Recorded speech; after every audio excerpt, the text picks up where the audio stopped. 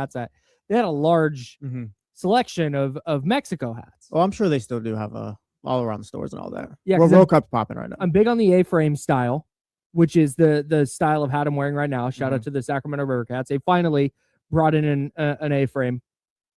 That's a snapback. It's got a very structured front, kind of the high point in the front. They had a bunch of Mexico WBC hats like that in a bunch of different colorways. So I'm really excited to go down there and do that today. So you and I are going to go watch some soccer together tomorrow. Yeah. Then I've got my soccer viewing party at Henry's Lounge on Friday. That starts at 11:30. Kickoff at noon. USA, Australia, going to be a huge game. Yes, it is. So come out to Henry's. It's on O between 20th and 21st. Hope to see you out there. We're going to have a great time watching some soccer. Some world-class soccer. Hey, you're a bold guy right there. Thanks, man. Yeah. Get a cup of beer.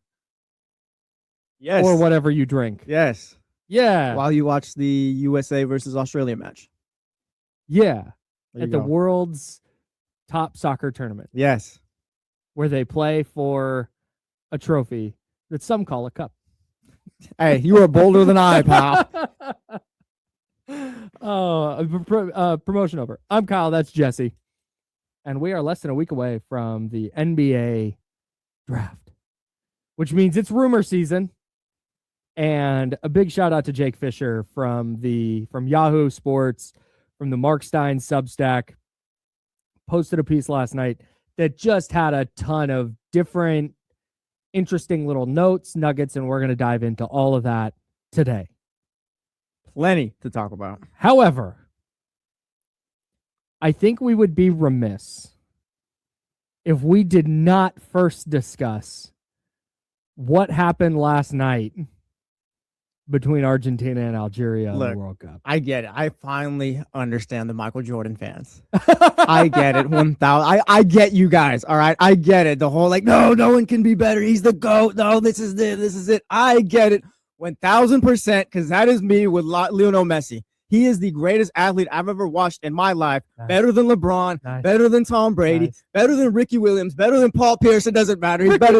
Yeah, better than anybody. All right, those are my two favorites. But again, the GOATs of whatever sport we've watched over the last 20 years, he's better than them all. Like the best athlete I've ever seen. Yesterday was amazing. Had a hat trick. I'm not even rooting for Argentina, but I'm watching Messi cheering from every time he's about to score. I'm getting off my couch, just yelling. He's amazing. So.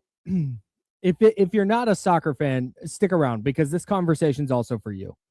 Because I do want to talk about that greatest athletes thing, because I think for everybody it has a different meaning. Like everybody's criteria is a little different. Yes. Everybody has their favorite guy, everybody has their favorite team or their favorite guy from their favorite team, whatever it is. So Lionel Messi last night, if you missed it, if you're not a soccer fan or you're not tapped in, that's totally fine. You know who Lionel Messi is. And if you don't, what? Now you do. One of the most famous athletes on the planet. Yeah. Or the most famous athlete on the planet, maybe.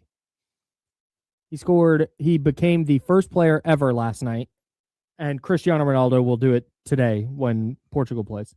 Yeah. What? No, he's going to take like 50 shots today. Oh, Ronaldo? Yeah. Oh, for sure. For sure. Every time it touches his foot, he's putting a shot up. No, but Lionel Messi last night became the first player to ever play in 6 World Cups. He has played 6 times in an event that happens every 4 years. Yeah. Which is nuts.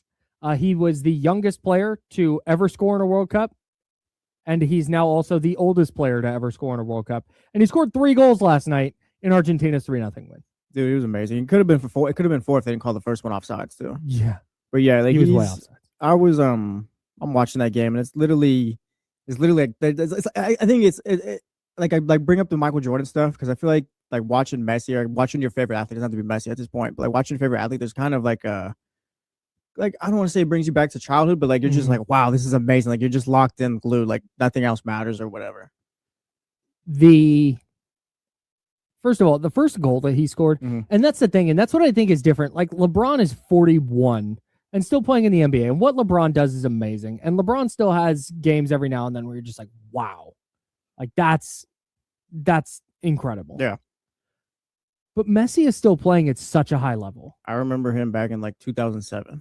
Yeah. Back when it was like Ronaldinho, passing the torch to him and all that. Right. He's gone through like generations of players. And then the first goal he scored last night was just world class, like one of one type of goal. And I know that he reaches that level, maybe even more so, and like you're saying, than a LeBron James. I remember the very tail end of Michael Jordan. I remember a little bit watching the 98 finals. Sorry, the most I caught of Michael Jordan, I guess, was him on the Wizards. And even then, you were 4, 5, 6, 7, around that age. So I very vaguely remember Michael Jordan playing in the finals. But again, I was 7 years old. Yeah. I wasn't locked into what Michael Jordan was doing. He was just the Space Jam guy, and so I had a Bulls jersey. When LeBron James is playing, my wife is my gauge for this, because she doesn't care about sports that much. But when Shohei Ohtani is pitching against Mike Trout in the World Baseball Classic, she's dialed. Like, she knows that, oh, this is a big deal. And so when she is locked into something, last night I have soccer on because that's just, I get home and I just turn on the TV and then it's soccer until soccer's over for the day. And I turn it on, and even she was like, oh wow, he still plays. Like, yeah. And then he scores that goal that gets called offsides. And she was like, oh no, they called it off. And then he scores again, and she's like, oh my God, that was amazing. The fact that my wife, who couldn't give a rip about sports, is not only paying attention, but is in tune with why what Messi is doing is special. Yeah. That hits a different level. Massive. If we're watching a Laker game and LeBron goes for 40, she's not like, wow, he did it efficiently too. Like, that doesn't. But when Messi does something, it hit different. Yeah, I don't know if it's a superstar status or what's it called, but he kind of just transcends, I think. Like it's literally like what Michael Jordan was. Like universally loved, I guess. I don't know if there's anyone from that 90s era that watched basketball that has a bad opinion on Michael Jordan or just kind of what he did in that time. Everyone was like, oh yeah, Mike was the best. He always tapped in for Mike. Like, people don't like LeBron. People don't like Tom Brady. Right. But with like Messi too, I feel like everyone comes to the TV on social media. You might be a Ronaldo fan, but at this point, like, you kind of acknowledge the greatness. So I feel like he's kind of at that status where, like, he just transcends everything. You can be a Ronaldo fan. That's fine. Yeah. I don't mind it if you're a big fan of Cristiano Ronaldo. If you're still out here like, oh, Messi stinks.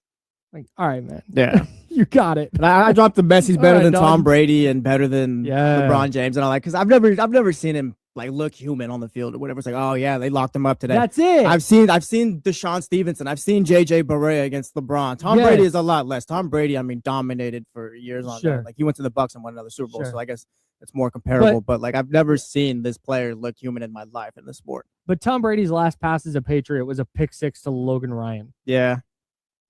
Yeah, but then he went to the Bucks and won a Super Bowl, so it's like that's kind of a lasting impression too. Yeah, for sure. But there were points where he looked human with Messi, it just never looked like that. Yeah, and I don't know if Michael Jordan ever reached that human status, like, oh yeah, they finally figured him out. Like, he won a title in '98, and fair enough, we'll just forget the Wizard stuff. But even then, we won't. Even then, he was averaging 20, so it's like when people talk about it, it's like, oh yeah, Mike didn't have it. It's just kind of like, no, like, Mike was just never human, I guess, as an athlete. He was always dominant. So yeah.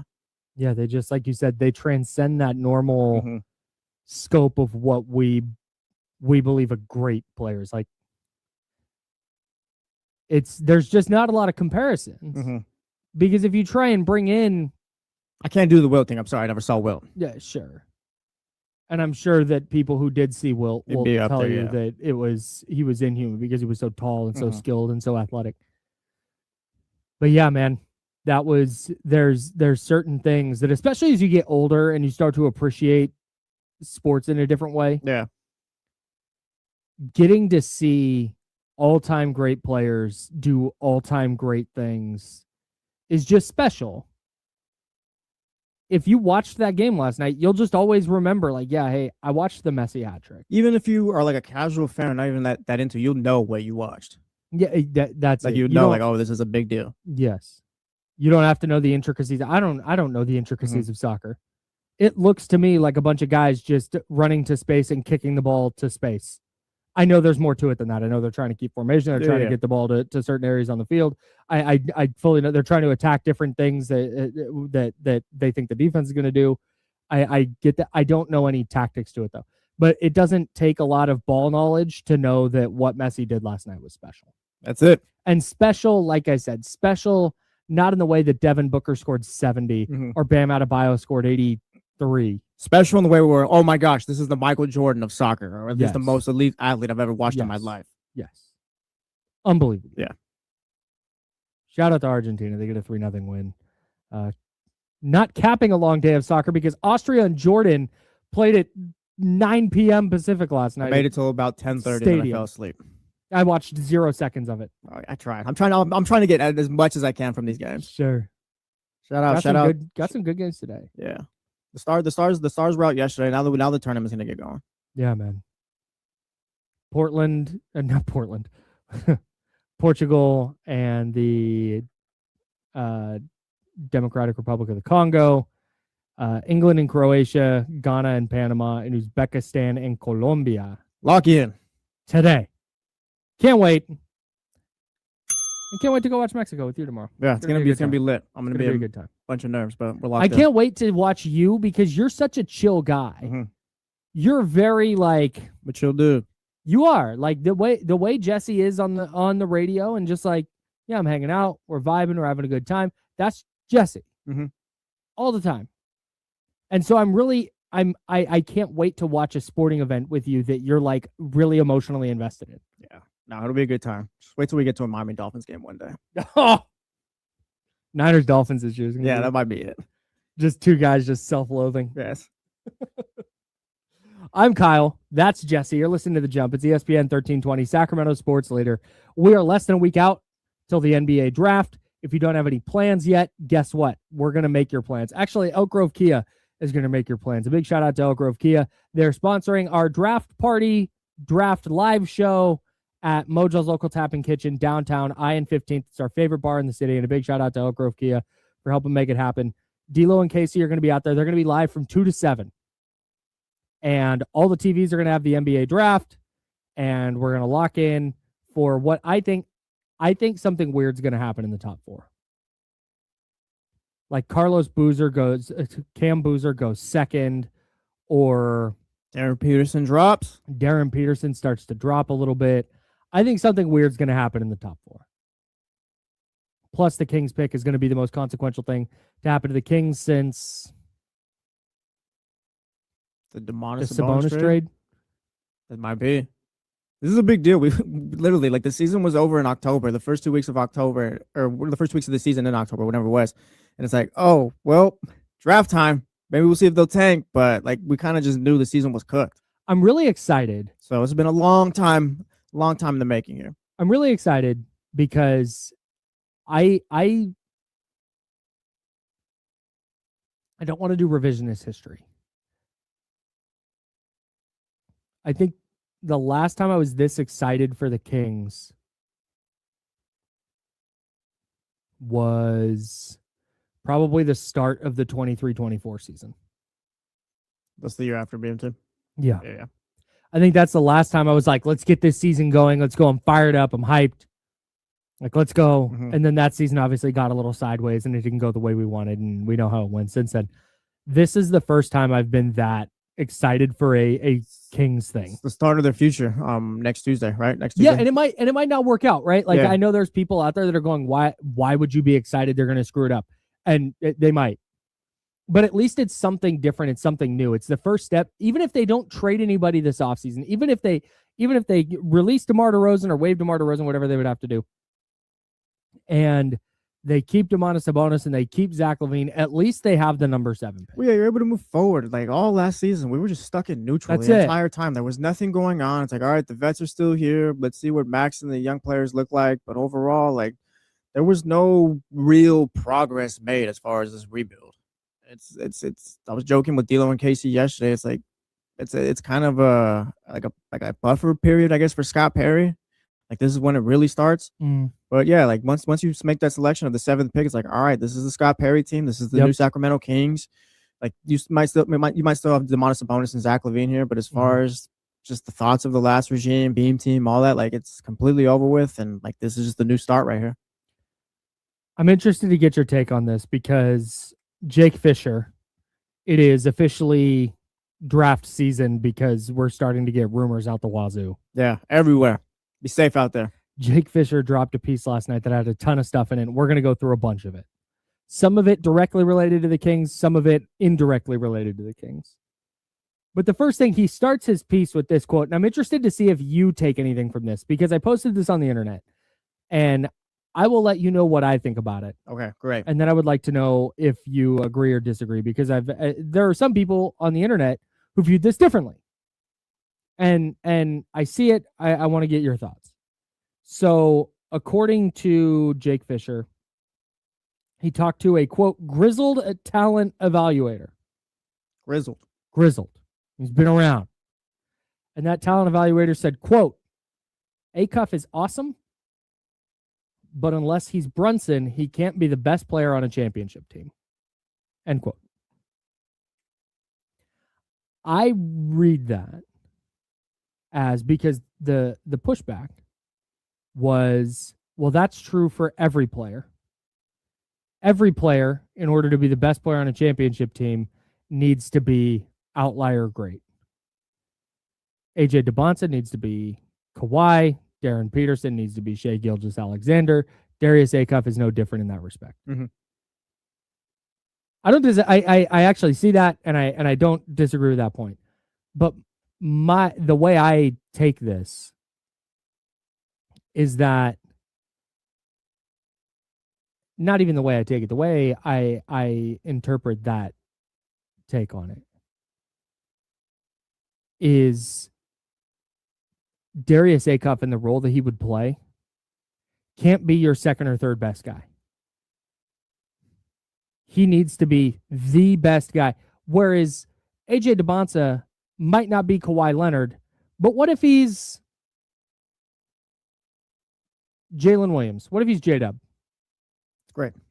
You feel great about it, right? Like I feel like when it's not a championship caliber player still. And this is not the small guard thing has been such a like talking point. Yeah. That I don't want to belabor it, but when you have a small guard, I don't think your small guard can be your second or third best guy. He needs to be the single best guy on your team.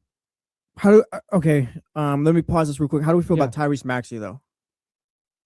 I think when Embiid's healthy, Embiid is the best guy on that team. Philly, got swept out the second round, so I don't know how close they were, but like, does a Tyrese Maxey, I guess, work? Because I don't know if Tyrese Maxey will ever be the best player on someone's team as far as the title contender, but like if he's a small guard, could he be the second best player? And maybe Tyrese is just an outlier there, but because I love Tyrese Maxey's game, but again, I'm not so sure that he is a one. Like again, when Embiid's healthy, it's clear he's that guy. He's that guy for that team. It kind of changed the series for them against the Celtics once he came back. But again, Tyrese Maxey, can he be the number 2 on a title team?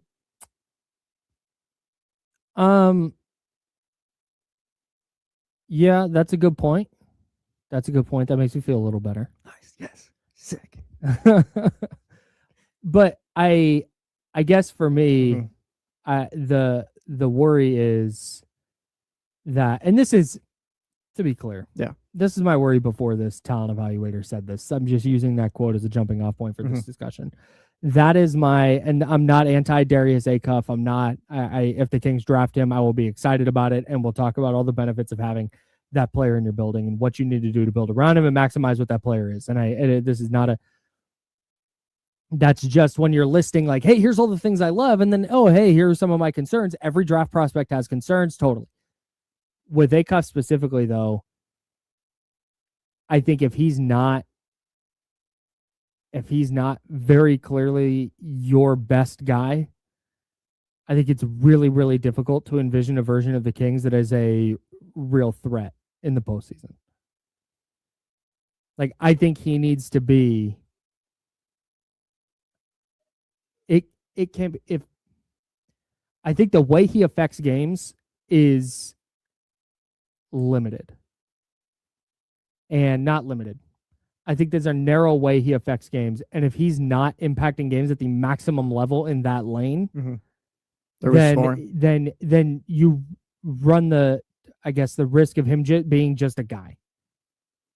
Like now he's just a dime a dozen scoring guard, and cool, that's great. But how much does he help your team? Well, I guess it just comes down to how much you believe in his offensive ability. Because Sure. I mean, the defensive ability is just not there. It's non-existent. We don't have to we'll see come whoever he drafts if he's ready to show effort. Because at this point, it's kind of dire. I'm not holding out hope.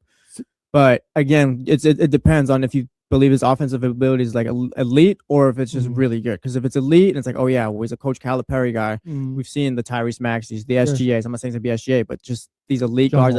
John Wall. These elite guards that come into the league. It's like, oh, I can build around him. Do you believe he can get to that level, or do you just believe, yeah, he's gonna get his shots up and he'll get his points, but I'm not sure how far that's gonna take him. It just depends. It depends on how much belief you have. If I'm the Kings and I'm drafting A-Cup, it's like, yes, this is my guy. I'm building around him. I understand the defensive issues, but again, we're going to go try to get our wings that'll help out, guards play next to him that can play better defensively and all that. This is the other thing I've been thinking about with this, though.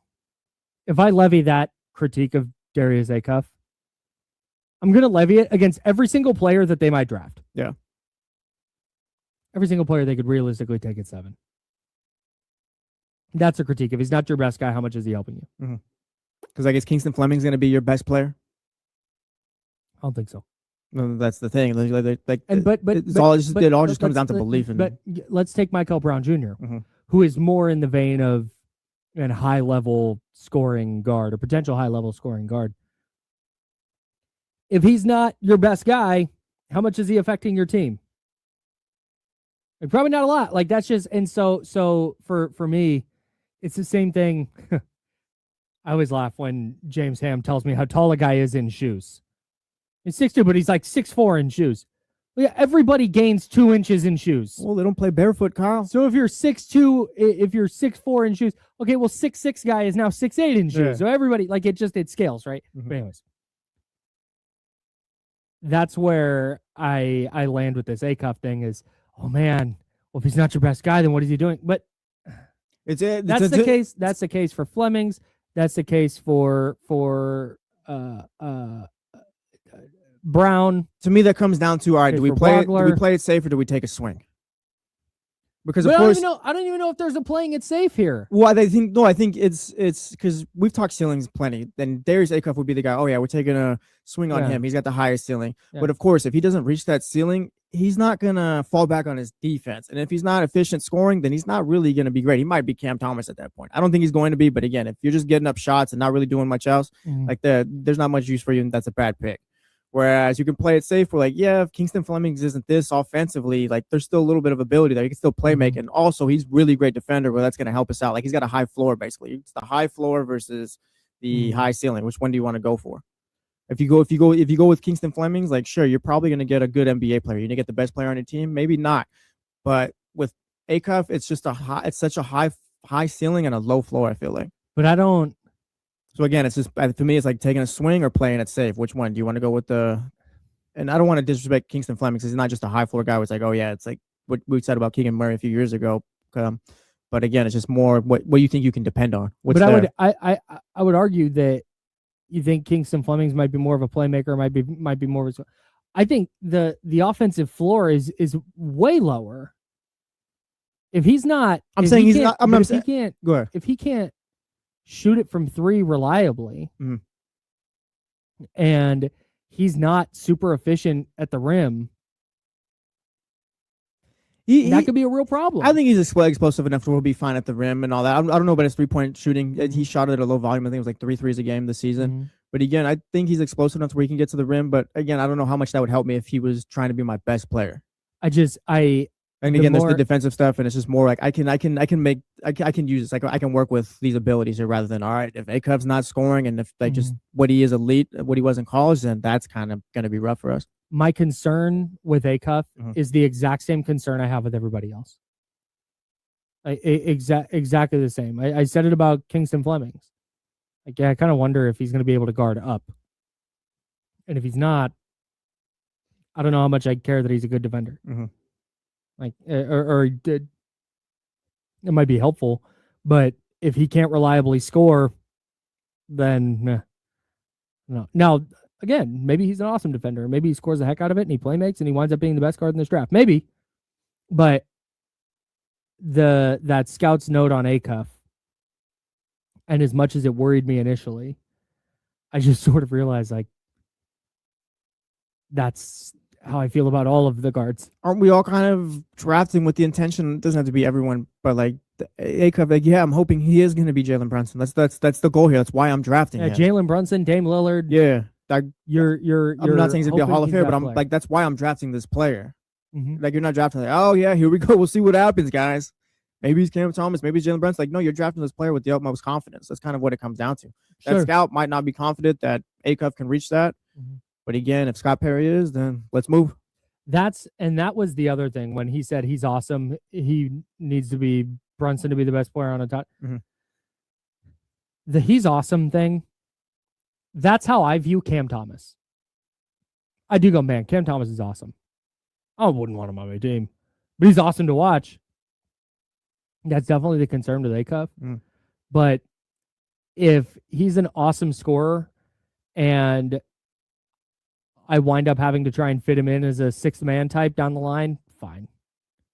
If he is Cam Thomas and he flat out just doesn't pass it, and every time he gets the ball, he's putting a shot up, well, that's a problem we'll have to figure out. Yeah. But for the record, I do believe in his offensive game too. I think I do too. Yeah, I think he's going to be really good. I think trying to it's taking a risk on the other stuff. If he falls to 7, and I have it on our whiteboard here where we write down our takes, that I think the Kings are drafting Kings and Flemings. And I think that's based on how the board is going to shake out. But if Acuff falls to 7, they need to just not overthink it. Yeah. That's where I land on it. You know who we'll ask? We'll ask Tyler Rucker from No Ceiling. Nice. He's going to join us at 8 o'clock. We'll get less than a week out. We'll talk to him about some of the draft rumors. We'll talk to him about some of his ongoing evaluation. The No Ceilings draft guide has since dropped, since the last time he's been on. So we'll kind of get his final thoughts on the NBA draft. That's coming up at 8 o'clock. Tyler's one of our favorite NBA draft analysts. Plus, that scout note on Darius Acuff was not the only thing in the Jake Fisher newsletter last night. We've got a trade nugget on Domantas Sabonis. We love nuggets. Chicken nuggets. Yeah, nice. We got a trade nugget on Domantas Sabonis. How the Kings could acquire another first-round pick this year. We have another visit from one of the top guards. And we have another nugget on 2 of the other top guys. Tons of stuff coming up. I was trying to hit everything. We got a lot of Kings talk. Don't worry. Lock in. It's the jump. Yeah.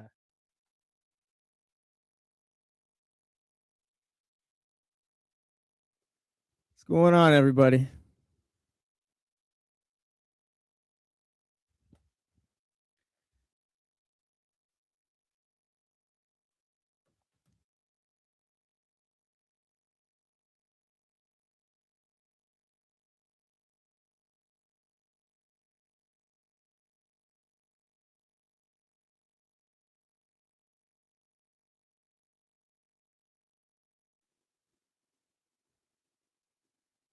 Vibes are up today on this Wednesday.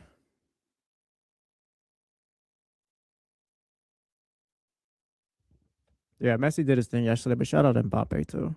I feel like he got a lot of people to be quiet after that second goal. He might be a problem in the locker room, but damn it, is he a good soccer player? Oh, it seems to be.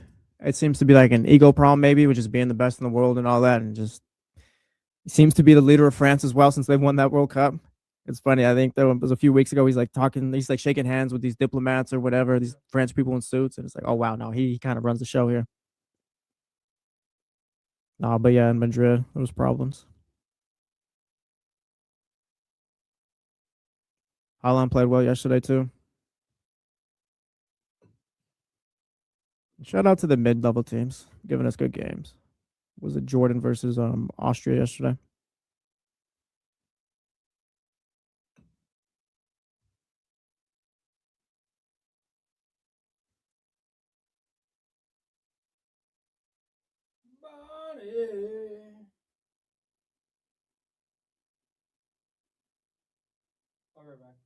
All right, be safe out there. Crazy world. Crazy world, crazy smells. Said crazy world, crazy smells.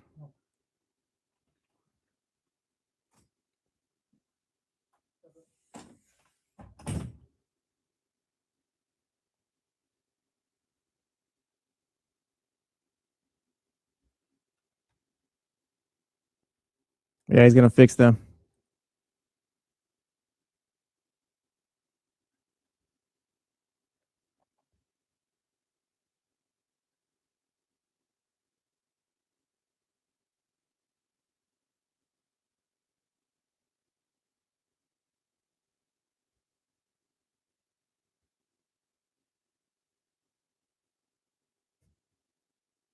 I think this is what Michael Scott said in an episode of The Office.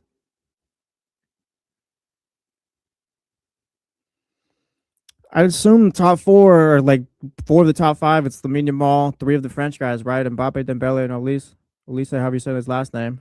And then I guess you can go Harry Kane, Vinicius, maybe Vitinha, Haaland. Haaland's probably closer to top 5 than I gave him credit for yesterday.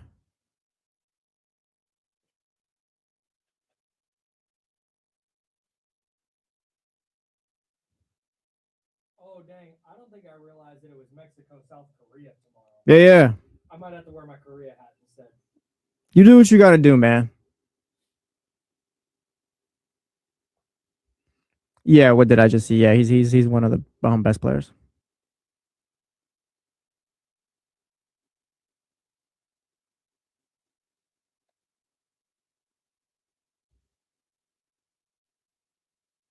I just want to die. I just want to die. Yeah, we got to get Alexi Lawless out of there, and Landon Donovan too. Like we're past the point where, like the USA, they know enough soccer. We can get the Zlatans in here. We can get the Henrys in here. Like the people who actually know what they're talking about. Like Alexi Lawless has never taught me a damn thing in my life. Alexi Lawless is there like, oh yeah, if you believe, you can achieve and you can do it, and that's how the USA will win this game. It's like, no, talk about tactics and stuff like that.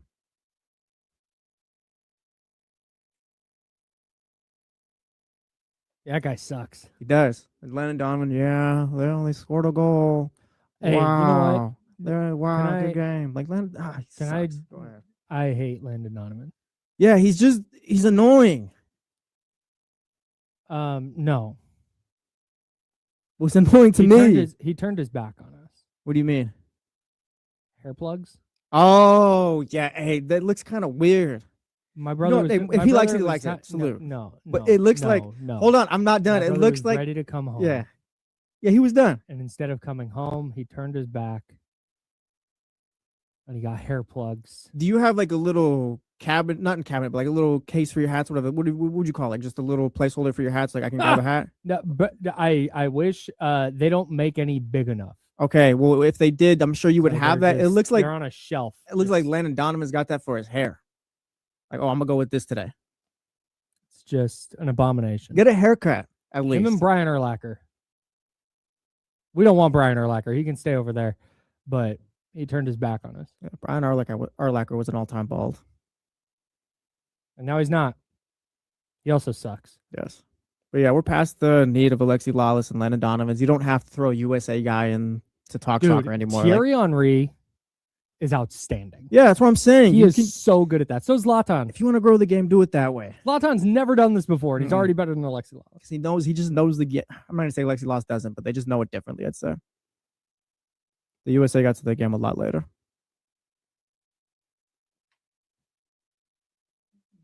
Welcome back to The Jump with Kyle Madson and Jesse Tapia. Some red hot Alexi Lawless, get out. Talk at the break. Get out, Alexi Lawless. You two, Landon Donovan, or show some emotion at least. They can get out of here, and DraftKings can get in here. Yes, they can. Shout out DraftKings. DraftKings Sports is live in all 50 states. Yes, that means you, California. The whole world is watching one tournament right now. Group stage chaos, knockout drama, stoppage time, heartbreak. Right here in California, the world's biggest stage is in the palm of your hand. New DraftKings customers sign up with code 1320AM. Spend $5 to get 200 in total rewards. That's code 1320AM in partnership with DraftKings. The crown is yours. Event trading offered by DraftKings Predictions, a CFTC registered introducing broker. Trading involves risk of loss. Market availability varies. Eligibility restrictions apply. $50 every 7 days via click-to-claim issued in non-withdrawable predictions dollars that expire in 1 year. Ends June 28. Terms dkng.co/predictions promo.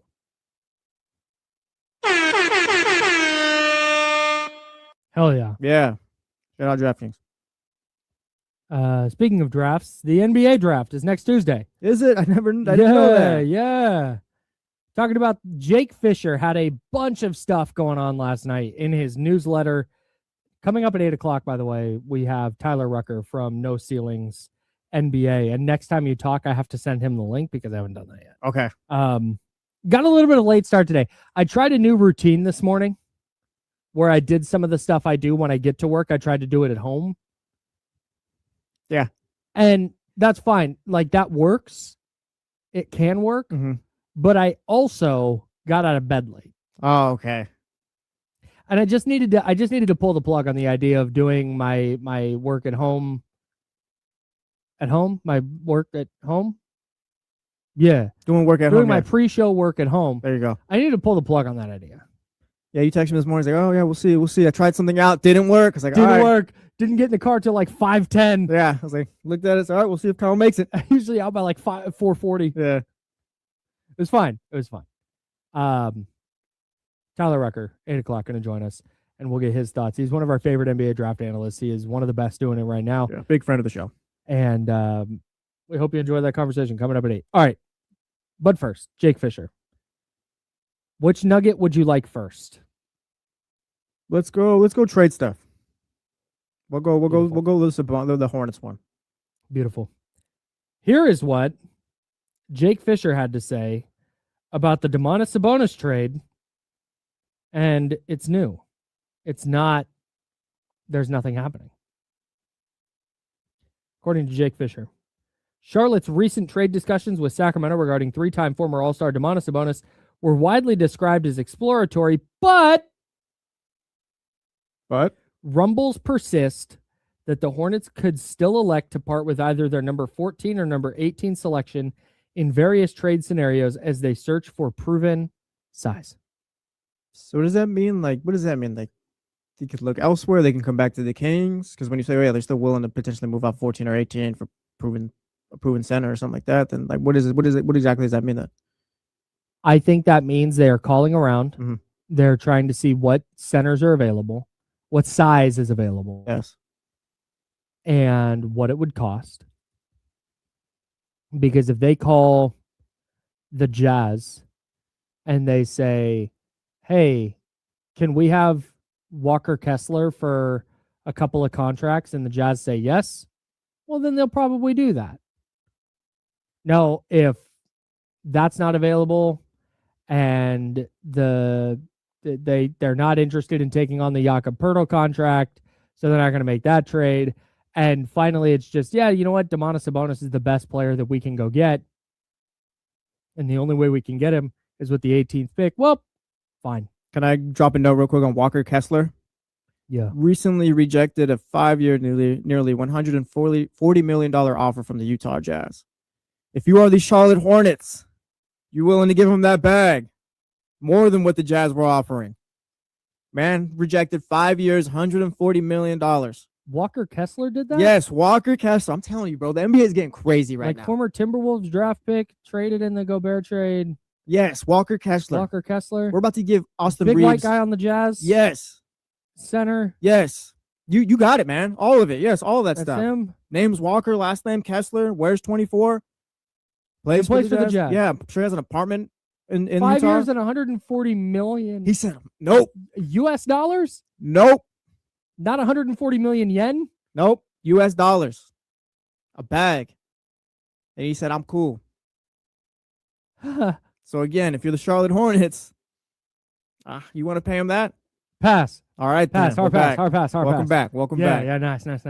But maybe they again, I'm not saying any of this is necessarily going to be better, Whatever, yeah. but if they can get Anthony Davis on the cheap, is that something they would rather do? I think they just want to make sure that before they're giving up a 14th or 18th pick in this year's draft, that they've explored all other options. And if it turns out that Domantas Sabonis is the only quality center available, and they think that's the move that's going to work, and the Kings say, we're not moving him unless we get a first because we think we can get a first somewhere else down the line, so we'll just hold on to him. And maybe the Hornets say, all right, on draft night, get to the 18th pick. Nobody that we think is a secret superstar in waiting. Cool. Here you go, Kings. It's yours.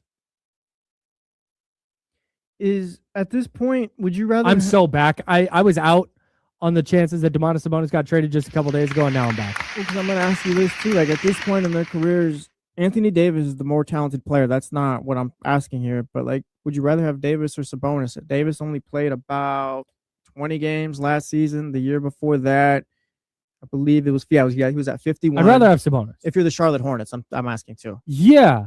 Again, I feel good. I'm going to get 75 plus games out of him. Yeah, because Anthony Davis might be cheaper as far as a trade and all that, but like, how many games is he going to play, and is that going to truly give you the impact that you need if you're Charlotte?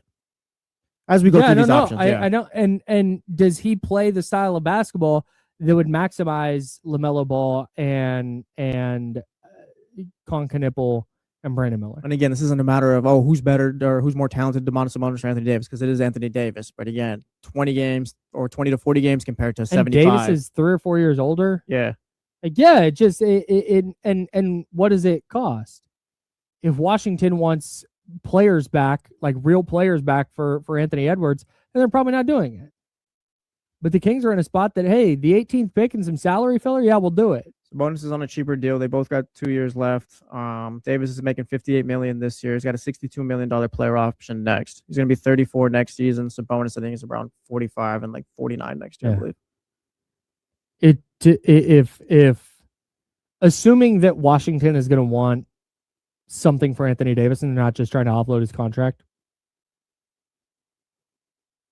I think I would rather have Sabonis if I'm Charlotte. Yeah, real quick. Sabonis is 45 this year, 48 next. And if the Hornets or not the Hornets, the Wizards are trading Anthony Davis, I'm not sure you're really getting like true player value back. Like you're probably getting assets at most. And I just don't. You're not giving up a first for Anthony Davis if you're Charlotte, I don't think.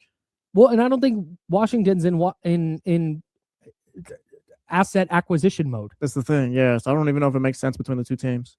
Well, like, yeah, Anthony Davis fits the role, but again, it's just I don't know if you guys have what each other needs, I guess. Yeah. So I think I've said this before. I think Domantas Sabonis on the Kings is not a great fit for what they need right now. He was obviously a great fit for the Beam team. That has run its course. We're past that. We're moving on. You look at Charlotte, they have shooters with Brandon Miller, with Con Knipple. You have a willing shooter in LaMelo. Don't have to yell at Sabonis to take more than 13 shots here. He can do his thing. Nope. There's a bunch of different stuff you can do with your offense, running it through him. You can do some pick and roll stuff with LaMelo. Having LaMelo, regardless of what you think of him, is a really, really high level playmaker. He is brilliant. Some of the passes he throws are ridiculous. And the idea that you could have him and Sabonis with the ball in their hands on the same possession, creating offense, I think could be exciting if you're Charlotte. And it puts Sabonis in a spot where he can be their fourth best guy. He can be the fourth best dude.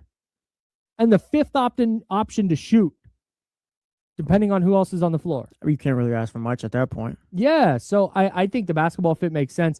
And it's why if I'm Charlotte, I understand why Charlotte right now is saying, no, we'll keep our picks and we'll move on. But I think they're doing that to make sure they're exploring the market. Nice. We're back. The picks are back. We're getting yeah, dude, we're getting the 18th pick. Hey, you know what? Hey, let's just shoot for the moon. I get the 14th pick too. That'd be nice. That'd be nice. Like, come on, Charlotte, help us out. Like, you know what we're going through right now. You come out the other side, you're successful. The host of Locked On Hornets was on with D'Lo and Casey last week. That was Walker Bell. That the guy that turned down $540 million from the Jazz. That's Walker Kessler. Dang. He said that, yeah, the Hornets, I think, would be fine grabbing the 14th and 18th picks in this deep draft and moving forward with their team. But I think you really run the risk of maxing yourself out at that point. Where now you go, oh, shoot, okay, we do. The guys we picked aren't really helping with our size issue. Let's go get Sabonis now. And now he's in expiring, and now you got to extend him, and now it's a whole thing. Yeah. I think if you're the Hornets and you make your pick at 14, you can hopefully plug that guy into rotation. And then you get to 18, and again, if ensuring something weird doesn't happen and somebody falls, great. You add Domantas Sabonis, and now all of a sudden, I think you go into next season expecting to be firmly in the top 6. Yeah, no doubt. If you get Sabonis in here game 1, the expectation is top 6 for the Hornets. You're not talking plan or anything. Like, it's top 6. And that's what, and I think we've both been there on this Sabonis trade stuff the entire time. Yeah, whether it's Sabonis or whoever else, this Hornets team is ready for that next level. Even though they got beaten the play-in, I think they're ready for a little bit of a jump. I'm not going to call them a title contender, but as far as fighting for top 6, I think they're ready for a move like that. I think they're in a similar position, not different situations, but similar positions this offseason to San Antonio, where you look at the roster and you say, okay, we see the young core. Now you need to supplement it with the right veterans. Yeah. And of course, like you said, you're missing a Wemby that's going to take you to the finals. Yeah, but you're a young group that's ready for playoff basketball. It looks like you just need to add the right players around. Detroit is the team I always go to. You had Tim Hardaway Jr., you had Tobias Harris. All of a sudden, you're cooking. And I think Charlotte's in that spot too, where I don't think they're going to go to the finals if they make the right veteran additions. But it's clear Grant Williams and Miles Bridges aren't going to be the ones that take them over the top. I think Domantas Sabonis does at least get you out of the play-in and into the playoffs. Yeah. If you're Charlotte. And if you feel good about that, if that is how Charlotte feels about Domantas Sabonis, to me, and maybe I have my purple glasses on, and maybe there's somebody listening to this in Charlotte who goes, what an idiot. And maybe I'm wearing purple glasses. I'm fully aware that might be the case. But if I'm Charlotte and I look at that, that's well worth the 18th pick to me.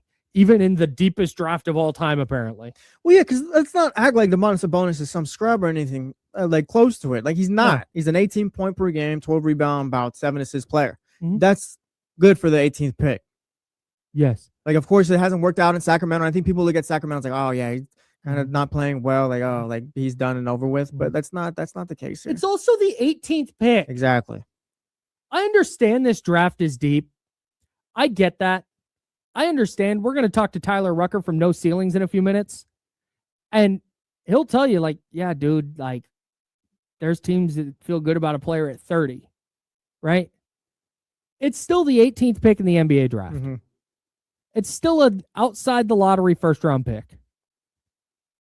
Your odds on nailing that pick and being like, wow, can't believe we acquired an all-NBA guy, an all-NBA caliber guy, instead of drafting that guy, are so slim. Sabonis in a down year. It's a risk I'm willing to take. Sabonis in 19 games last year was 16 points, 11 rebounds, 8 assists, and 70 games the year before that he was 19 points, 14 rebounds. What's the assist number? 8. Yeah, 14 rebounds, 8 assists. Hold on. Yeah, it was 19 points, 14 rebounds. Sorry, yes. The basketball reference page is messing me up. 6 assists. Last year he had 4 assists. 4 assists. Excuse me. Yeah, man, he's a good player. Yeah. So for the 18th pick, like, you can make that work. Just realized I don't have Tyler Rucker's email. Oh, nice. Yeah, man. So if that's what it costs for Charlotte, to me, it wouldn't surprise me at all if they get to draft day and they decide that that's what they want to do. And if they don't, if they want to make their picks, cool. We'll revisit this later in the summer and we'll take a future first. But I don't think it's again, because we're not talking about a player who's bad. We're talking about a player who doesn't fit with the Kings anymore. If you're Charlotte, do you put yourself in a tougher position, though, if you do have 2 rookies and then you add Sabonis after that? No. Because, again, we're talking about the 14th and 18th picks. We're not talking about the second pick where it's like, all right, well, that guy has to play.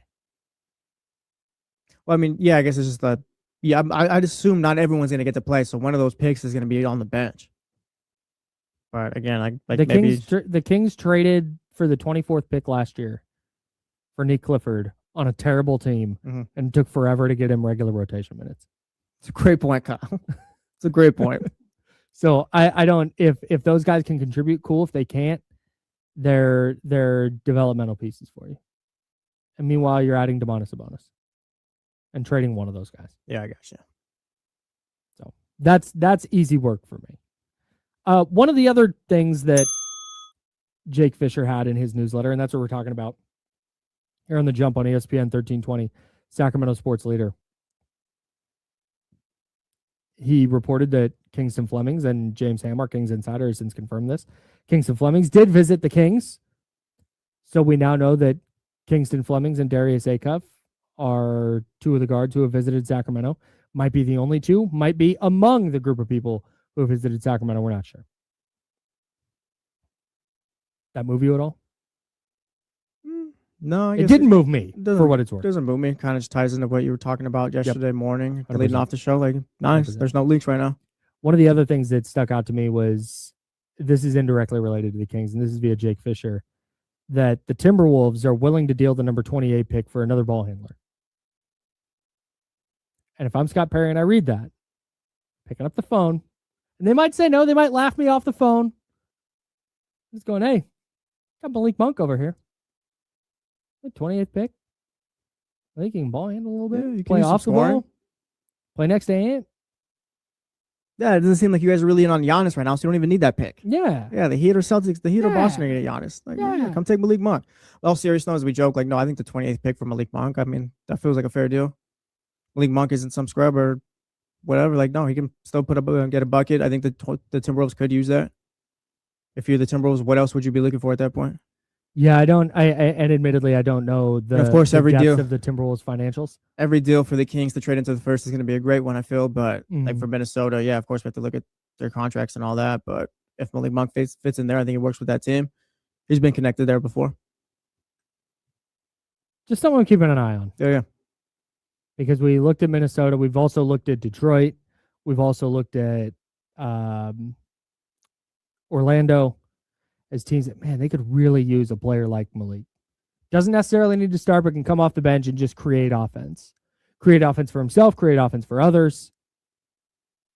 And if there's Detroit's calling, Orlando's calling, Minnesota calls, and you go, yeah, hey, we'll take 28 for him. I don't want to take that off the table. No, I don't think you should either. Maybe I've got purple glasses on, but It makes sense. I don't know if they'll do it. I don't even know if it's something that's been discussed, but it makes sense. Again, because what else would you use that 28th pick for? dude, hang on, I just want to recap our pie in the sky here. No, you're on the same thought because I was going to say this, I think, coming up too. So you're drafting a player at 7. I'm Yep. not even going to say a player's name because ahead. I don't. You're trading Domantas Sabonis for the number 18 pick. And then if you're then getting off of the Malik Monk contract 3 first for round the picks. number 28 pick, you're acquiring 3 first-round picks in this year's draft. I don't even care if one of those costs you 34. Mhm. If you have to attach the 34th pick to Sabonis for the 18 or to Monk for 28, I'm fine with it. You're getting off those 2 contracts, so you're accelerating your financial timeline in that way. Because ideally, you're not taking a long-term contract back. And then you're getting 3 first-round picks in this year's draft instead of having a first and 2 seconds. Plus getting off of those contracts.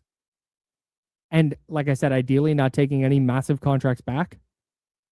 Dude, No, yeah, it's definitely Dude. pie in the sky. But yes, it'd be Dude. amazing. come on. It'd be amazing. Let me dream. It'd be nice if all of this worked out. In reality, I mean, it'll be the 7th pick and hopefully the 14th, 18th, or 28th, Don't do that to me. or it's just the 7th. Don't do that to me. Don't make me live in reality. I gotta bring us down to reality. No. Why would you do that? I don't know. It's just who I am. I'm stuck in reality, I guess, as a sports fan. Can't help it. I'm stuck in reality. Yeah. Brutal. No, but no, that'd be great if Scott Perry could pull that off. He'd If be Scott- he low key would. I'm not gonna call him executive of the year, but like, it'd be, Nah, do it. He'd be cooking up magic. How about that? Yeah, nice. He'd be Hang cooking on, up hang on. magic Yeah, finally. yeah. Scott Perry is cooking up magic. Again, I'm not gonna put my money on that happening, but it'd be nice. Yeah, man. Hey, I got an issue with you, by the way. Why? Go ahead. What? Go ahead. What? I'll just wait. What? Scott Perry is cooking up magic. There's another one on the board. Oh, it's on D'Lo's board now, I guess. You were That's cutting. not bad, man. You were cutting up a James Dolan clip, and now I'm James Dolan's best friend, I guess. Wait, what? What Did you not cut that yesterday? are you talking about? Are you being serious? Me and James Dolan. Oh, okay, yeah. Wow. There. Thanks a lot, dude. Now someone's gonna clip that, and me and James Dolan. Me and James Dolan, I guess. My pal. There's one where you said I love James Dolan, Yes. and that was tough for me. There's one where you said that, and Might have to clip that one right there. Yeah. no. There's one where you said that, but Kenny laughs over it, Perfect. Okay. and so I couldn't clip that one. Oh yeah. But I You, did you get can't it. even be. James Dolan, I guess. My pal. You can't even be sarcastic on a radio show. What happened to radio, you guys? One day you're having a good time. Next That's thing, not bad, man. Next thing you know, you're best friends with James Dolan.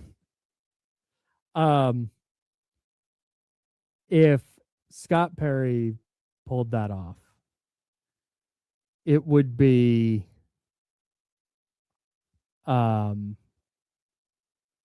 such a seismic change in how I feel about the Kings' future that I don't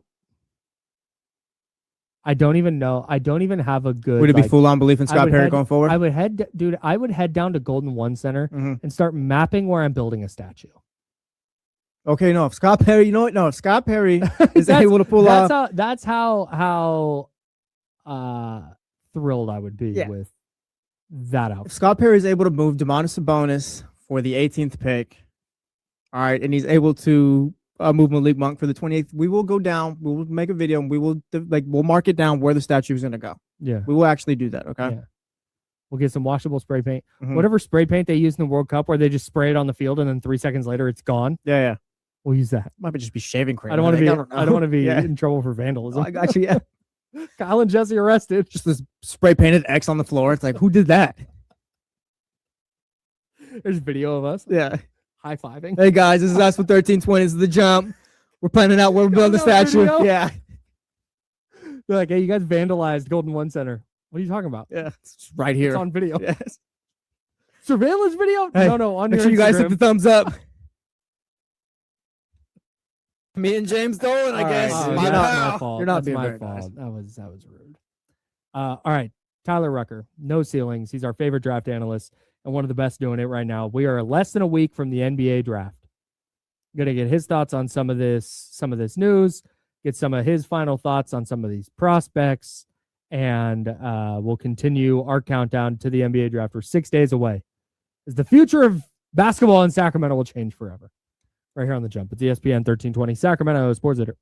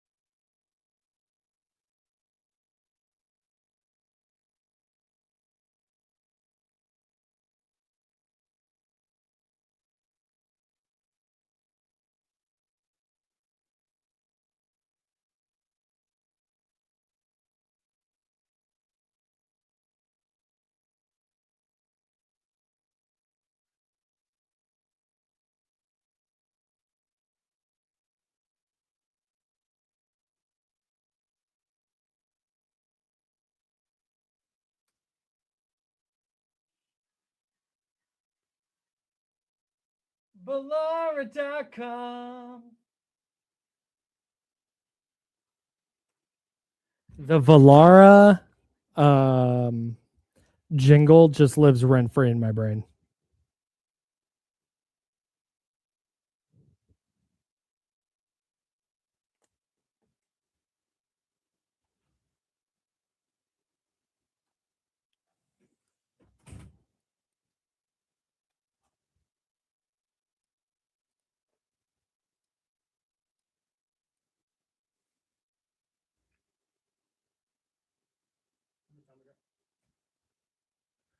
What's up?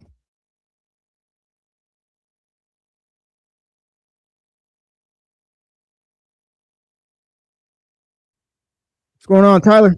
How we doing? Doing good. I'm a week away. Well, I guess a little less than a week, but yeah, ready to go. We're on break right now, by the way. We're on the YouTube stream though. Okay. Yeah. This is Tyler, my first time doing from the car, so I'm hoping that I sound okay. So thank you Okay, you guys. sound good. Sound good, look good. Yeah, all good. Oh man. Do you live on the West Coast? I'm in Phoenix, Arizona, but I born and You're in raised in what today? California. What'd you say? 100 and what today?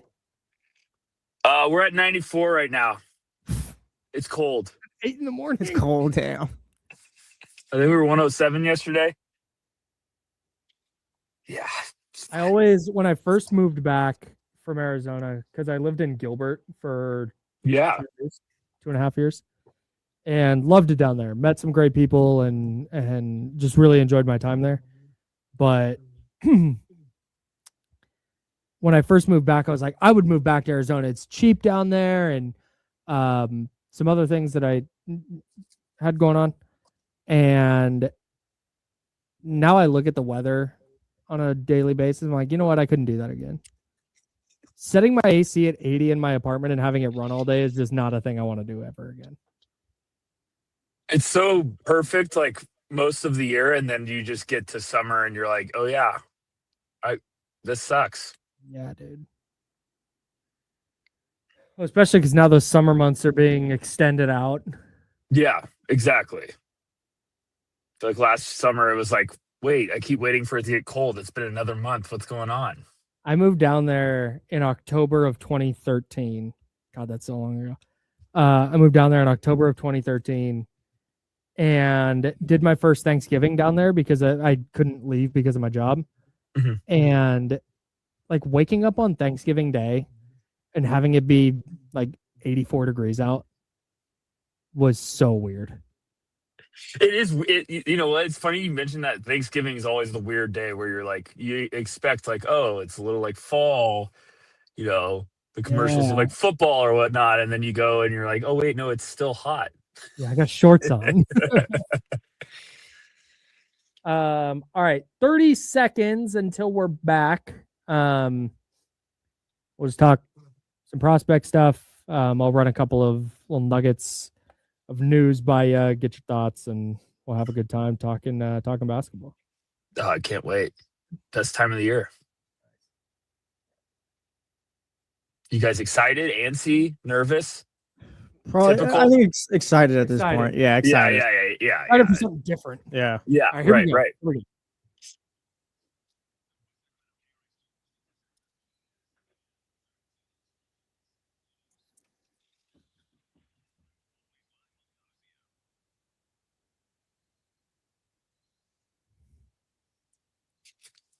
Welcome back to The Jump with Kyle Madson and Jesse Tapia. I'm Kyle. That's Jesse. Tyler Rucker's with us. Tyler, you're going to have to bear with us for a moment.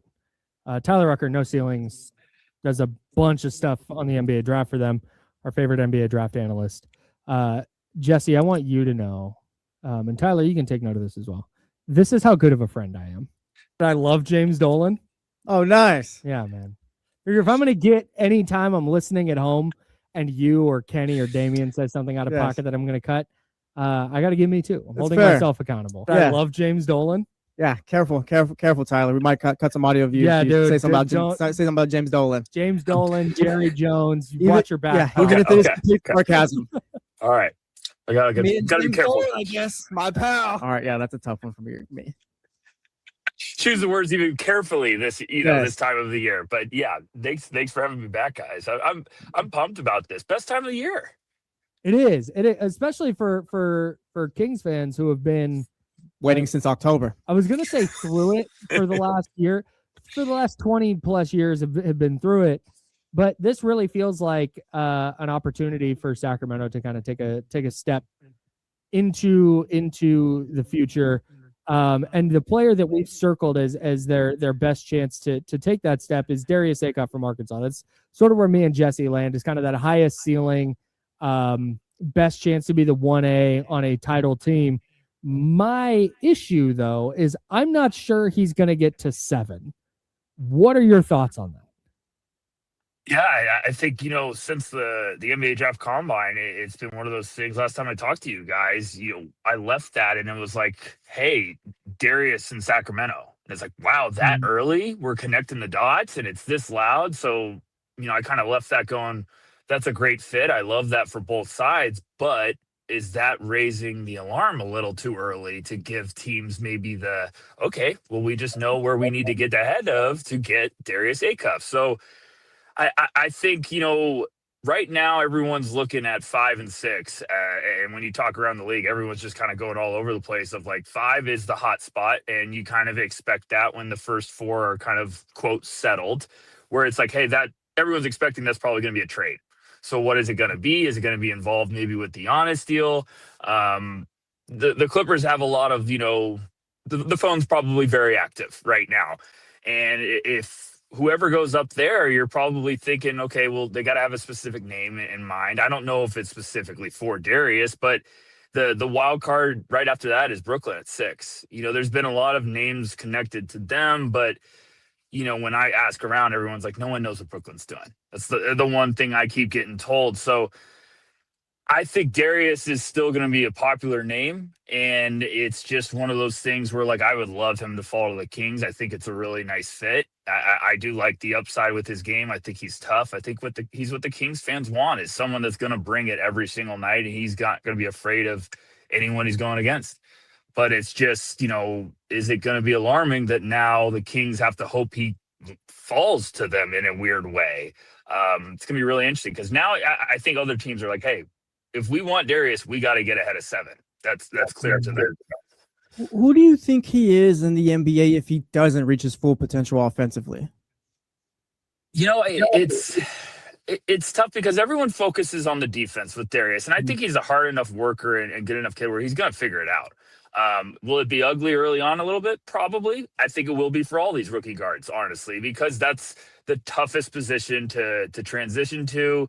And I think defensively, we don't see a lot of good rookie defensive guards. It's just a different speed you're adjusting to. But I think worst case scenario, I think he's still going to be a really valuable piece on the offensive side of the ball. It's just if the defense never comes around, you might have to be like, as a GM, like, hey, now we have to build defense around Darius to kind of help him reach the best part. But I still think, everyone's giving him the Stephon Marbury comps.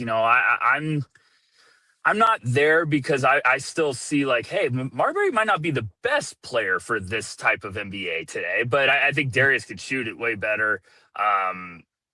He's a tough one. I still feel like he's got a little bit of like, in terms of the physicality, like some Chauncey Billups to his game. But he's got so much more explosiveness than Chauncey did. So I think Darius, no matter what, is going to be a player that plays for a long time. He's going to be good. It's just, is this going to be an offensive weapon, or can he develop into being a two-way guard? Talking with Tyler Rucker, no ceilings. He does a ton of NBA draft stuff there. Where are you now? And I think we've asked you this before, but it feels a little bit like there's the top 4, then there's Darius Acuff, and then there's this next tier of player. Is that how you view this, or is that just sort of how I'm interpreting what I'm seeing? Yeah, when you get past the top 4, I think it's kind of your preference of order, but I think Michael Brown of Louisville is got really fantastic upside. I think Keaton Wagler's still a guy that it's weird that the buzz seems a little quiet on that one, but then you keep digging and you think there's a lot of teams that still really, really like him. So I feel like this was the expectation kind of at the end of the college basketball season is like, look, there's going to be all these guards. It's just figuring out the order. And every team you're going to talk to is probably going to have a different, order because of how many good ones there are. But I think you get past that, and I do think Kingston Fleming's like belongs in that conversation. I know people were a little bummed about his measurements, but I was like, he plays bigger than the wingspan. If you want to fascinate about that, you watch the tape and see him on defense. He gets right up in people's grill. He brings it. He's a winner. So I think this is a really good guard class, and I think for me, when you get past 10, that's the next drop off for me and my tier and my board. Like, I think that's where it's like, okay, now things get a little bit more open and you could kind of go, are you chasing potential? Or are you chasing guys that might have that higher floor? But I think there's a lot of really good guards. I think the Kings are in a great spot. I've said that this whole time. I just think which one's it going to be? We've talked so much about this Kings team. Tyler needs like a franchise guy, and they got the 7th pick of the draft. But this idea has also been kind of rumored around and floated around on social media about them potentially, like, could they trade back with maybe OKC or Charlotte for 12 and 17, 14 or 18, giving up that 7th pick? Would that make sense for a team like the Kings? Like, would there be a big drop off of player in such a deep draft that people have discussed?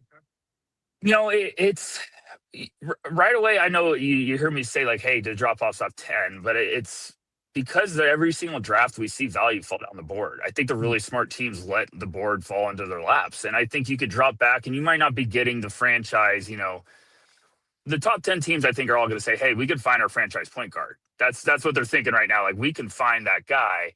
And when you get past that, I think you still could find really good, like, starter plus guys. So, like, if you drop back, and I think this is the talk around right now, is a lot of teams are like, well, there's a lot of teams behind us with multiple picks. Should we try to take a stab at having 2 picks instead of just having this one?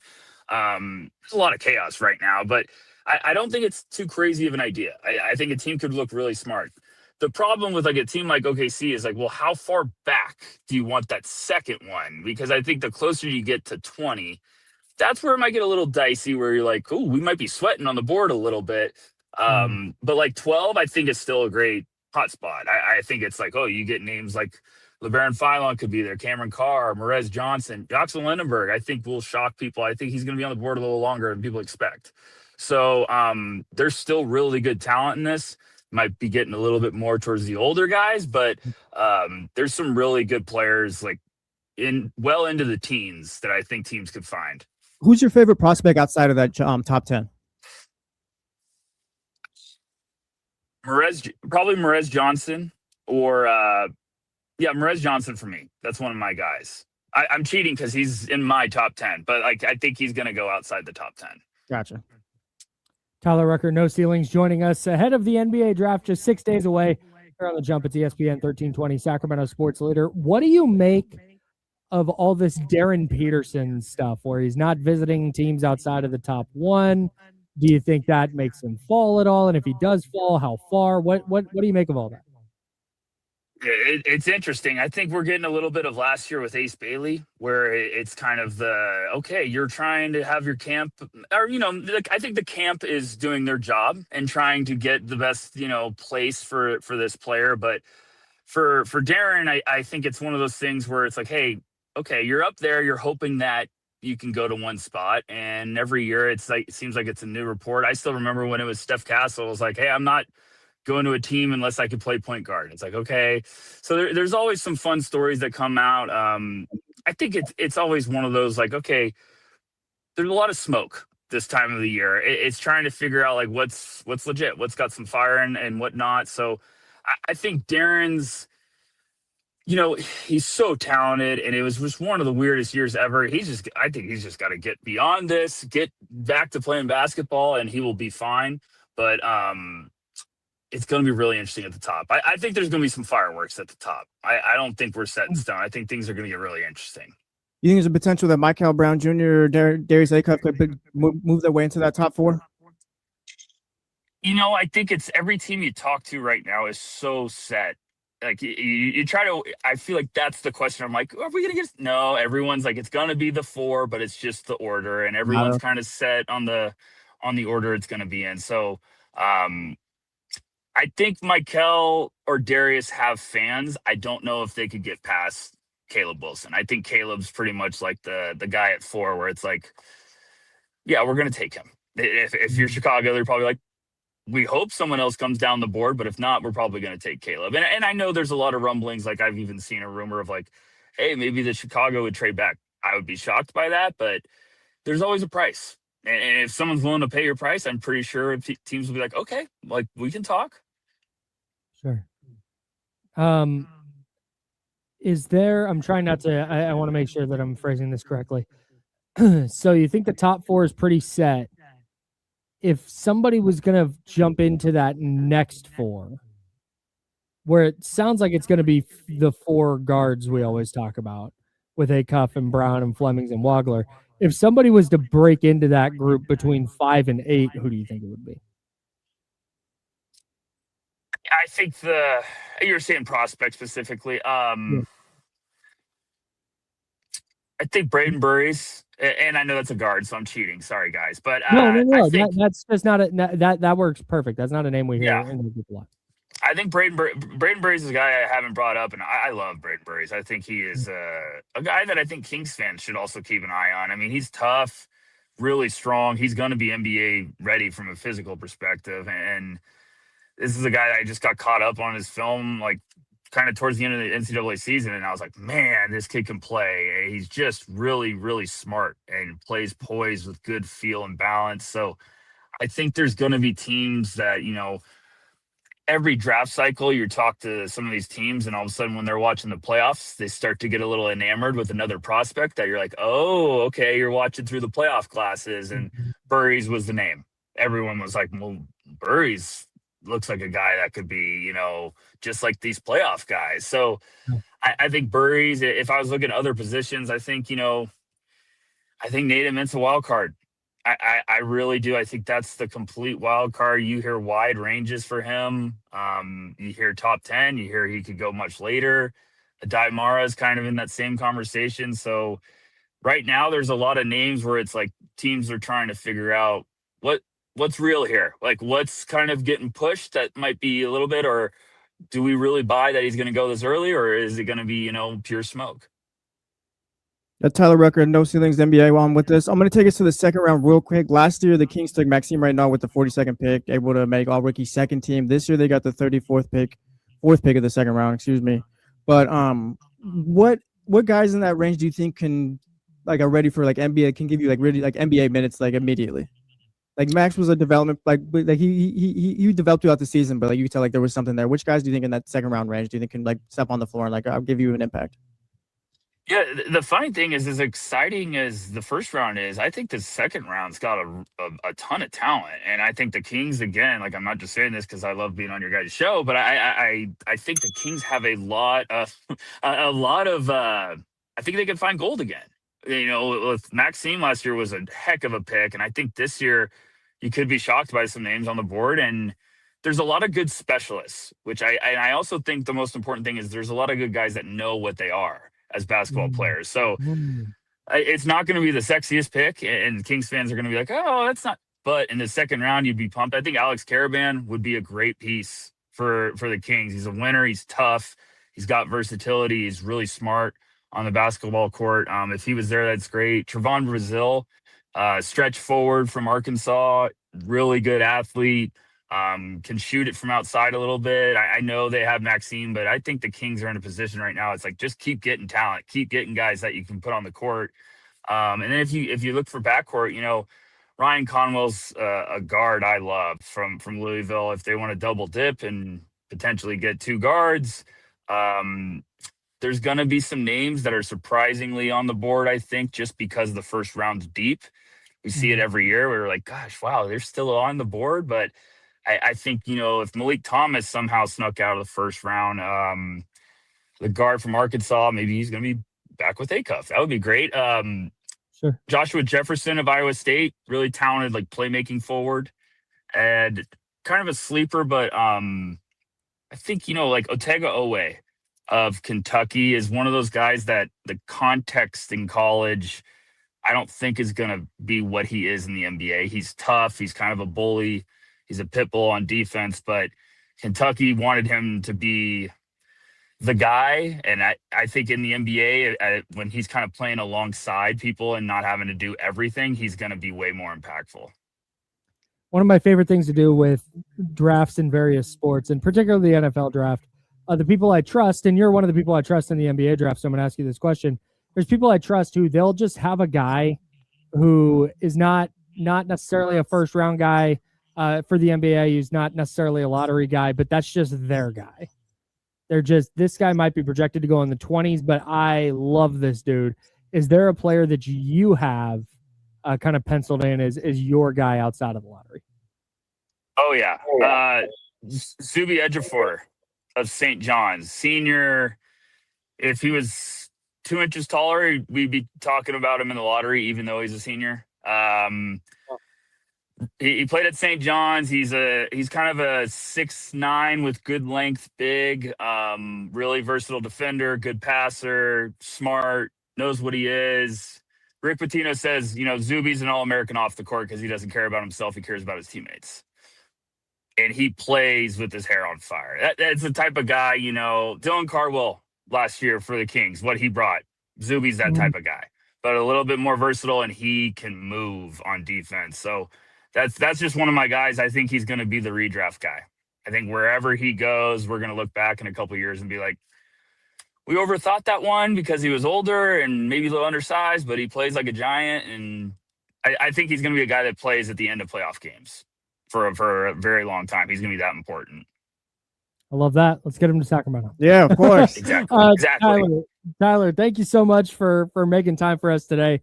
I know you've got a ton going on, and live from your vehicle, which is that's so big time, man. And we really, really appreciate you. Good luck with this draft season, and we'll hope to continue breaking it down with you after the picks are made. Appreciate it. Thank you, guys. Thanks, Tyler. There he goes. Tyler Rucker. No ceilings. Their draft guide is, I think it's $15. Yeah. If you want to learn a lot about the NBA draft, go get that No Ceilings draft guide. Shout out to the No Ceilings crew. Yeah, helped man. us out a lot so far. They do a great job. Yeah, we had Stephen Gillespie on a couple weeks ago. Yeah. So shout out to the No Ceilings crew. I think it's so funny. The more I read and the more I talk to people like Tyler, both on and off the radio, the more I'm just affirming my take that I think I would prefer Darius Acuff. But there's nobody they're going to pick that I would get on the radio the next day and be like, they missed. Yeah. Even if they pass on Acuff, even if Acuff's there at 7 and they take Michael Brown, well, yeah, we're talking about be pounding the table saying they did it wrong. Yeah, we're not thinking of the extremes here. It's like, oh yeah, they reached for some guy who was projected to go 16th or anything like that. But no, yeah, he kind of made me feel a little bit better about Darius Acuff when I asked him, like, who is he if he's not reaching his full potential, like offensively, and he still thinks he's going to project it out to be a great player and all. So it made me feel a little bit better about that. Like his defensive stuff, people keep saying that like he's going to show the effort and he's going to do this, and that. I think at this point, I'm going to need Darius to prove it to me. But even still, I think I'm still willing to draft him at 7. So I think that's the thing that, and again, we've had this talk multiple times. But as far as the defense goes, I care less about that as like they'll never win because of it. It just changes the way you need to build your team. Yeah. My concern, and this is what it's up to Scott Perry to figure out, and BJ Armstrong in their brain trust, is does the defensive stuff permeate the way he approaches the sport? Is that indicative of, and I don't know, I'm not saying it is. This is why it's a problem for me, or why it's a flag that I care about.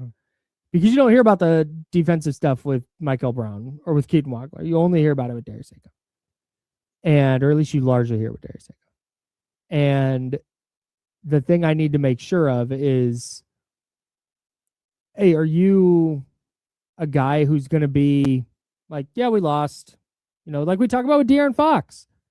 Like, yeah, we lost, but that's how the game goes sometimes. What can you do? We'll get back at it next season and hope to do better.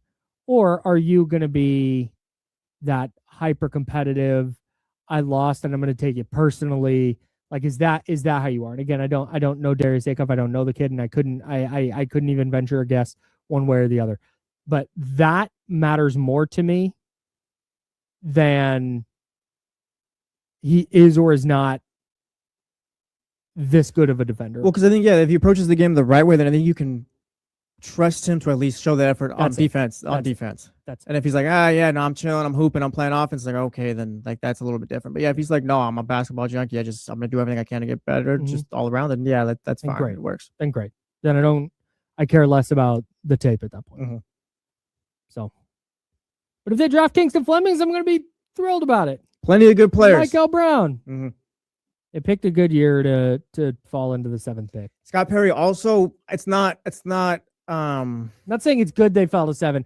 Just good year to be. Anyways, go on. But yeah, with the second round, because I was asking Tyler Record about who we thought about some of the players around there. Like if Scott Perry's just, he doesn't have to, but it'd be really nice if we're just getting regular NBA talent out of that second round. Where it's like, no, yeah, it's not like starters, but like just consistent rotational players, like these other teams do. It's just finally like the Sacramento Kings are able to get value out of the second round. If you found, I don't need another all rookie second team player, but like if you can get Dylan Cardwell, just guys who can contribute and all that still, like, and Dylan was undrafted, but the point being just guys that can contribute out of the second round, like, yeah, that'd be great. If Darius Acuff if the number 7 pick is good, like as good as the Kings need them to be, and they find the wing version of Maxime Reynaud in the second round, and I'm not even talking like we're cooking. Yeah. I don't know why I don't need an all rookie team again. I don't need an all rookie team again. I just need to start finding talent in the second round finally, instead of like, yeah, we're gonna send them to Stockton. Oh, it didn't work. Shout out Jamaris Ramsey. Yeah, man. That's all. No reason they can't just win be a like title just be like the other NBA 2 teams. years if they do that. That's all I'm asking. Just go from I'm super down on the team to they're going to win a title in 3 years because of a couple of draft picks. Why not? Couple of draft picks. You get those 3 first rounders by way of the Sabonis and the Badger go through a horrible year and Paolo Banchero becomes available. Now you're packaging those picks. Yes. Come on. We're cooking. Scott. Dr. David in the chat house, 916-909-1320, Mojo's local tap and kitchen text line. Dr. David in the chat house says, what do you have against Bob Wood or Jesse? I have nothing against Bob Wood. Great point by David. I have nothing against him, but I do love the Maxime Reynaud of the second round. So if we can start doing that instead of the other way, then yeah, that's great. Yeah, man. I just need... The draft was Scott Perry's number one thing last year as far as his positives, and hopefully it's the same this year. Yep. I mean, you want to see movement with the vets and all, but you get another A grade on this draft, and we're cooking. I need to amend a take that I've had about the Kings draft. Oh wow. And what they need and don't need. I'm going to do that next. We also have a couple of more things from the Jake Fisher newsletter to get to here on The Jump. It's ESPN 1320 Sacramento Sports Center.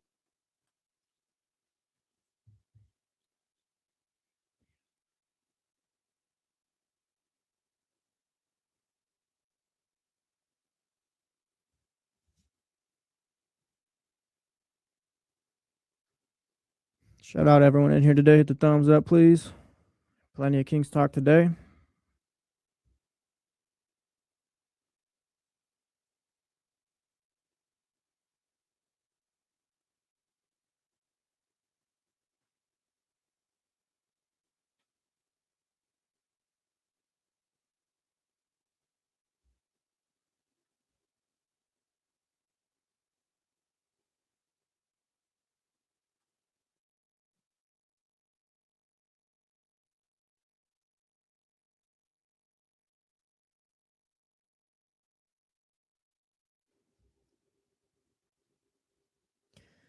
Let's see.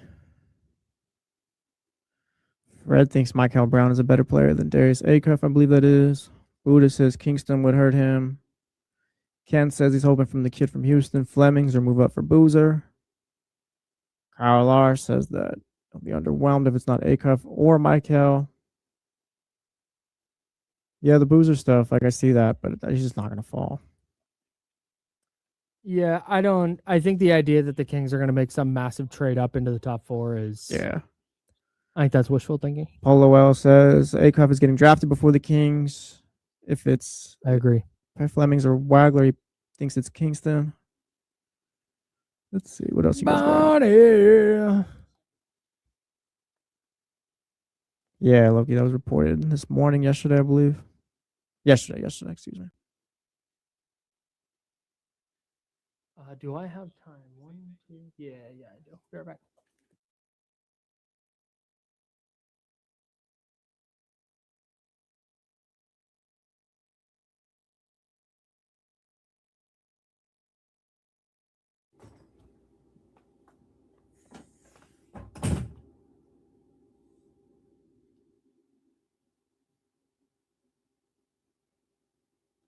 Who do you think they'd be going after, Kyle? Caleb Wilson?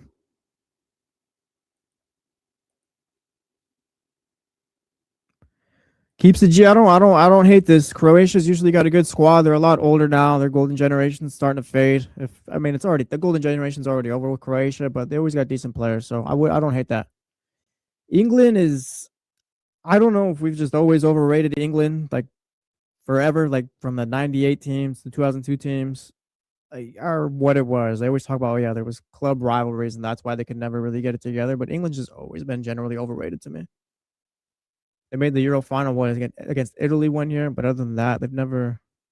I don't know.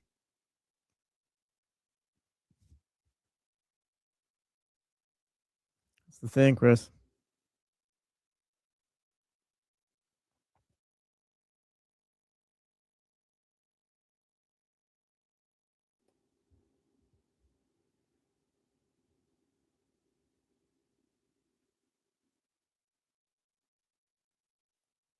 Tough match, but hey, you run into the GOAT. That's what's gonna happen.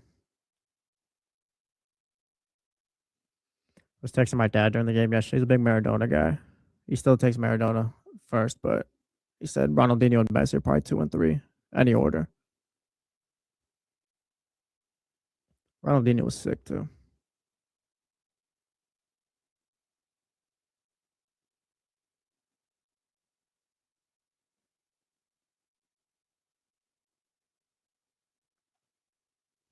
Yes, Dr. David Ochoa is finally not our best player. They got a good midfield.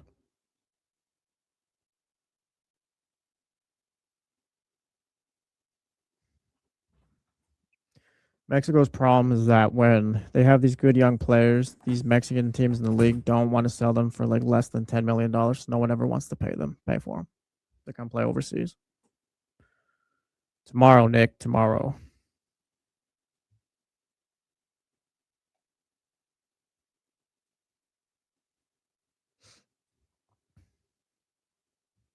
It's going to be a vibe. Victor, he might be the Magic Johnson of soccer. Kyrie Irving is someone who I think of Ronaldinho, but Ronaldinho was a lot better. But as far as like skill and what they did with the basketball and the soccer ball, like, yeah, I don't hate that.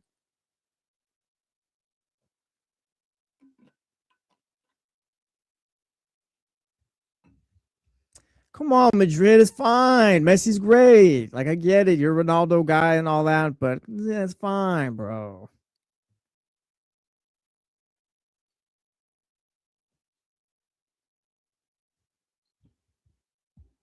I wasn't even mad that they didn't give Messi a red card for that little stomp he did too. It's like, no, let him play.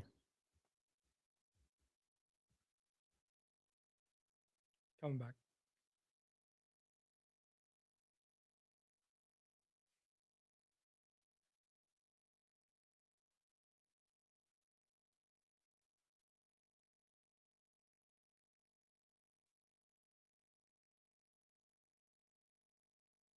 Welcome back to The Jump with Kyle Madson and Jesse Tapia. Less than a week out from the NBA draft. Big days coming. D'Lo and KC will be live at Mojo's Local Tapping Kitchen, 15th and I, downtown. It's our favorite bar downtown. That draft live show, viewing party. We'll be hanging out. Me and Kyle will be hanging out there as well. Yeah, dude. Vibes are going to be up, and that's all brought to you by Elk Grove Kia. Big shout out to Elk Grove Kia for facilitating that show. Yes. It's going to be awesome. Cannot wait. And it's going to be a big night. Where's that going to be at again? Mojo's Local Tapping Kitchen. Of course it is. It's our favorite bar. Shout out Mojo's. Yeah, man. Lock in tomorrow. Yeah, man. Mexico, South Korea. Elk Grove Kia said, we're going to do a draft party. And I said, can we do it at Mojo's? And they said, bet. Mojo's is the spot. So shout out. And D'Lo and Casey, like I said, they're going to be out there 2 to 7. They're going to make sure they're on the air when the Kings pick. They're going to be with you after the Kings pick. I'm sure you and I will jump on at some point to talk about what's going on. It's going to be a really, really good time. Like the football draft thing we did was just a little warm up. And that was a blast. You guys pulled up and turned out for that. I'm expecting even more for this Kings pick. Can't wait. I have to amend a draft take I've had. Nice. Do you remember many moons ago when we had a discussion about what the Kings need out of this year's draft. And I said that if you wind up with the third best player on a championship team, it's fine. Mhm.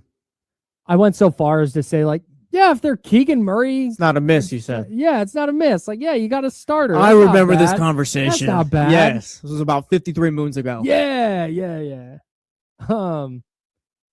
I gotta take it back. If you're drafting a guard, a point guard, that can't be the third best guy on your team. That just there can't be a scenario where Darius Acuff is the Kings' third best dude. And I don't mean third best dude like he's amazing and then they get two other players who are also amazing. Like he's Jason Tatum and then they also get Jaylen Brown, right? Yeah. Like that's or vice versa, whatever. I'm not talking about that. I'm talking about he's fine, but man, you really need to find somebody better if you're going to get this team. I don't think you can do that. I think whoever they draft, Michael Brown, Kingston Flemings, whoever, has to be that dude. Has to be the one. Does that I guess limit the list of players that you think they should draft at 7 then? Not really. No. You think Kingston No. Flemings, Michael Brown, Yeah, Darius, they're all yeah. all that caliber? Yeah. Okay.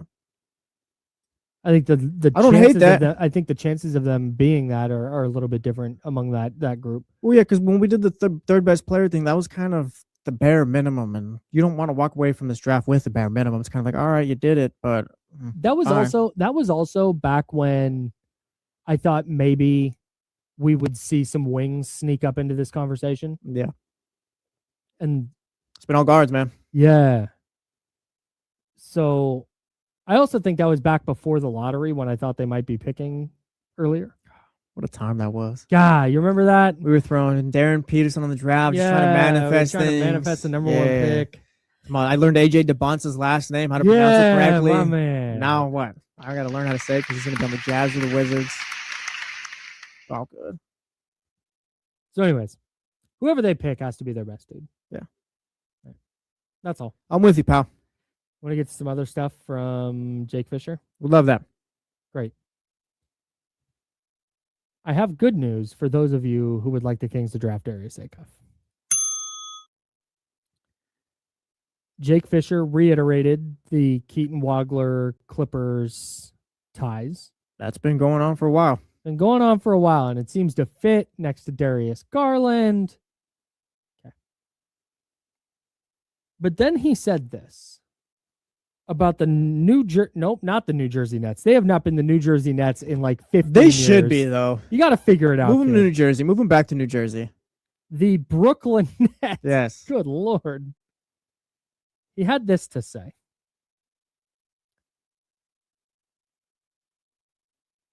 Michael Brown might not be available beyond the number 6 overall selection held by the Nets. Amid a belief in some corners that the Nets are open to trading their pick while playing host to the draft itself at Barclays Center, sources say that they have indeed shown particular interest in Brown that would appear to run counter to any moving down suggestions. I'm told that the Nets visited Central Florida to audition Brown on his turf and then also hosted him last Thursday for Brown's first in-person visit in this draft cycle. He's also visiting the Clippers, who hold the number 5 pick. That's some hope. Because I've been down on the idea that Darius Acuff was going to fall to 7. Yeah, you've been down on that for a little while, too. Tyler Rucker said, yeah, hey, I don't know if he's going to get there. I don't think the Clippers are taking Darius Acuff. I don't think so either. I think the Clippers are not. I've just never really seen too many connections between him and them. I've seen Keaton Wagler. We're talking about Michael Brown. I just don't think the Clippers are taking Darius Acuff. They've got a ready team too, so I don't know if he necessarily makes sense for what they're trying to do. Keaton Wagler's been talking about like, yeah, if you want to add him next to a John Morant for the Kings, like that could potentially work. I'm not trying to add John Morant, but again, the Clippers have established guys. Maybe a Keaton Wagler makes more sense there. It's just with the Nets. That's the team I get hung up on. Maybe they take Michael Brown Jr., but again, I wouldn't be shocked if they took Darius Acuff. I think that, like, then Tyler mentioned that Tyler Rucker of No Ceilings NBA mentioned that during when we were talking to him. Like that's kind of the, I don't know if you call him the X factor, but that's just the team in front of the Kings to watch for. The Michael Brown thing here from Jake Fisher is really, really interesting because I didn't think I thought Acuff was either going 5 because the team traded there, or he was going to go 6 because the Nets were just going to take the best guy. But maybe the Nets look at it and they think Michael Brown is the best guy, because I don't think that's crazy off base. Based on people who are much smarter than me and the way they talk about these draft prospects, Tyler Rucker just talked about, like, yeah, hey, there's not a big tear drop off after 4. Mm-hmm. Just everybody's kind of in this range. It's just a dependent on what your flavor is of guard. Well, we've heard Tyler and others say it too. Like, if Michael Brown Jr. wasn't dealing with the back stuff, like, yeah, he's probably a top 5 prospect. Yeah, man. And I'm just looking for anything right now that can get me back on the train that Darius Acuff will fall to 7, because none of the recent mock drafts I've looked at from people who are plugged in, not the Kyle Madson of Utah doing a mock draft and throwing something together. Like, people who are plugged in and sourcing reasons for their picks. Like, it's pretty rare that Acuff gets to 7. But Wagler 5. Now, if the Nets are really enamored with Michael Brown at 6, they visited him, he's visiting them, they make sure the back stuff isn't a problem, maybe we get Darius Acuff going to 7. And I think the idea of the Kings potentially trading up to 5 or moving up, I don't think that exists either. I think it was Jeremy Wu of ESPN. Yeah. Did a mock draft, had Michael Brown Jr. actually going to the Kings at 7, but noted that I think he's heard that there's not really much noise around the Kings potentially moving up. They like a lot of the players at that spot. So whoever falls to 7, I feel comfortable with. That's why I've been pretty anti trade up. I don't think the Kings are in the business right now of giving up assets just to move up in the first round, because to do that, you're going to have to give up a first round pick. Yeah. We talked earlier about the idea that, could you get, because again, reporting from Jake Fisher, could you get the 18th pick from Charlotte for Sabonis? Could you get the 28th pick from Minnesota for Malik Monk? And in those deals, all right, would you maybe have to attach the 34th pick to sweeten it? Sure. That's something I would do. If I'm using a second round pick to get into the first round, that's an asset I'm willing to part with. But I'm not giving up a future first to move up 2 spots, because I don't think the delta between the prospect you get at 5 and the prospect you get at 7 is worth a first. Yeah, if you don't feel as strongly about one certain prospect over the others, then there's no reason to trade up. Nope. Yeah, keep your assets, and you like the prospects there, so take the one you think is best and keep it moving. I am curious though, like, I do hope this team is able to get back into the first round. Yeah, and I think they're going to try. I definitely think they're going to try. Whether unless Scott is just super content having 2 second-round picks. Yeah, I think you bring up the Minnesota Timberwolves 28th pick, and maybe this is me wearing my purple glasses this time, but I just do think that Malik Monk would make that sense for a team like Minnesota rather than whatever rookie you could get at that point. Sure. And Anthony Edwards is trying to win titles. Minnesota, you're trying to build towards that. I'm not saying Malik Monk is going to get you over the line, but you can use a Malik Monk who can get you 20 points on any given night. 916-909-1320, 916-909-1320. That one too. Go ahead. You can call that number. You can also text us on the Mojo's Local Tap and Kitchen studio text line. Go ahead. That one too. Like, I don't know what Dante DiVincenzo's making, but he's going to be rehabbing his injury over the year. So move that contract, give us a first, and you can have Malik Monk. Yeah, sure. Call it in. Right.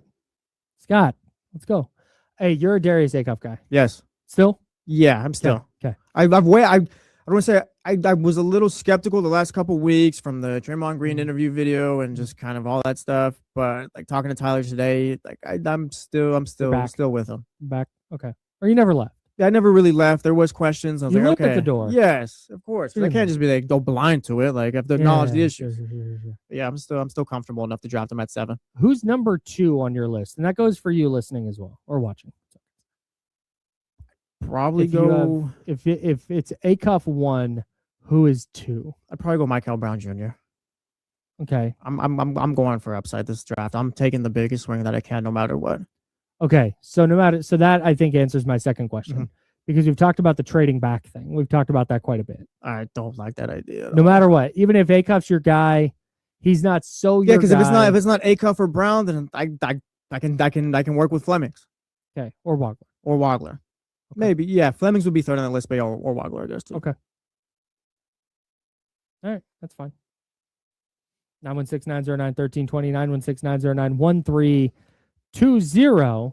I see the ideas of like, oh yeah, trade back, get 2 picks from the Hornets, give up the 7, or get the 2 from the Thunder, and it's like that's a great NFL idea, I guess. Yeah, right. But here in the NBA, like I think there is a drop off of talent that the Kings do need here. Or if Nick Clifford was a budding superstar, Yeah, then maybe you look. But no, they yeah. need, If you were more established, I could see it. yes, for sure. Not what I would do for the Kings this year. Mhm. 916-909-1320. That is the phone number to call. You can also text the Mojo's Local Tap and Kitchen studio text line. Our guy TC is on the line, and I'm curious to get his thoughts on all this. Go ahead, TC. Hey, top of the morning to my two bros. Morning, Hey, TC. TC, can I ask you a question real quick? Talk to me. What's up, Kyle? Why can't we be your two brothers? Nah, listen, bro. You say that to You don't D'Lo and really KC? listen. Hold on. Hey, Kyle, look at Kyle, bro. Hey, you crazy. You trying to push me in the bushes early, bro. Look at you. Go ahead, TC. Hey. What's up? Hey, nah, listen, bro. Listen, so that goes back to, remember my original thought when I said it's kind of like a win-win situation this offseason for the Kings? And it's like these conversations that we having now, right? We talk like, it's like we could get draft picks for guys like a Domas, like we can move on from a Zach LaVine. We can have our pick of the litter, whoever falls to us. Also, we know we got a competent guy that knows what he's doing in the Scott Perry and the BJ. That's why I'm kind of like, you know what, man? If the right moves could be made, man, the Kings could be a 9-10 seed next year, dude, and get knocked out first game and kind of build from there. That's the type of optimism. That's the type of like mindset and optimistic that I got going on for the Kings. Like hearing this guy my guy Rucker, come on talking about these draft picks, doing my homework with these guys, even the second round guys. Listen, we're in a prime position to hit, and don't be surprised. I feel like we're gonna stay at 7. And for some odd reason, bro, I feel like we're going to have another first-round pick. We're going to walk away at the end of this draft next week. We're going to walk away with 2 first-round picks and 2 second-round picks. And for some reason, we're going to hit on all those guys. We're going to talk about it at the draft party. We're going to have fun. Thank you, guys, bro. Appreciate Thanks, it, TC. TC. See you at the draft party, too. I'm here for some optimism. The hell with it. Well, yeah, optimism is great. Yeah. I I'm going to hit all their picks. I don't see the vision as far as play-in. But you know what? If that's what TC's thinking, fair enough. If you're going to get to the play-in through your draft picks and your young players, bro, then salute. yeah, we'll throw You a party. did it. We will throw You a did party, it. yes. Now, if you're getting there off the backs of Zach LaVine and Domantas Sabonis and insert other veteran, then I don't like that one as much. I like nah, because then you have to. I'm not going to knock No, I'm winning, trying to- but sorry, it's kind of the future. I'm locked into next year's draft already. You got to finish 4 through 10 to get 3 lottery Yes. balls. 1 through 3 gives you 2, and then So I'm out on a play-in on the back of Zach LaVine and Domantas Sabonis. okay.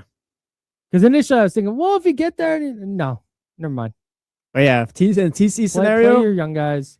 But I think in TC's scenario where if I don't think that necessarily gets you to a play-in, Mhm.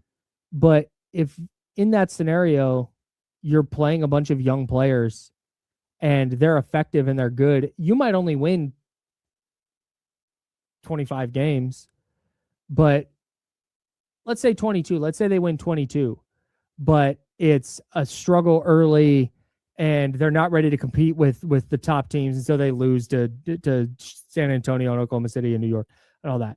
They're going to lose those games. But by the end of the year, it's Darius Acuff in the running for Rookie of the Year, and they've got a couple of different guys who are in the running for all rookie teams, and they beat Denver in Denver late in the year, and you see that growth, and it's been largely a bunch of young players, but they only win 22 games. That 22 wins feels way different than 22 wins this year, right? No, yeah, this season isn't about how many games they're going to win. It's Yeah. about how does the basketball look like on the That's court. it. That's That's what this next season is all about. We'll know it when we see it. Yeah. I'm not worried about, can they get to 30 wins? Can they get to 40? Nah, just what is the identity of this team? Is this cohesive? Are the rookies that you drafted playing well? Did the rookies last year take another step? It's just all about development and just what it looks like on the court. I'm not necessarily worried about, you got more at the end of the game, points. I'd rather the Kings win 22 games and Nick Clifford looks awesome and Max Reynaud looks awesome and the 7th pick looks awesome and one of their second round picks looks awesome. I'd way rather them win 22 games in that circumstance than win 35. And hey, Domantas Sabonis was a fringe all-star. Yeah, I'm solely focused on the foundation this year. Me too. And if you're not part of that foundation, then you can hang around, but I'm just not worried about you. If they make the play-in with a bunch of rookies and second-year guys, Buddy, we are we going to have will the time of our party, life brothers. that next day on the show. We will try. I'm going to say this right now. We will travel to wherever their play-in game is if they make the play-in on the backs of a bunch of first and second-year guys. Fair enough. Yeah, I'm with that. Hell yeah. Yeah. All right. If Love the, that if for the, us. the Love young that for us. players take the Kings to jump the is going play-in, on the road. yes, you heard it here first. It can't be behind Demonis Sabonis. No, it can't be. Or Zach Levine. After the show, we're gonna go up to the salespeople. So, the Kings. If we're gonna put this in front of you guys' desk real quick, just in case if the Kings get to the play-in. Built out this Kings Yes. play-in All right. travel package. By the way, it needs to happen this way. Okay, Darius Dacoff has to lead the team in scoring. If it's Demonis Sabonis, don't sell it. Do not sell it if it's Zach Levine or Demonis Sabonis. But if it's Acuff, Maxime, or one of those guys, sell it, please. Again, this is later I down need the you guys line. to lock into 82 Yeah. Kings games this year. Yeah, I'm throwing this on your radar. We might that have would to go go over well. Yeah, we That'd might go have to over go to quick. Dallas or something in April. We're gonna need hotel and food comp, by the way. So again, just throwing this on your radar. Okay, where are you at? Yes. We'll take a road trip. Yeah, we've got an idea for you. Oh man, it's fun to have. To me, these are all the pie in the sky optimism of like, oh, they could make the play, and that's a little far for me. But the fact that we can look at the Kings right now, and within like very real scopes of reality, talk with optimism is really nice. This has been nice. Well, it's just the start of something new. It's the rebuild. It's Yeah. gonna be ugly, but again, there's like, okay, if we build this out the right way, you can be a winning team in a few years. I'm not Yeah, sure how man. many years it's gonna be, but it's just we're past the whatever the last regime was with the players, and it's not so much just front office, but the players, like none of that worked. Mhm. So now you're able to move on from it, start fresh again, and yeah, everyone's gonna feel a little bit optimistic once you start fresh. Yeah, for sure. And if you're going to be pessimistic about it, salute to you. I hope it works We out. love you as well. Yeah, We hope you're wrong. I can't wait till you're not. I can't wait till that pessimistic fan becomes optimistic. Yeah, that's the fun part. We'll be waiting for you, pal. That's the fun part. Yeah. Anyways, I think that's it for today. Let me make sure you don't have to tell us about Oh yeah. DraftKings.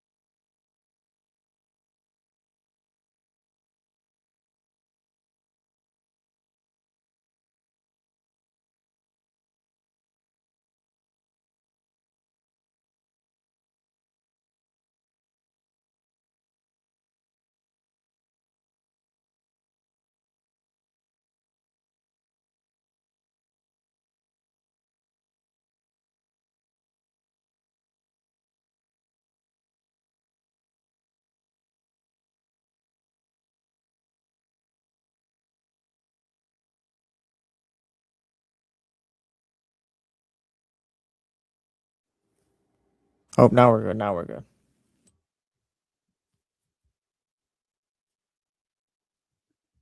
Mike McDonald up there getting run.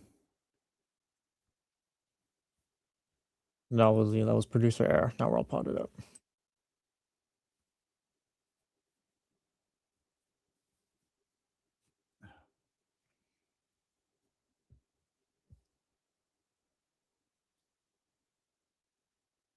So let me go grab my protein shake real quick, because I probably won't have a chance to. Man, your boy just can't get it to go today. Man, hang on.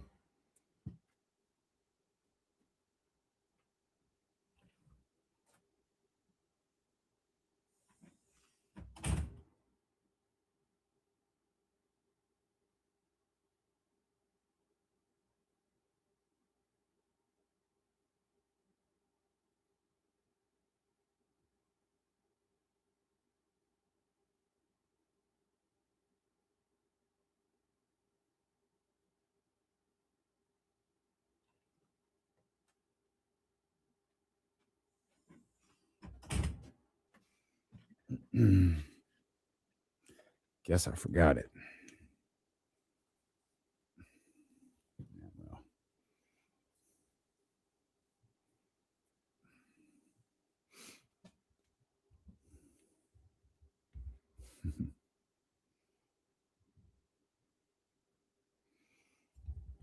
Everybody good. Everybody good. Coach Marley, what's happening? Drew down. I never changed, boy.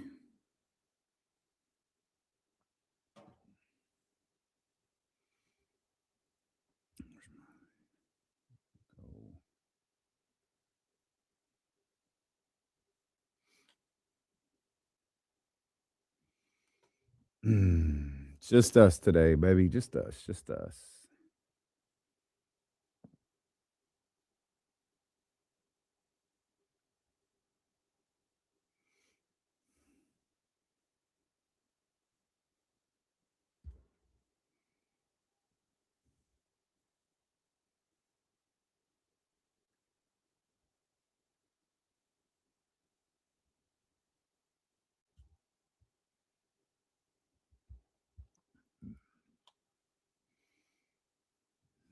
I heard it was going down tomorrow night. Tomorrow evening. It's gonna be a good time. Shout out Mojos. Let me copy that copy over. Mojos. There we go. Boom.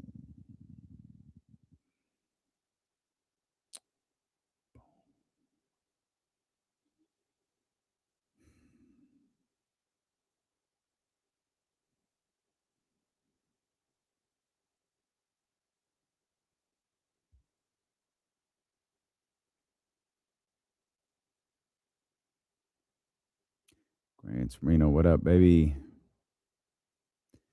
Yeah, it keeps it G. We'll open the show with that. We'll open with that because yeah. Hey, Riggs. Yeah. We got them screaming D-Lo, KC, D-Lo, KC, D-Lo, KC, D-Lo. We got them screaming D-Lo, KC, D-Lo, KC, D-Lo, D-Lo. We your number one spot. We your number one spot for some sports, huh? Got the city going crazy when we work, huh? We top 2, but we ain't 2, we in first, huh? And when you need the real, we is who you search, huh? D-Lo, KC, D-Lo, KC, D-Lo, KC, D-Lo. We your number one spot. Let's go, baby. Where's my air horns? Hey, they a little hot, man. Let's run them back one more time. We welcome you in here to the Wednesday, June 17th edition of D-Lo and KC. I'm Damian Barling. The ultimate needle mover in God mode himself. KC's out the rest of the week, but we are live alongside EP. What are you doing with him? Executive producer, always working hard, man. Second show of the day for the EP of ESPN 1320. As we roll along here, we are now less than a week away from draft day, and it's things are happening. At least we think that they are. People are talking. Turns out maybe some of the top prospects have come through Sacramento to get their workouts in.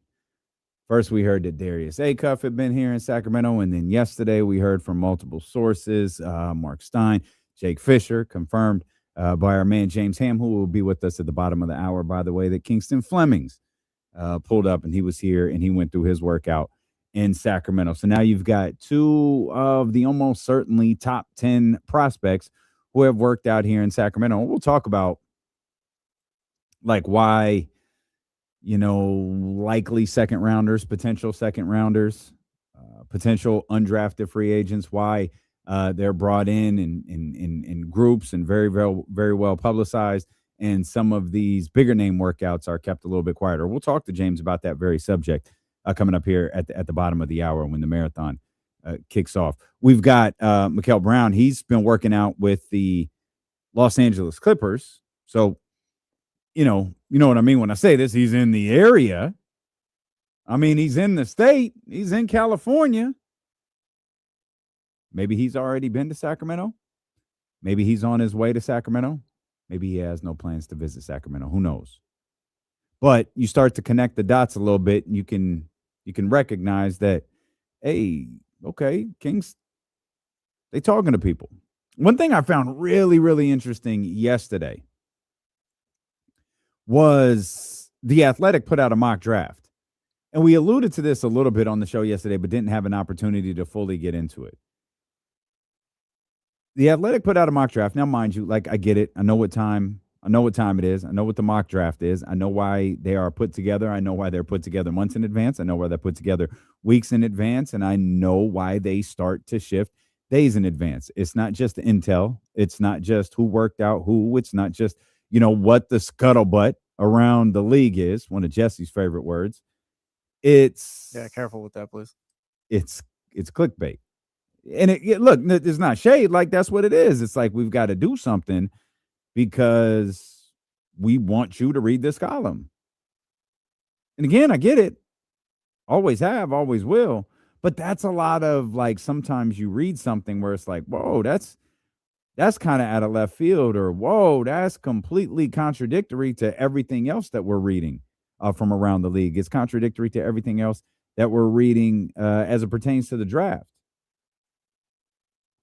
And The Athletic, at least to my recollection, to my knowledge, The Athletic is the only mock draft to this point that has had someone new infiltrate the top four. They had Darius Acuff creeping into the top four. They had him going to Chicago. And they had Caleb falling back, which I have to imagine would be a dream come true for the Los Angeles Clippers, because they would get Caleb at 5. The guy who really, really fell was Wagler. Now, again, clickbait, read the article. The Athletic is just like ESPN, just like Yahoo, it's based on views. You got to read it. You got to send it around. You got to get it aggregated. Evan Sitterary's got to take something from it and make it look like he's reporting it. No shade. Sounded like it. He's got the market cornered. But it's like, okay. Literally, now, in terms of Wagler, you are starting to hear stuff. You're starting to hear things like, maybe teams weren't quite enamored with him. And then in the same vein, I think it was Mark Stein last night wrote about, I think it was a workout between Wagler and Kingston Flemings, or at least the two worked out for a particular team. And that particular team thought Keaton Wagler was fantastic. Thought he killed it. Okay, so there's that. And in this mock draft from The Athletic, by the way, with Darius Acuff moving all the way up to 4 and Caleb dropping back to 5, low-key actually been kind of surprising that there hasn't been a more talk about Caleb falling back. Not a lot, just a little, given the fact he's recovering from a knee injury. Now, obviously, teams have seen him. They've seen him work out. They've seen him get drills in. They've seen him work. I got to imagine that they're not too worried about it. But if there was a player in the top 4 that would fall out, he was always the one I suspected it might be. But in this mock draft from The Athletic, where they had Acuff going at 4, they had Mikal going to Sacramento at 7. And it's the first time I can remember someone breaking in. It's the first time I've seen, I should say, breaking into the top 4. And so much of this is about so much is being made about who is working out, where and when, and who are they skipping, because now there's the Darren Peterson story, where Darren Peterson had what he felt like was a great workout with the Washington Wizards, and he has decided, I don't need to work out for anybody else. Then there's the report today from our man Tony Jones that the Jazz, who are slotted at 2, they're deciding between AJ, Darren, and Cam Boozer. Now, obviously, one of those guys they're not going to have to choose, because one of those 3 certainly will be taking number 1. But the Jazz, I'm sure if anyone is taking it number one, that's not AJ DeBonsta, that's where the Utah Jazz are going. There have been so many, rumblings about Utah willing to do this, Washington saying we're open for business. And that's what so much of the last few weeks boils down to, is posturing. Is any of this real? Who knows? But it's out there. If TC was on the line, he'd say it's a smoke screen, D-Lo. And he might be right. Like, a lot of this stuff is talk. It's smoke. It's just stuff to fill time. And I can't make heads or tails of what's going to happen with Sacramento at 7. I had planned I had laid out a whole thought process about how I don't think Darius Acuff is even going to be there for the Sacramento Kings at 7. Then you go to sleep and wake up and read a couple of new articles, and it's like, oh, this team loves this team. This team loves this player. This team loves this player. Oh, this team really had a great experience with such and such. And it's like, oh, man, maybe he will be. Brooklyn's might be the biggest wild card in all of this. Where's Brooklyn going? Los Angeles is fascinating because there's so many trade discussions around the Los Angeles Clippers. Now, these, by some recent reports, aren't actually trade discussions that involve the Los Angeles Clippers. They're trade ideas from outside of the organization because people are trying to figure out what would work for the Los Angeles Clippers. A lot of times I feel like that's what trade discussions are. We'll get back to that as it pertains to Boston and Giannis Antetokounmpo as the show goes along, by the way. But the Clippers, according to other reports, are like, yeah, we're good. Like, we're going to take a player at 5. Like, we need a young player. Like, this is exactly what we need. That's why we made the deal that we made. Could have gone terribly wrong for them, but it didn't. It put them in this spot. And I'd have to imagine it is a Godfather level offer. Like, it has to be, you have to be talking about a name for the Los Angeles Clippers to move out of that 5. Not a multitude of assets, not a bunch of draft picks, not some seconds and a first next year. Like, nah, it would have to be a player. For whatever his faults may be, Steve Ballmer's trying to field a competitive basketball team. And he's doing that year after year. It's why there's the conversation around Kawhi Leonard. I find a little bit funny because I think the Clippers only trade Kawhi Leonard if they land a younger player who can roll in return.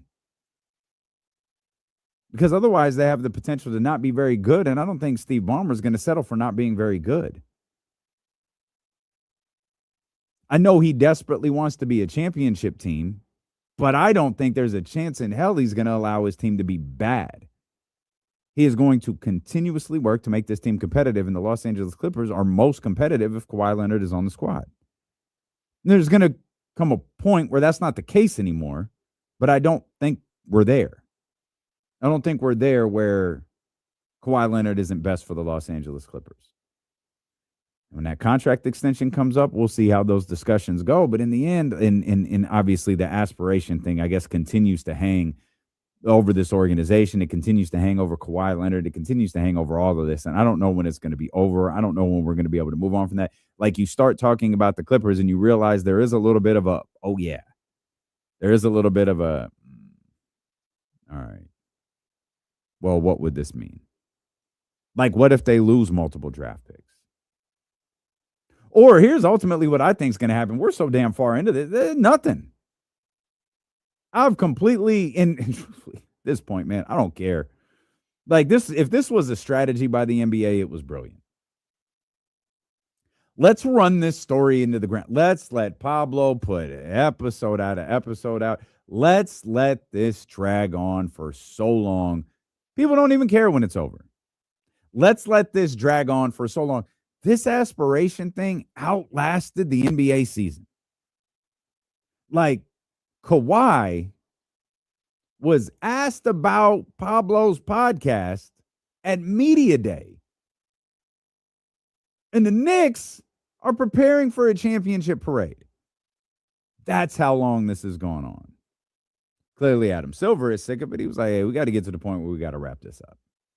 We want y'all to investigate and do the whole thing, but hey, let's wrap this up. It's hanging over Adam Silver also. But so much of what the Los Angeles Clippers can be probably does hinge on that. If they could just operate as business as normal, especially for this year, that'd be fine. They'll be a fine basketball team. Will they be a great basketball team? Probably not. Will they be good? I think so. I think Ty Lue is a hell of a coach. And I think the right pick there at 5 puts them in, it could potentially put them in a stronger category.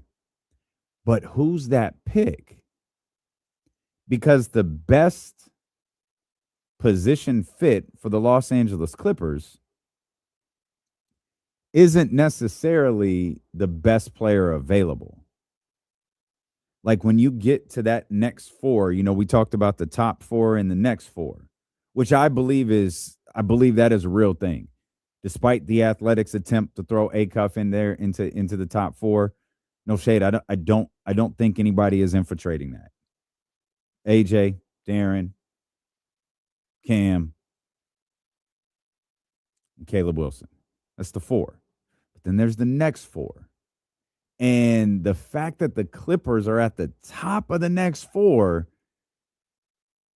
and the player that best suits them position-wise isn't the best player of that 4 or doesn't appear to be the best player of that 4 certainly creates an interesting dynamic. And then you have the Brooklyn Nets who had like 1 million first-round picks last year. And like maybe you don't know exactly which of those hit, which one of those are going to hit, which one of those, I think it was 4 first-round picks are going to be a part of your future. You might not know that yet. Shoot, the way that they played last year, you don't know that yet. And the thing I get stuck with Brooklyn on is because we talk about, oh, maybe the Sacramento Kings should trade back. We'll get to that because I think that would be a disaster. The Los Angeles Clippers should trade. How come nobody's talking about Brooklyn trading? Because is this what Brooklyn needs? Another young player to go along with the 5, 6 they already got? And they've got, Brooklyn has room to maneuver in terms of cap space and, a very early San Antonio Spurs thought was De'Aaron Fox could land in Brooklyn. Works financially, send some things back. It actually be really easy to work. Jordy Fernandez connection. You got Jordy. And it's like, I don't think De'Aaron Fox is I'm not sure if De'Aaron Fox is going anywhere. But Brooklyn is a team that immediately came up where you're like, that could work. That could work. Feels like with Fox, though, it's kind of just pushing the inevitable farther down the line. Probably, yeah, because of Dylan Harper. And this is what we talked about. This is what we talked about at the lottery last season. If San Antonio, and let's be clear, De'Aaron is a big reason that San Antonio got to the finals. They needed him for a variety of different reasons. De'Aaron Fox was absolutely important to the totality of their run. We don't have to pretend like his finals run is indicative of everything he is as a basketball player. It might be indicative of who he is overall, and it's not necessarily the bad shooting or anything like that. It's just the fact he's not a killer. We've wanted that to change. We wanted that to not be the case. The fact it is, it just is. But that doesn't mean he wasn't instrumental in San Antonio getting to where they got. But still, we go back to the lottery. last year, and we see San Antonio land at number 2, knowing that Dylan Harper is going to be there, it's like they wouldn't have done the deal. Like you can frame this, you could talk about this however you want to if you're San Antonio. They wouldn't have done it. If you had told the San Antonio Spurs heading into that trade, hey, you're going to land the number 2 pick in the draft. You're going to move up in the lottery. You'll have a hard time convincing me. They would have been like, nah, that's cool. Like, nah, I got you. I hear you. No, we got Castle. He's emerging. He's dope. Now we're going to be able to land Dylan Harper, which is another, pop in the lottery. But we're going to go ahead and trade De'Aaron Fox. That doesn't make sense to me. I don't believe that for a second. But Brooklyn is a team who, the Clippers in that top will go 7-8. The Clippers are interesting because of what we just laid out about the position group and what they need and how they don't necessarily need a Mikal Brown or a Darius Acuff or whoever you think, or Kingston Flemings, whoever you think might be the best of those guards. They could use a player like Keaton Wagler, but he might not be the best of that 4. And so it becomes drafting a position of need versus drafting the best player available. Now, maybe they do think Wagler's the best player available, and if they do, salute. They'll have no trouble 6 days from tonight at a draft that I think is in Brooklyn. But you go from the Clippers to Brooklyn, who is just like, every time I ask myself, and we'll talk about this with James Ham, we'll talk about this throughout the day. Our man Chris Biderman is going to join us coming up at the top of the 5 o'clock hour as well. Excited to talk to our man from the Sacramento Bee. But every time I think about the Sacramento Kings potentially being the worst team in the league, I'm reminded Brooklyn's here. And as directionless as Sacramento feels, Brooklyn feels equally as directionless.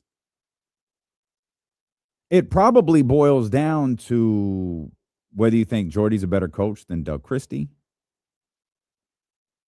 whether you think they're more together, more in sync, a little more free-flowing. It might depend on whether you feel that about Brooklyn versus Sacramento. But in the end, like, I'm reminded, Brooklyn's bad, and I don't know what the number 6 overall pick is going to change. And so now you have multiple reports, including Jake Fisher and Mark Stein last night, saying the Clippers plan to draft at 5. All right. There's been a lot of talk about should Sacramento move up in the draft. It feels like Sacramento's guy is Darius Acuff. What no one can figure out is whether he's actually going to be available there for you at 7. And if he's not, is it worth moving up for?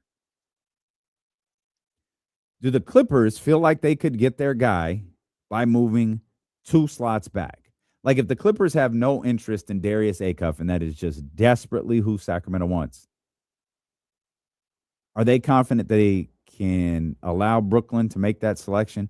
You could probably just make a call, see what Sean Marks is doing, find out what they're trying to do there at number 6, and just move in over there at 7 and keep it going. And I thought Bobby Marks laid this out beautifully. I wouldn't do that if Sacramento, because remember what the rate is. The rate is essentially the swap, the 5 for the 7, and then a future first. And in a presentation that the guys at ESPN put out, the future first was the one that belonged to Minnesota in 2031. Now, where will Minnesota be in 2031? Who knows? Who knows? Maybe that pick becomes extremely valuable. Remember, the Kings already have the pick swap with San Antonio for that same year. We better pray it's not that bad. We better pray that the Kings are better by 2031 before that pick swap becomes a disaster. The latest in a long string of disasters. So with all of that said, like, it's probably not worth it. And what I was going to say about Bobby Marks is I thought the way he put it was brilliant. Unless Scott Perry believes This isn't a top 4 draft. It's a top 5 draft. And he has the ability to land the 5th guy. Go get your guy. Your job's now on the line. Your reputation's on the line. Everything you've ever set in motion, it's on the line now. But if you feel that way, yeah, go do it. Go do it. But I don't know that Darius is that. Now, it seems that the noise around Darius Acuff in this draft season has picked up substantially. But is he now? Remember the scenario here. It's not like, is he the 5th pick? It's, is this a top 5 draft? It's always been 4 game changers for months and months and months. Then you have potentially 4 game changers and then some really, really good basketball players after that. Potential all-stars, starters, all NBAs, all of that. But you have 4 franchise changers. Does Scott think it's 5? And if the answer is no, you don't move up. Again, I understand 2031 is a long way away, but I don't know here, headed into the 2026 season, how quickly things are going to move for Sacramento. I don't know when this thing will truly turn. I just know you have to be right. Like, it's a really, hey, welcome to the job, Scott. Like, you can't miss this. Not only can you not miss this player kind of has to have an immediate impact, because this fan base had nothing all of last year. Absolutely nothing. A lot of the casual portion of this fan base checked out a year and a half ago. Got to land someone who is good. You've got to land someone who is interesting. And this goes back to the Keaton Wagler conversation, where he just might not be a star. And at the very least, if you're Sacramento, you need someone with star potential. And Mikal may have it. Darius Acuff may have it. I don't know if Kingston Flemings does. I think Kingston Flemings a really good basketball player. I don't know that I watched anything on him, but, like, who am I? I just like talking sports with y'all all day. I don't know that anything screamed, yo, this dude is a star. He's a good basketball player. But there was a certain level of, and maybe it was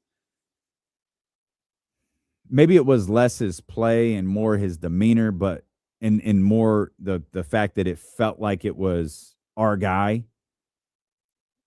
De'Aaron stepped through the door and it felt like he was a star.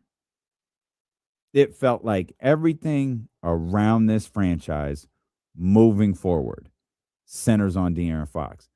Part of the anger and frustration when Iman Shumpert was traded traced back to De'Aaron Fox. That was De'Aaron's guy. It felt like Shump was the connective tissue for, some of these guys, particularly De'Aaron Fox, kind of emerging into that face of the franchise role. That's why losing him was so valuable. That's why losing him was so difficult, I should say. But it felt like from the moment he got here, everything from this organization was going to center on De'Aaron Fox. Whoever's name gets called at 7 is likely going to be that.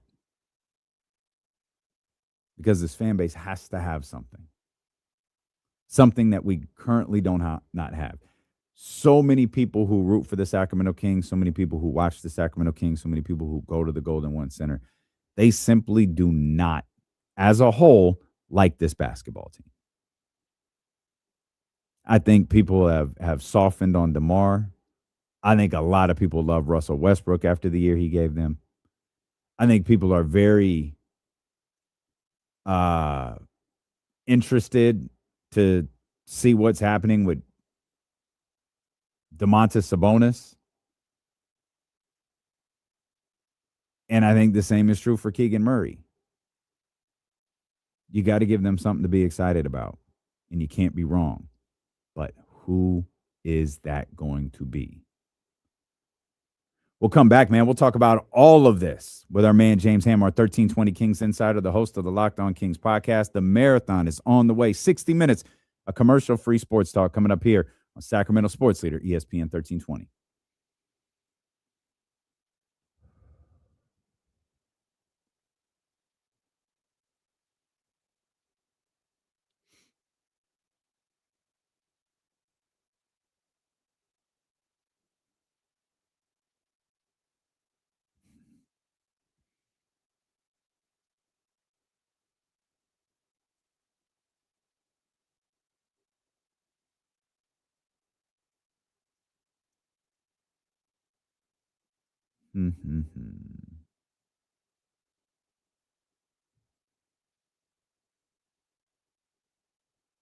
Well, Stevie B, you're right. I left out Devin Carter. I don't think anybody's curious about Devin Carter, but you're right. How dare I? How dare I? How dare I?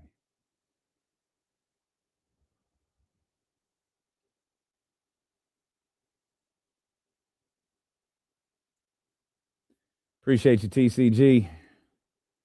Got great news for you. I got an opening monologue. I got an ending monologue. I got about 10 monologues in the middle. Y'all get in on these phones anytime you want to, too. Well, not yet, but you know what I mean.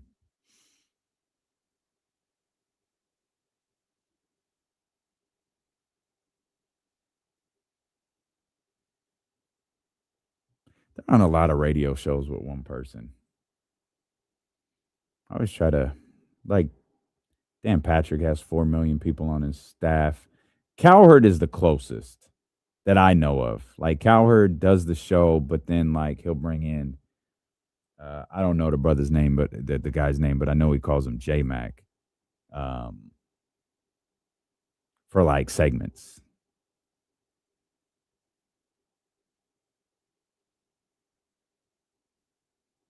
D'Lo, is it trashy to get engaged with the Kings hat on in a suit? Not if your partner's okay with it. As long as your partner's okay with it, it's okay. No show on Friday. No show on Friday. We get to celebrate freedom. No show on Friday.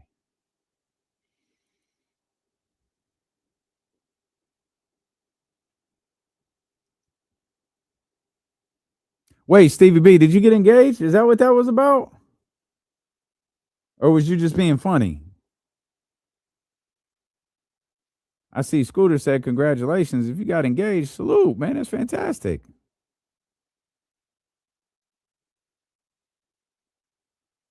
Every time, dog. Every time.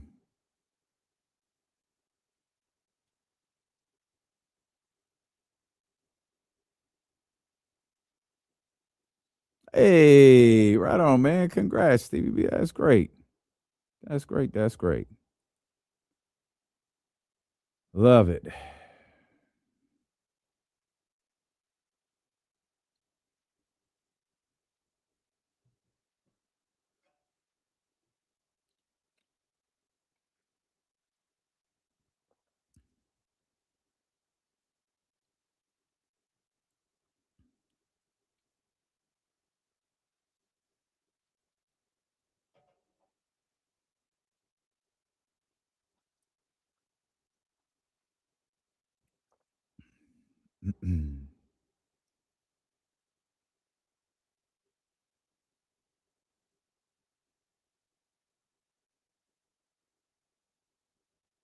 Oh, Stevie B, you got to post the pics, man. We got to see him. Got to see him. Got to see him.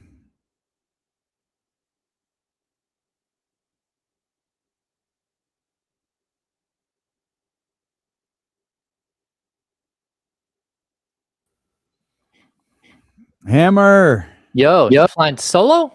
Solo, baby. Solo, Oh, boy. solo. Today and tomorrow. How are you? Good. Super sore. Shoulder's still a mess. I'm sure. Yeah, anytime I got to go to PT, then I hurt for days at a time. Did they give you one of those things that you can like sleep with and it like ices your shoulder and it like turns on and off? No. Where's that? I need one I'm of not those. sure. Yeah, ask about it. It's super valuable to have at night because you could put it on, it'll ice for you, but then it'll turn off so it's not, it can't be on too long. And Yeah. then it'll turn itself back on so you can continue to get ice and that um inflammation reduction throughout the night. I can't remember what it's called. I feel like it's called a game ready. It sounds funny. I couldn't sleep last night at all. So on occasion, I roll over, I'll sleep on my chest, which is very, very rare. Mhm. And because we have an adjustable bed, I can't sleep like that, but I slid my arm between the 2 mattresses where it could hang down between the beds, and it Oh, felt yeah. really Hang on, good. hang on, we're Alright. back. All right, we're going over James' rehab process for his shoulder here. He's what are we about 3 weeks 5. post-op? 5? 5. Been Thursday will be 5 weeks. Wow. Oh, that's Yeah. right. It was your birthday. Yeah, you Oh, yeah. you picked a very strange way to celebrate your birthday, but We're getting there. the device I was telling you about is in fact called a Game Ready. You should actually ask your doctors about it because it's like $3,000. So Oh. just tell them, hey, how can I get my hands on a Game Ready for the next, 6 to 8 weeks or so? Yeah, I could use it. Yeah, I was thinking to myself last night, like they have all of these ways to heat your shoulder or, red light therapy. I have that as well. Mhm. But I was waiting for something that could cool on and off as opposed to getting ice packs that only last a couple of, 10 minutes where they're Yeah. fully effective. Yeah. Only $3,000. Yeah, that's That's it. yeah. I rounded let's down plan on too. Oh, you rounded down. Rounded down. Sweet. That's it. That's Uh, it. Our 1320 Kings insider, host of the Locked On Kings podcast. Let's dive into the latest episode and your latest reporting. We learned that Darius Acuff worked out in Sacramento, and you were able to confirm that Kingston Flemings did, in fact, your guy did, in fact, work out recently here in Sacramento as well. Yeah, both of those guys worked out late last week. They did not work out together. 1v0. And I'll say this too, like shout out to the Kings, their media relations staff. It's no longer basketball communication staff. That's what we're calling it. But I think they've done a great job because I think we hit 60 prospects that have come through Sacramento that we've seen. But they also have been very apologetic to the fact that we weren't allowed in for those other workouts. And it's a two-way street. You have to work with an agent. And if the agency does not want their players to have media, then you don't get to have the media there. And so when it comes to second round picks, that's one thing, or, big group workouts, that's one thing. But when it comes to these one-on-ones, they've been a little quiet about it. And that's okay. Again, I'm just glad that we're back in the building. I think Scott Perry's done a wonderful job of, like resetting that whole side and has been sort of a breath of fresh air for us. And like even today, we got Milos, I can't remember his last name, from Houston. Again, a guard that played with Kingston Flemings this last season. We're able to ask questions about Kingston, but also, this really interesting world that we live in now where every prospect in the second round is 22, 23, 24 years old and NBA ready, built to come in and compete for minutes like instantly. Is just a really, really strange change that we've seen with the NIL and the transfer portal stuff. Hammer, that's a question that has come up a lot on social media and those in the chatty house over on youtube.com/ESPN1320, twitch.tv/ESPN1320 is what is the advantage for a prospect or as you just laid out, why would an agent want a workout with a team that is drafting in the top 10 in the Sacramento Kings case at 7 to be kept a secret? It's kind of a strange thing. And first of all, I don't think it's so much that they care about it being a secret as much as they care about the media actually being there. Again, it used to be that the Kings didn't want it out there because, you can go back and easily find workout videos of Damian Lillard wearing a Kings jersey, and all those guys wearing Kings jerseys, where it's like it's just a reminder of what you didn't do and what you missed on. And so that's always going to be part of this. But when it comes to the agent stuff, a lot of these guys, they're looking for the right spot for their clients. And I think a lot of teams are, looking at that top 7 and saying, what is the right spot for my client? We see, Darren Peterson, he only wants to work out for the Wizards. It's like, all right, the Wizards, they sure do seem like someone who already has like a girlfriend that they like, and they don't like you. That's fine. It's possible that he goes number 1 overall, but if not, does he fall to 3? Does he fall to 4? Does he plummet? Because a lot of these other guys have worked out for picks all the way up to number 4, where I think the Bulls are sitting, right? So I think for agents is usually trying to get your client, and sometimes they don't like a team, or they're looking at a team and saying, I don't like the potential for my player to get like top tier billing early in his career. And if I'm someone like Peterson, I don't think I want to go to the Wizards, because the Wizards, like, they have Trae Young, who hasn't really played at all there, and they have Anthony Davis, who hasn't played there. And so those are your headliners, and those are guys that are going to shoot a ton of shots.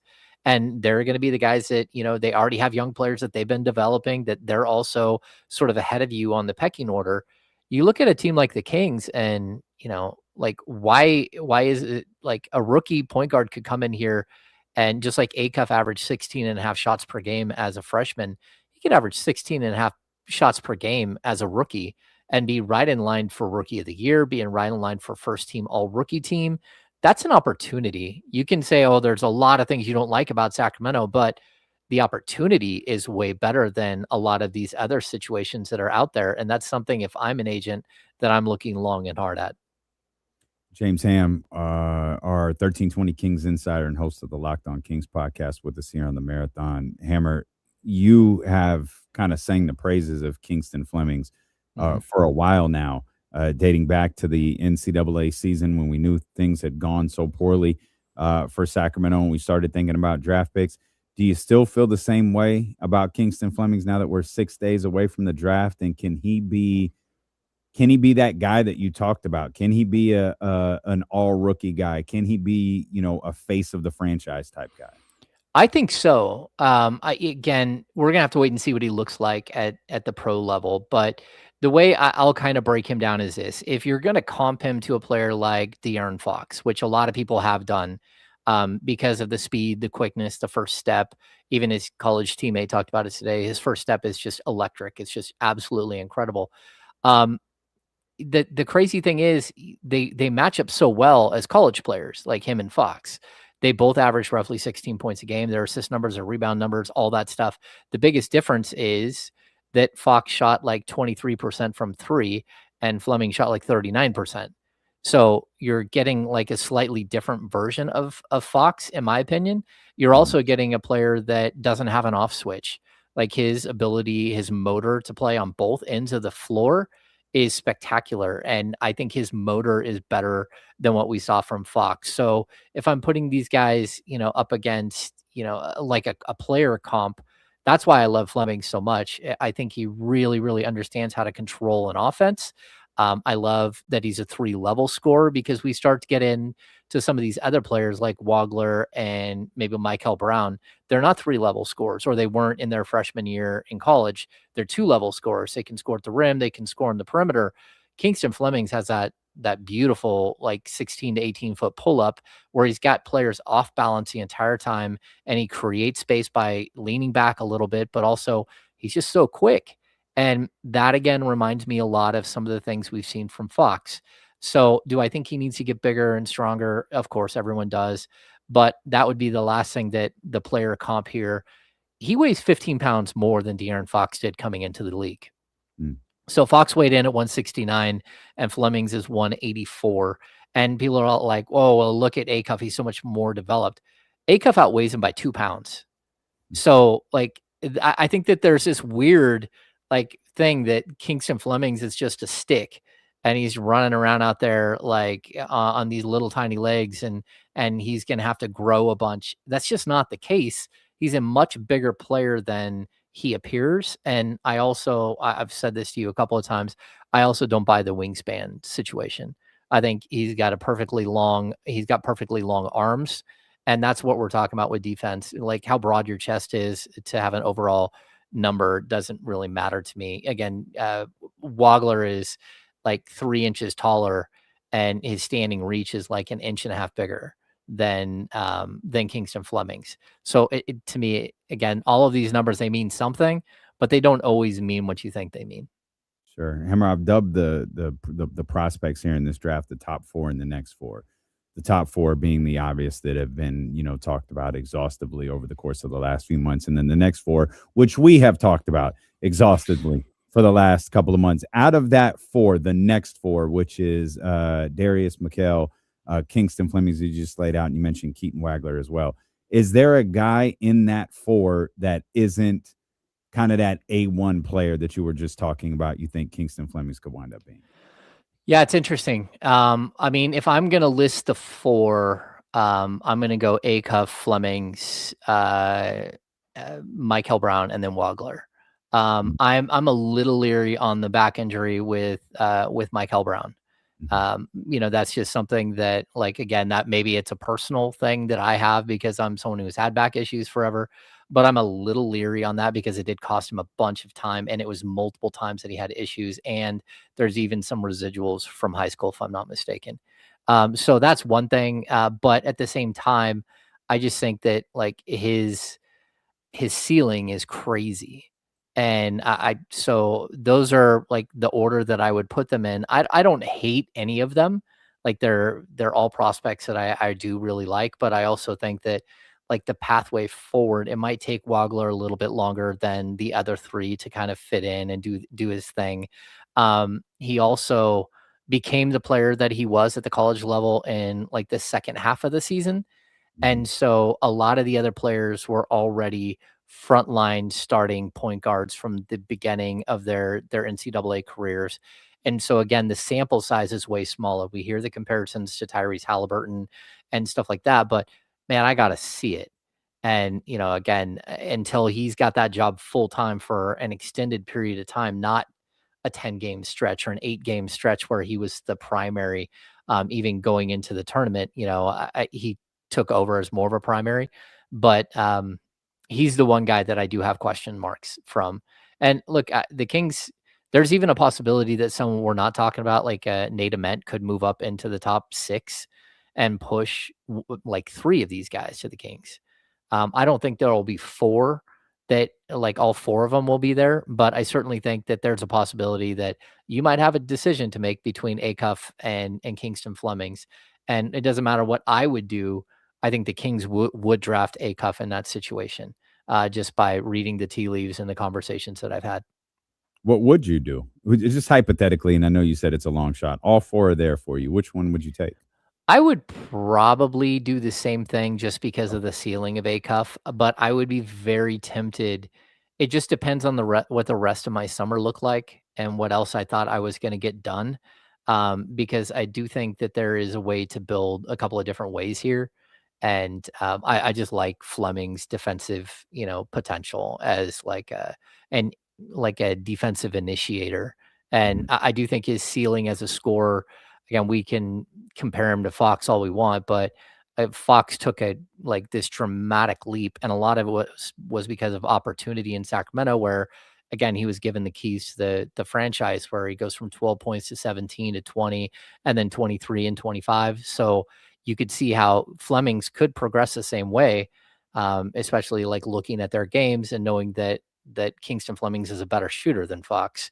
But I think Acuff walks in and you're thinking year 2, year 3, he's going to be a 25 point per game scorer. Like there's a good chance of that. And there's always a possibility that it doesn't work at the NBA level, but I just don't see it. He is so incredibly refined and efficient as a scorer, even at 6'2", 6'3" with shoes. 1320 Kings insider James Ham with us here on D'Lo and KC. I want to get back to what the rest of the summer looks like in just a second. But based on what you just laid out about these 4 prospects, is there any reason at all that the Sacramento Kings should consider or attempt to trade up? I mean, they've got to keep their ear to the ground, because if they do really, really want a cuff, there's always a possibility that either the Nets take him at number 6, because the Nets, from what I know, have had conversations with him. He did visit them, where I believe Keaton Wagler and Kingston Flemings both withdrew from their workouts with the Nets. Yeah. Mike Brown Jr. is sort of the guy that is being considered at at 5 and 6. So look, there's also the possibility of some massive trade here that's just kind of hanging out there in the ether that people are assuming could get done between now and Tuesday. And that is Giannis on the move and potentially going to a team like Boston, where it's possible Jaylen Brown could be on the move, and going to a team like the Clippers. And in that move, that would mean that the 5th pick would go to Milwaukee. And if that happens, again, all bets are off. You don't know who. It's one thing that Darius Garland is the point guard there with the Clippers, and he's young, and he's under contract and all that stuff. He's a multi-time All-Star. You don't want to pair him with another 6'1", 6'2" guard like Acuff. But if the Clippers move out of that 5 spot, then all bets are off. And I would even say the Nets, there's a potential move out for the Nets. I don't think they're 100% sold on where they are in the draft, or at least they're ready to maybe go out there and get some more, sort of draft ammunition. But we'll have to see if it works out or not. To that point, Hammer, there were a couple of different reports that had Bucks general manager John Hurst. He popped in to see, I think it was Mikael Brown work out. And I think there were 2. I think the other one might have been Kingston Flemings, which people thought was interesting because of where Milwaukee is slotted. It's like, oh, okay. And that certainly got eyes open. And it's given what Jimmy Haslam said about the time frame that he would like, the Milwaukee Bucks owner, Jimmy Haslam, that he would like a potential Giannis deal executed. Is this, as much as anything else, hanging over the draft for the next 6 days, is what exactly happens with Giannis Antetokounmpo? Oh, I think so. Yeah. I mean, John Horst has a crazy job in front of him, because he's got to reset that franchise, knowing full well that the rules just changed, and you're going to trade Giannis, and there's no way to be good when you trade Giannis.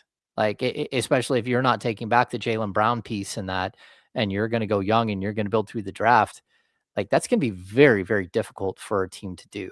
Mm-hmm. But again, first of all, I'll point out that I believe John Horst got his start in the NBA from Scott Perry. Scott Perry hired him for his first job.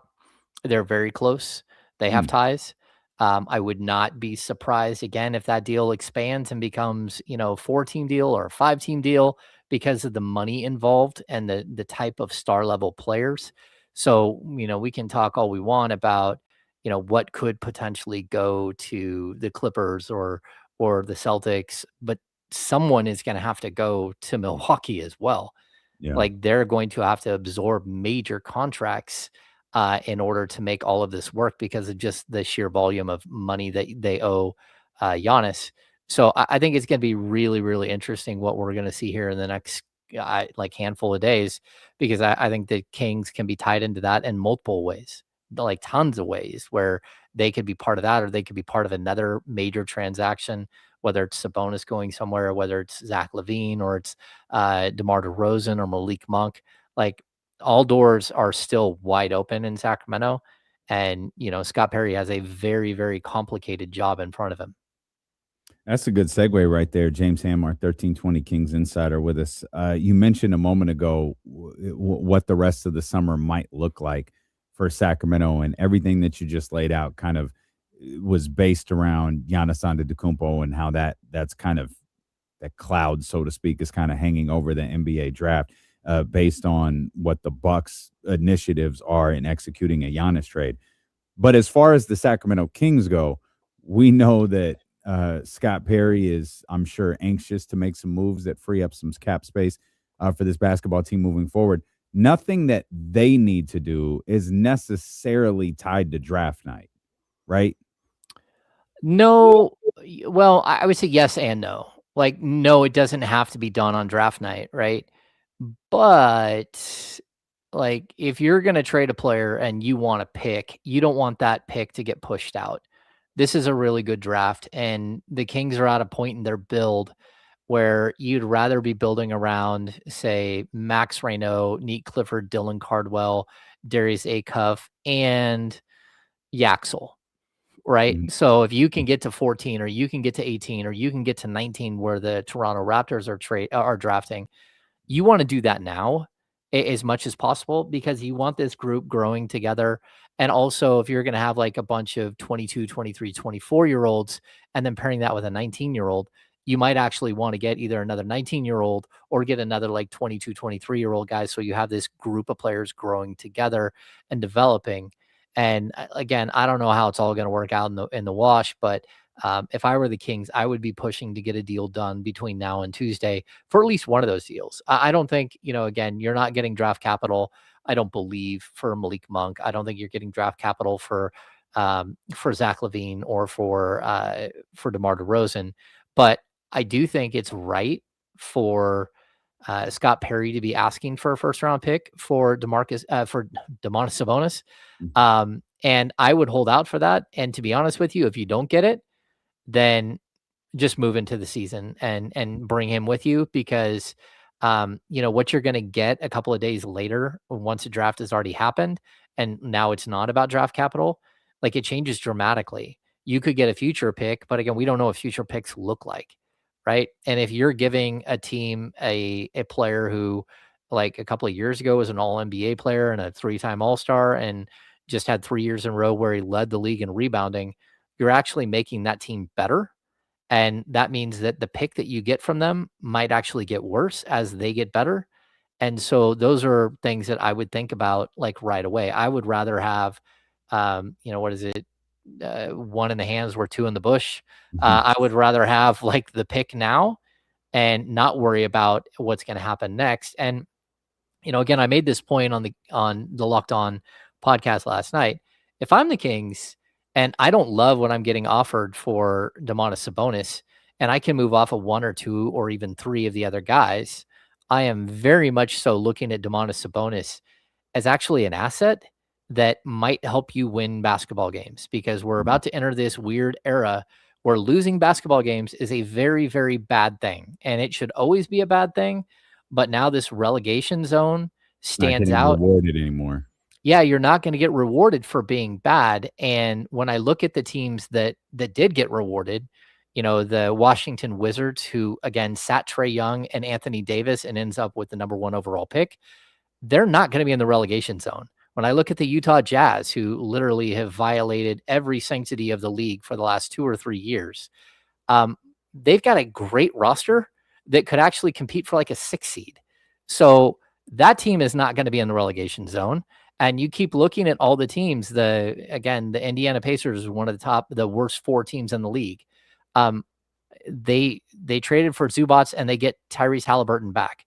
They're not going to be a relegation team. They were in the finals 2 years ago or a year ago. So now if I'm the Kings, I'm looking around me going, hey, this is getting a little sketch.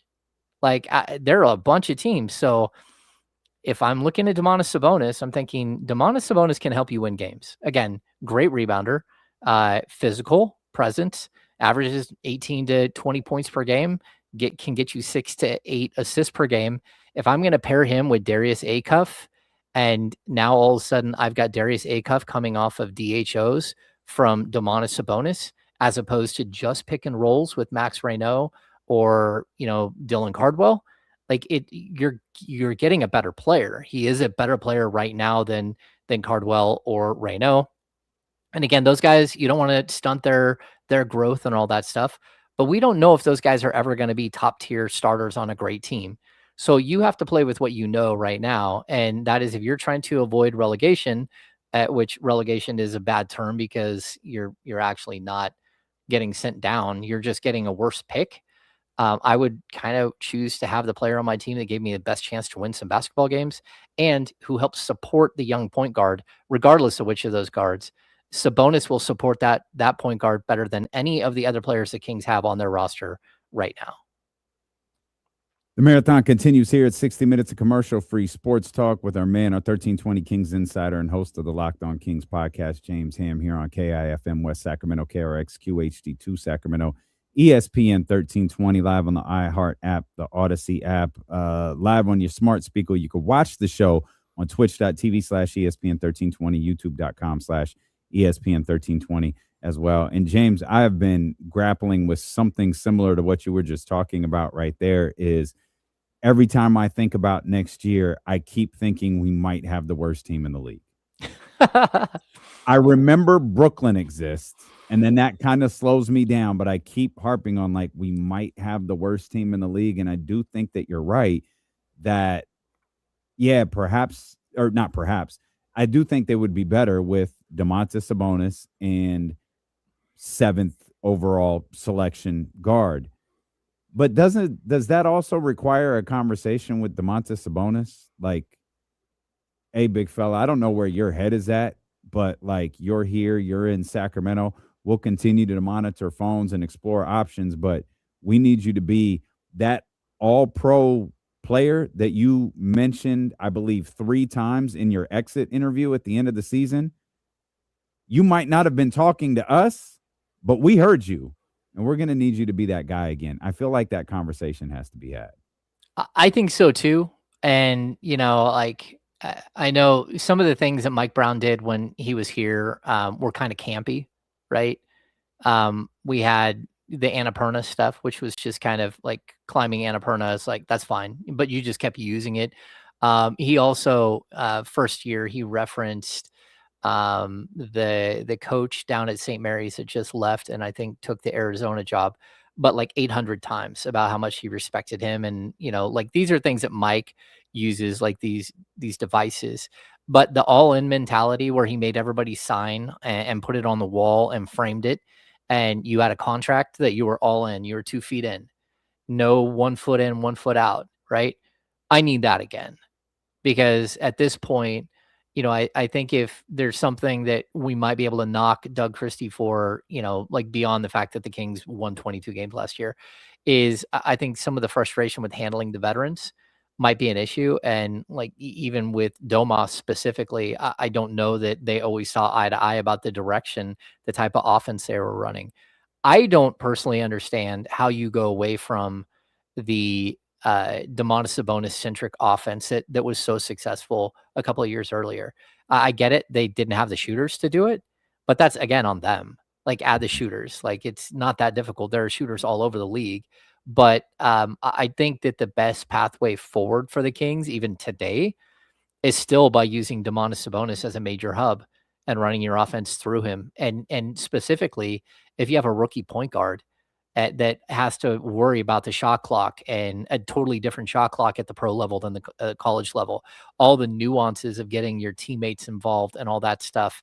And especially if it is a cuff, just a tremendous off-ball scorer, tremendous shooter from all over the court. I want him coming off of Domantas Sabonis screens. Now, it's possible a year from now, I want him coming off Max Reno screens.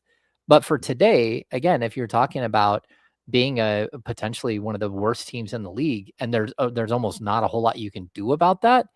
I would definitely look at Sabonis as a way to be a better team and a way to support players in the right way. I just do need him bought in 100% and saying yes. And again, Doug Christie doesn't have to make a poster, an all-in poster, but he almost needs contracts with these guys and says, hey, look, you said you would be all in. I can't have you dipping halfway through the season and not following through on who you are as a player, because we know who you are as a player and we appreciate who you are as a player and we think you're great. We need that player bought in 100% so we can win games. Hammer, the tough part about that, I wonder, is like DeMar was 100% in. Like, he busted his ass last year.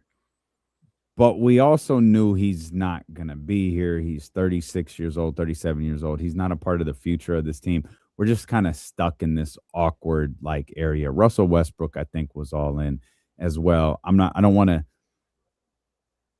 to say Zach LaVine was out, but Zach LaVine was pretty vocal behind the scenes about not wanting to be here, right? I don't really know what DeMontis Sabonis was saying. I wonder if the absence of those individuals would make it easier for DeMontis Sabonis, if he is struggling, of course, to buy into playing with this young group.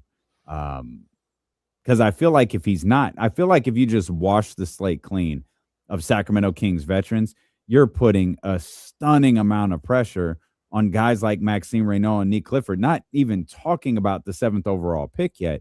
But to expect, okay, Max, the slate is clear. Domas is gone. All these guys are gone.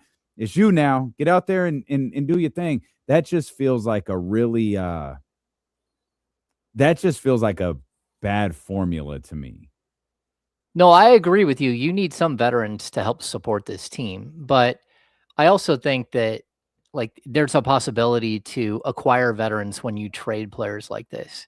And again, sometimes it just needs to be a different veteran, somebody who maybe isn't comfortable where he's at and doesn't feel like a certain amount of entitlement because he's produced and been so good where he was at. Mhm. And so let's say you trade Domantas Sabonis for RJ Barrett and Grady Dick, right? And that the money works. You bring in 2 players. You got a young player who's trying to still make it in the league, and then you have another player who has deep ties to your general manager and has worked with him in the past. RJ Barrett's perspective on the game of basketball in Sacramento is going to be different than Domantas Sabonis's. Not only that, he's playing for a contract. He's entering the final year of his contract. So you have all these other pieces to the puzzle of why it is a player would fit or wouldn't fit. And those are things that like maybe it is just a complete reset needs to happen because some players just either they don't want to be here or they don't fit here and they know they don't fit here. They're aging out of the league. Like a DeMar DeRozan knows that he's got a year or 2 left in the league and wants to be in the spot where he can, play in front of either a home crowd growing up or one of the franchises that he's played for in the past. So you have all of these, again, it's almost like we talk about with trades. Every team has a different motivation for their trade. I think every veteran also has a different motivation. And, for Domas, it might be to get to a winner again. For Zach LaVine, it's to get a long-term contract, a 2, 3, 4-year deal. So he feels like the security. For Malik Monk, he wants to be in Sacramento, but he also knows that he could just be traded at any moment. So all of these guys have different motivations for what they're doing and how they're doing it. But at the end of the day, if you're here and training camp starts, you need to be a pro and you need to step into a role and you need to play your role the best you can. And you need to support the young players as they're coming up too, because that's the game. You hand the game off to the next group and the next group hands the game off to the next group. And that's how the league continues to survive and get stronger. I actually think James Ham with us here on ESPN 1320. I think Domas can absolutely be that player that he talked about in his exit interview again. I think so. Yeah, he can do that. I think him working with the younger roster will help. And I'm not sold quite on the idea like everything has to be catered to Domantas Sabonis in a certain way. Maybe he feels that way, but I do feel like there is a specific offense that has proven to work really, really well with him over the years, and why not implement that at least as best you can with a guy like Darius Acuff or Mikal Brown, should one of those 2 guys be the one who be one of the ones who come in here next Tuesday. Yeah, I mean, in all honesty, Domantas Sabonis rolling to the basket is a lot scarier for every NBA team than Max Reynaud rolling to the basket. And that's not a knock on Max. He's just not there yet. He doesn't have that sort of cachet yet in the league. And I think his little step back is absolutely beautiful. There are players in the league that literally don't want to play against the Kings because they walk out of the game battered and bruised from Domantas Sabonis. And we're always looking for that physicality in Sacramento that's been lacking for, it seems like, like forever. Like they kept bringing in guys just to try to bring physicality, Reggie Evans or Quincy AC or Chuck Hayes. They just kept bringing in guys because we need to get more physical. It's like, okay, well, you also need to play a physical style. Domantas Sabonis is extremely physical. Like you feel it the whole time that he's playing. So I think if you're going to be that team, even I want to see Max Reynaud and Dylan Cardwell play alongside Domantas Yeah. Sabonis for stretches. I do. I want to see if Domas can find Cardwell for alley-oop dunks. I want to force Maxime Reynaud to shoot the corner three. That's something I want to see because I think he can do it. He showed it at the college level. I want to see more of that because a stretch 4, stretch 5 at the NBA level is extremely valuable. So these are all things that I think can happen. But like, to be honest with you, I also, like the word I'm hearing, it's very, very likely that Precious Achua will be back next season. Like sources I'm hearing, like there's a very good chance that things are going to move well with Precious and that he'll be back next year. And so I start to think, okay, well, how does that fit into this puzzle? And what does that mean? Because again, we could see this team go big. Like there's nothing that says that, you can't bring Precious back and start a front line with Maxine Reynaud and Domantas Sabonis side by side with Keegan Murray at the 3 and DeAndre Hunter at the 2. There's nothing that says you can't do that. Especially like look at Keegan Murray's ability to guard multiple positions. He could easily guard the 2.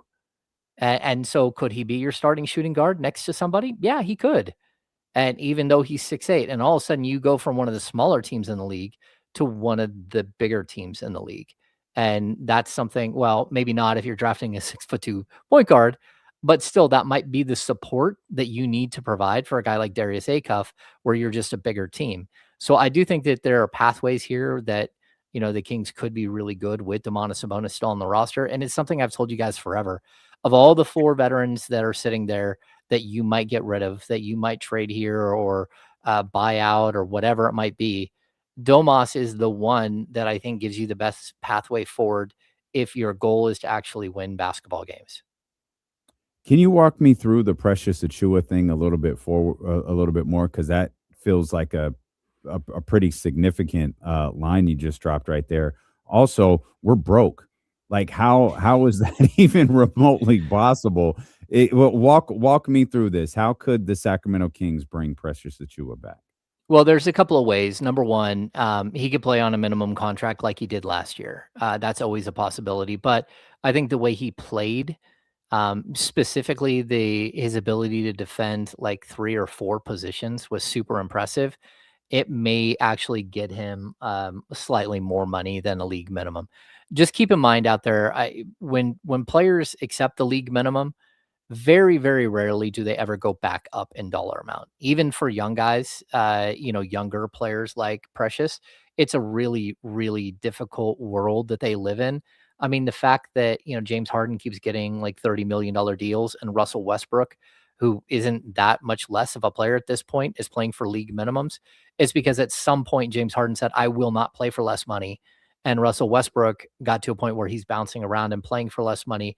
There's no way to move back up to like an 8 or 10 or 15 or a $30 million player again, even if Russ at some points does play to that.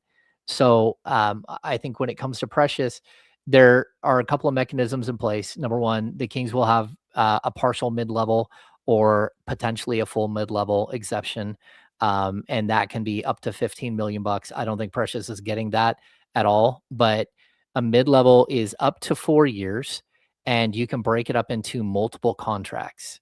So you can have 4 different guys as part of your mid-level exception, as long as they're all working, basically at the right dollar amount. So the biannual exception is going to be, I think, a little over $5 million this year, and it's good for 2 years. So you could sign him to a 2-year, like $10 million deal, maybe a little bit closer to $11 million. And that would make sense as well for Precious. I think that's probably more in the range of what he's looking for. But all of these exceptions, so people know, they all have like specific rules. Again, Biannual is only good for 2 years. A league minimum deal is only good for 1 year. If you're signing a young player to a league minimum deal, you can do the 2 or the 3-year deal. But you need to be able to carve out something out of your mid-level exception if you're going to go 3 or 4-year deal. And that's where the mid-level has so much more value. Not only that, but you can use the mid-level as a trade chip as well now, where you can have somebody trade into the mid-level as long as they don't violate the basic rules, like the years or the money of a mid-level exception. And none of this is predicated on Levine, DeMar, Domas. None of this has nothing to do with nothing. They can sign him just with the mechanisms that are there available for them, given where they are in terms of a salary team. They can. The issue that they have is that they're already looking at being a first or second apron tax team, which is absurd. Yeah, it's absurd for a team like this. But I would warn people that, first of all, your tax money is always calculated at the end of the year, not at the beginning. So things can change throughout the year where you can dip underneath the tax, you can go back above the tax, like all of those things happen, right? And also, if you do a sign and trade with somebody, it instantly hard caps you at the first apron, which is what we saw with the DeMar DeRozan trade. It's actually what we saw with the Dennis Schroeder trade as well, if I'm not mistaken, because they traded him into what we thought was going to be the mid-level, and it wasn't. They ended up trading him into the Kevin Huerter exception, the trade exception. So again, these are all like super complicated salary cap stuff, and I love it. But sometimes it's too much for people. They don't want to hear it. They're sitting here like, okay, I don't want to know that much about all the mechanisms. But the clear thing is, this is what I would tell people. If the Kings can get a sign and trade for Zach LaVine, where again, he's able to land a contract for 3-year 75 or 3-year 80 or 3-year $90 million deal, and the Kings are able to trade him to another team, number one, they get hard capped instantly. But also in that transaction, they're going to have to take a player back. So let's say they take back $25 million in player, right, to make the deal work financially.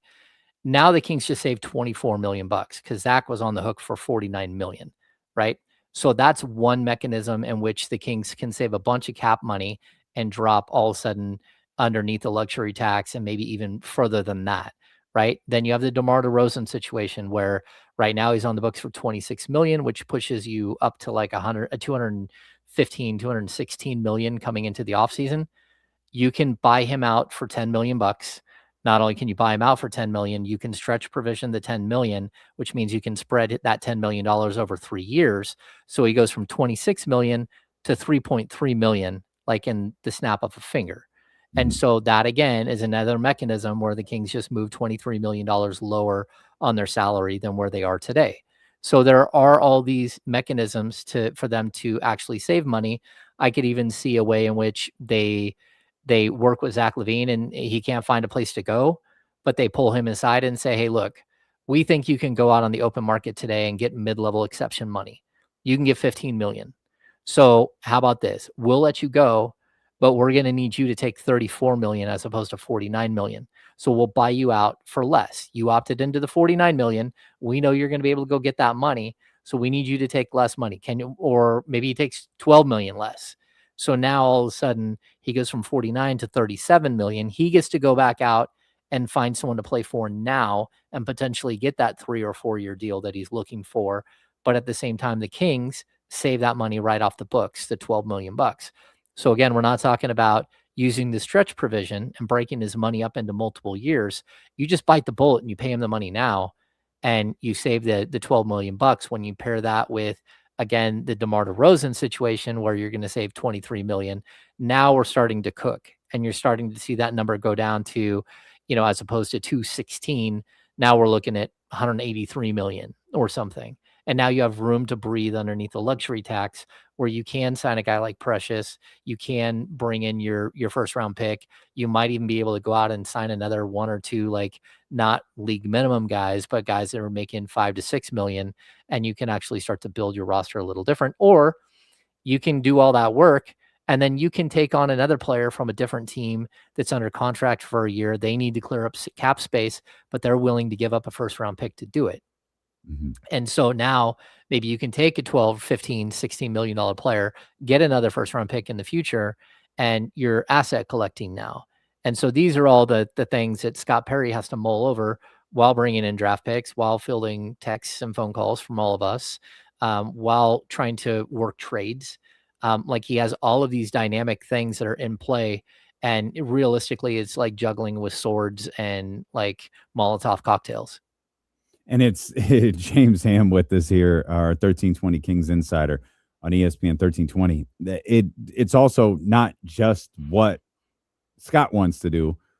It's what agents want to do. It's what players want to do. And it's what the 29 other teams in the league are willing to do, as they're all trying to accomplish goals of their own, which are varying. Some are trying to win a championship. Some are trying to get out of the same gutter that they share with Sacramento, and some are trying to, take that next step as a playoff team. And as a general manager, you got to kind of be aware of all of that. You have to be aware of what every team is attempting to do in the league and figure out how that can help your basketball team.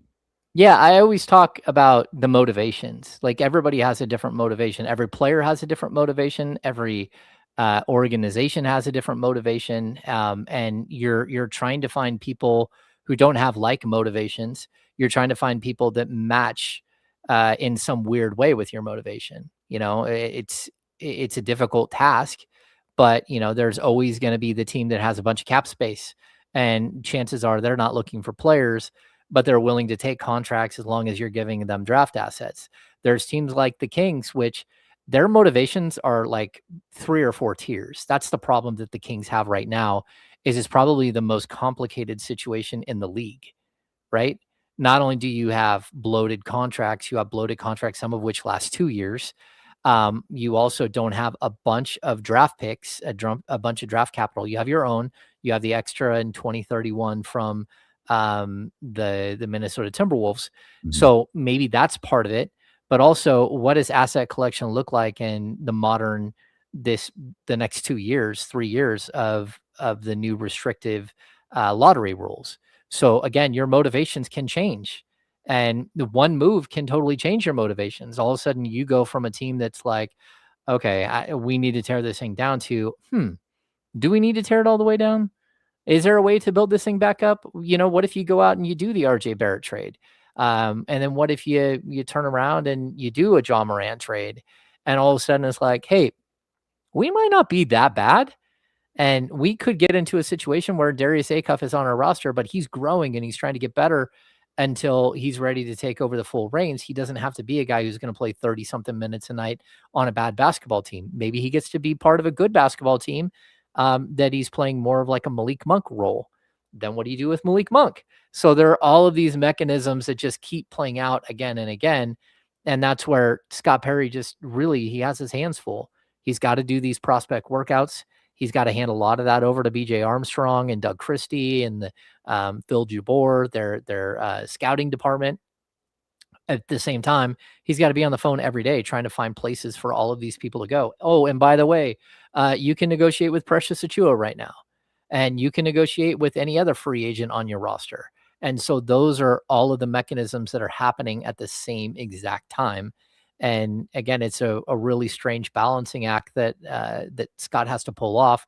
And it's why I kind of expect moving forward that maybe they'll add 1 or 2 more to that front office, because it is a gigantic bear of a job, and you're trying to skip ahead without cheating in your skip ahead, and do the right things without making some colossal mistake that puts you in a bad situation moving forward. Hammer, I asked you a little bit ago, and of course you just noted this, with all of this is the draft. The draft lingers around all of this, and you might feel like heading into next Tuesday, you have all of the answers, and then someone trades with Brooklyn or Los Angeles, and suddenly a whole new crop of questions come up. So I asked you earlier if there's a scenario that makes sense where the Sacramento Kings should trade up. Is there a scenario where the Sacramento Kings should consider trading back? Yeah, I'm going to say no. And the reason why I say that is because I think the teams that you could possibly trade back to, again, OKC has 2 picks. What are they, like 12 and 17? Then we Mhm. got the 2 picks at Charlotte at 14 and 18. Mhm. Like that's where you might trade back to, where you're getting 2 for 1. But in this specific draft, I think the 1 can be the 1. And I'm not trading out of number 7 if I have a potential, like, game changing, franchise changing 25 to 30 point per game score 2 years from now. And that's how you have to look at a guy like Darius Acuff. I'm not trading if I might have a 20, if I might have the equivalent of like John Wall statistics in Kingston Flemings. I'm not trading out if, Keaton Wagler actually does end up being Tyrese Halliburton, because then I'm the team that traded out of that spot, and all of these guys could be great. Some of them are going to bust, some of them aren't going to be great, but you're hoping that you're going to get the right one. And I can't imagine thinking that you're possibly going to get the right one at 12 and 17 or 14 and 18. Just the odds of you getting a star level player at that point versus a really good rotational player and maybe even a starter for you, it just changes dramatically the further down you get. Again, look at the top 4 versus the next 4. The top 4, everyone thinks has either all-star or superstar potential. After that, everyone thinks that the next 3 to 4 guys might have all-star to star level potential. When you get down to like that 3rd, 4th tier, like they're going to be good players, but you don't trade good players. You don't trade a great player for good players, right? And Yeah, that's I'm where with I you. kind of, yeah, it would be really tough for me to see the Kings trading down unless they got some crazy haul. And even that is really questionable because of the changes to the lottery system. And that's the other thing that's and I'm with you. I don't like any scenario that involves the Sacramento Kings trading down. And that is kind of it'll be really fascinating to watch those late season months where normally we're used to maybe the basketball gets a little sketchy. It'll be really interesting to watch it this year and how teams that aren't particularly good handle that final 25, certainly post All-Star break games. Yeah, because I mean the goal in those last 25 games, it's not just to lose. I think there's a misconception here. It's not just to throw those final 25 games. It's to develop young players. So you might be better the next year.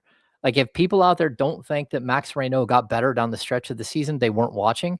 And I understand that if you stopped watching a 22 win team, but Max Reynaud took leaps and bounds in his development in the second half of the season. Same thing with Nick Clifford. Like those like moments are extremely valuable to a certain core group.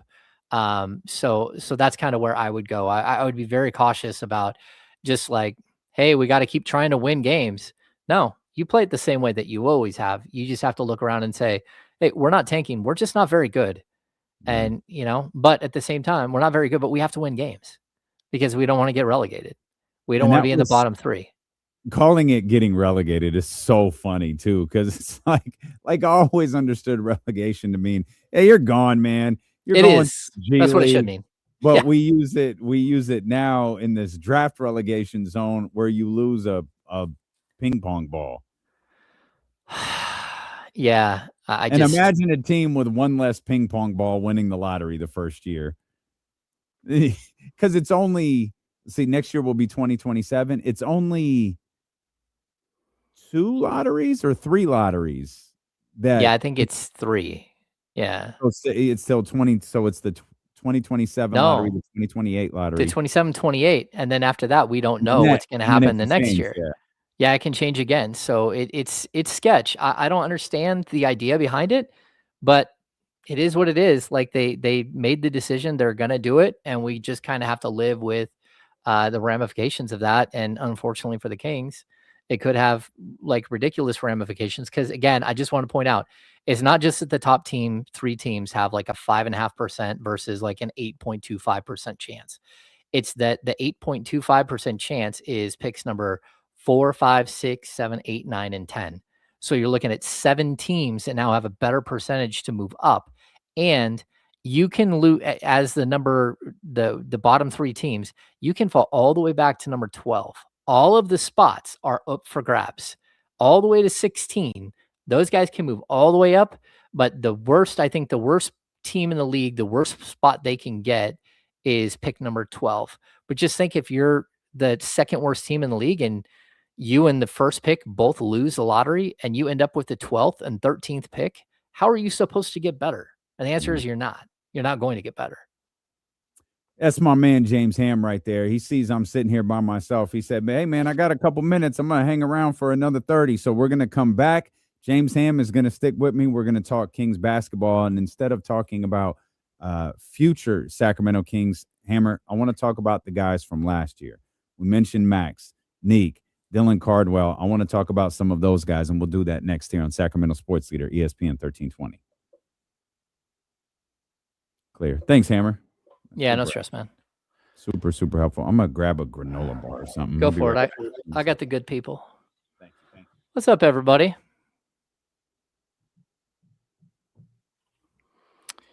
Okay, so TC, you love the new world where it's a loser mentality, but the problem is that sometimes you're just bad, right? So I don't think it's a loser mentality. Sometimes there are loser mentalities. I'm not going to say that there's not in the league, but also I just think that sometimes it's like, hey, how are you supposed to get better? You don't have a way to get better. And I know like your blanket statement is what it is, but what's going on, everybody? Steven Castaneda. Hey, buddy, how are you? Why am I so obsessed with RJ Barrett to the Kings? I'm not obsessed with RJ Barrett to the Kings. That's the rumor, man. So RJ Barrett was drafted by Scott Perry. They have a relationship. He tried to get him out of Toronto. They almost had a deal a week before the trade deadline. I know that for sure. They actually thought that was going to happen. And it didn't. So like RJ Barrett's an option for the Kings because he is an actual true option for the Kings. He's also on an expiring contract. So again, the Kings, if they can make some of these moves, they would jump ahead. Ooh, yeah, this is interesting too. Kamingo watch. I can't really do the whole explosion thing because my shoulder's jacked and I can't move it up that high. But yeah. Somebody asked about Devin Carter. Any word on Devin Carter updates? Updates what? He shaved his head. Saw that. Derek, I just like whatever it is that Devin Carter is for this team, I just don't think he's long for the Sacramento Kings. If he's added into a trade, I would not be surprised. If he doesn't make it through training camp as a Sacramento King, I would not be surprised. His salary is like $5.5 million. You would hope that they would be able to move off of him, but yeah. Hammer, what's this rumor about OKC wanting the 7th pick? Any truth to that? Sure. I mean, I wouldn't doubt that they do want the 7th pick.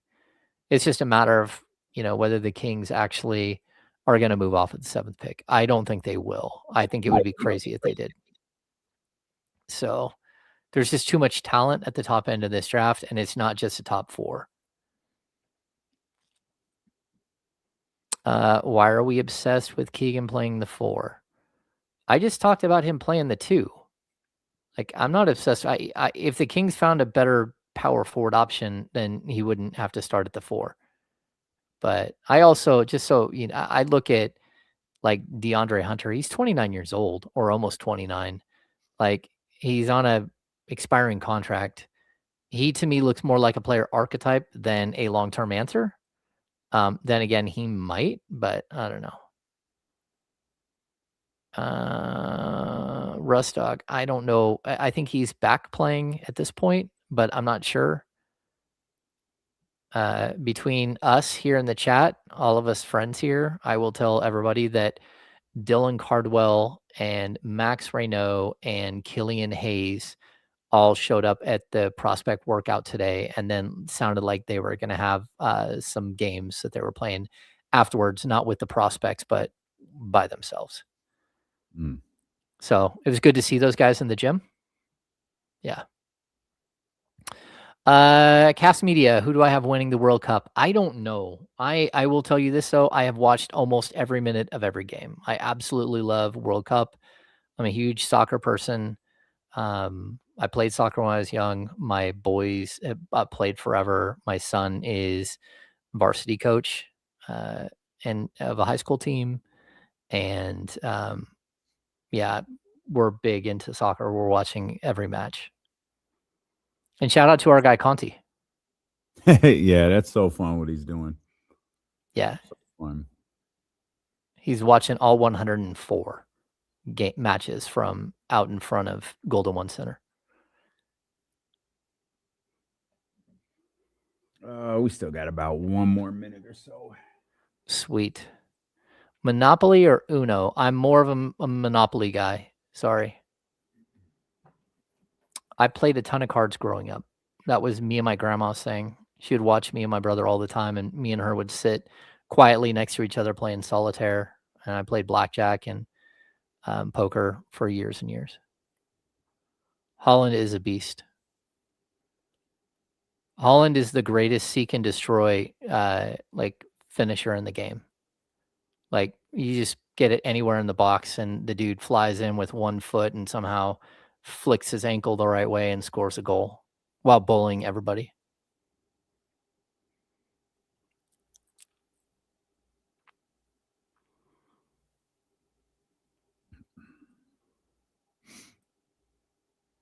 Yeah, I didn't get to watch the game because I had to drive down to the prospect workout. I did watch a little bit of the end with Conti outside the arena. But yeah, Bruno and Portugal and Ronaldo just We're coming back, Hammer. cool. James Ham sticking around for me with another couple minutes. I guess he's about to take over the Locked On World Cup podcast. Love it. Yeah, this your bag, huh? Oh yeah, I love soccer. I've enjoyed it, Hammer, but I very much watch from a person who watches it every 4 years type thing, like meaning soccer. That's I try to tap in like to the Olympics and all of that, but yeah, I get caught up in it. I think maybe too knowing like, oh, it's in San Francisco, it's in Houston, it's in the country, it gets a little bit more, but watching it yesterday, especially with Messi and what he wound up doing, was pretty awesome.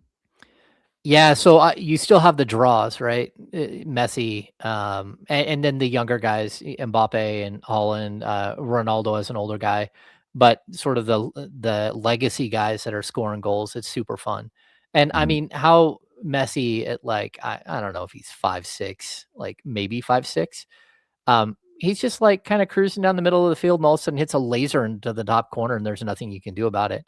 I even watched one of his goals yesterday. He found the bottom left, and there were like 6 defenders that stuck a foot out, and the dude's just a magician.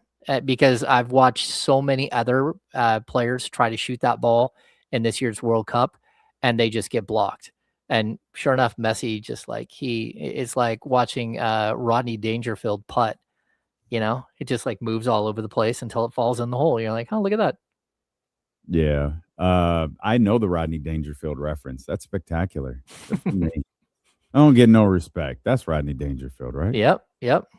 Caddyshack.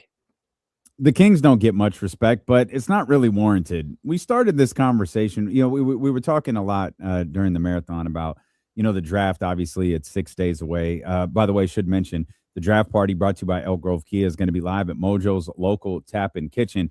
And I ain't going to say, I heard there's a gathering for a particular game tomorrow night. That's what I heard. I heard Mojo's is going to be jumping tomorrow night. Just things that I'm hearing.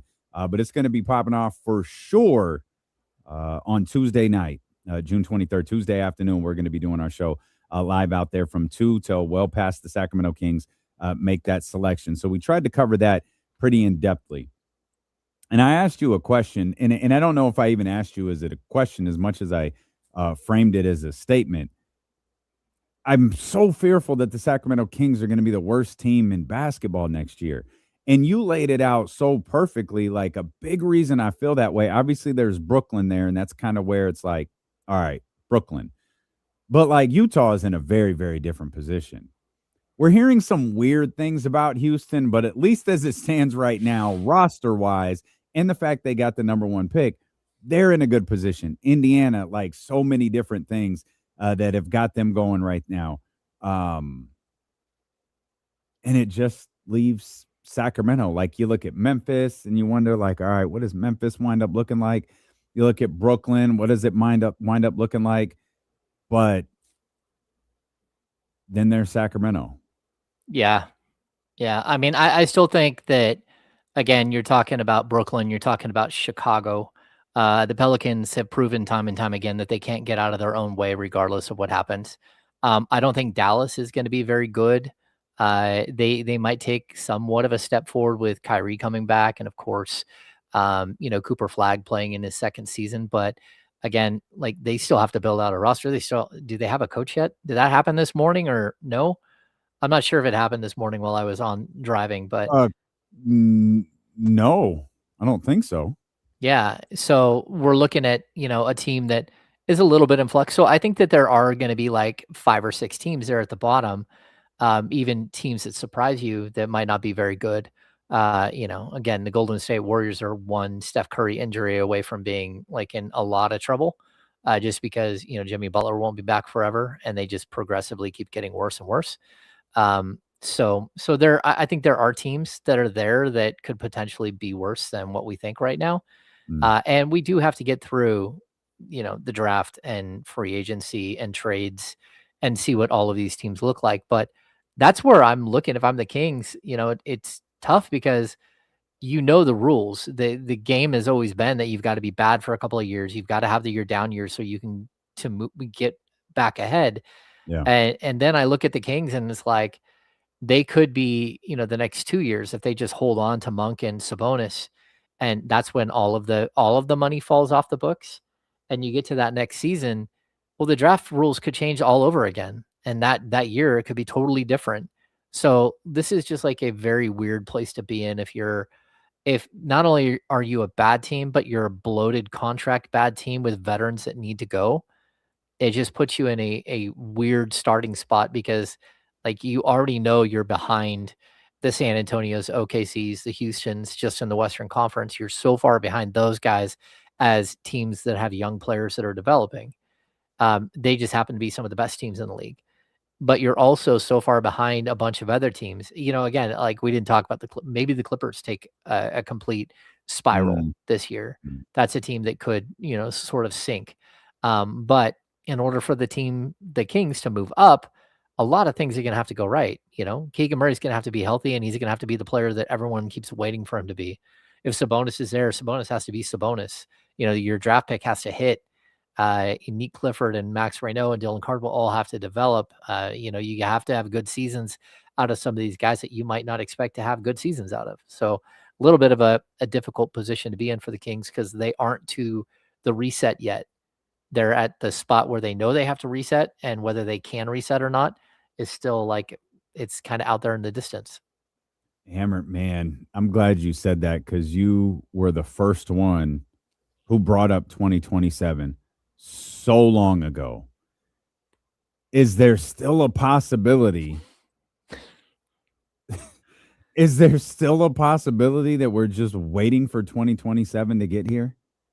Yeah, I hate to tell you this, but it's possible you're waiting for 2028 to get here. I mean, because that's how did we add a year? What happened? Because it's 2026 already, man. So next year, if you just keep the whole team right now, you're gonna have $100 million drop off the books between Zach LaVine and DeMar DeRozan and DeAndre Hunter. So that puts you in a much better spot. Okay, but then you still have roughly 70 million of Malik Monk and Domantas Sabonis for one more year. On top of that, you still have the 25 million plus that is owed to Keegan Murray and that progressive salary. So like it could be a little while here, although I do think that there's a lot of light at the end of the tunnel. And I told you guys this last week, like if Scott Perry's going to make a move when it comes to, I'm going to say Zach LaVine more specifically than anyone else. If you're going to look at Zach LaVine as its expiring contract and you could get to the deadline and trade him, That's just not going to happen, because if you get to the deadline and you've got to trade Zach LaVine, that means you've got to take back another $40-something million in salary. And chances are that's going to be 2 or 3 players. So now you got to start cutting players on the back end of your bench. You have to move off. Like, the way to make those moves, especially for a contract that big, even Sabonis's contract, 46, that type of money, is you got to make it now when roster spots really don't matter. Again, you can carry during the summer, you can carry more players than you can during the regular season. By the end of training camp, it's got to cut from, I think it's 21 now, down to 15. So you have some extra flexibility here with roster spots. But if you're going to, make those moves at the deadline, and you got to do a 4-for-1 to move off of Zach LaVine's expiring contract, that means that 2 or 3 players are going to have to get waived to make room for those other players that are coming in, because that's the way the league works. And so it's kind of a weird, spot to be in if you're the Kings. Speaking of, James, let me. Can I interest you in part 2 of Kuminga Watch? Your buddy Michael Scotto reported today that the Hawks have conducted their due diligence and gauged Kuminga's value on the trade market ahead of the draft, and there's a possibility that Jonathan Kuminga could once again be on the move. Yeah, I mean, for me, that ship has sailed. Actually, the ship was never, I never readied the ship to sail. I was someone who realistically had no interest. And again, this is something I talked a little bit about on the podcast last night. Scott Perry always says, prudent and opportunistic, right? Mm-hmm. The Kings were trying to be opportunistic when it came to the Jonathan Kuminga deal. And while being opportunistic, trying to land a young player that still had a bunch of potential, they were being prudent about the way that they were trying to trade for him. Right. So I called Monty McNair all the time for his maintain and improve. Maintain and improve. Right. Yeah. I'm going to say the same exact thing for Scott Perry, the prudent and opportunistic. Now, what we're seeing, in this weird way, is other teams being prudent and opportunistic when dealing with Scott Perry. And it doesn't always feel so good when a team like the Charlotte Hornets are offering you crappy expiring contracts and no first-round picks for Domantas Sabonis. And you're looking around like, how do we get to this point?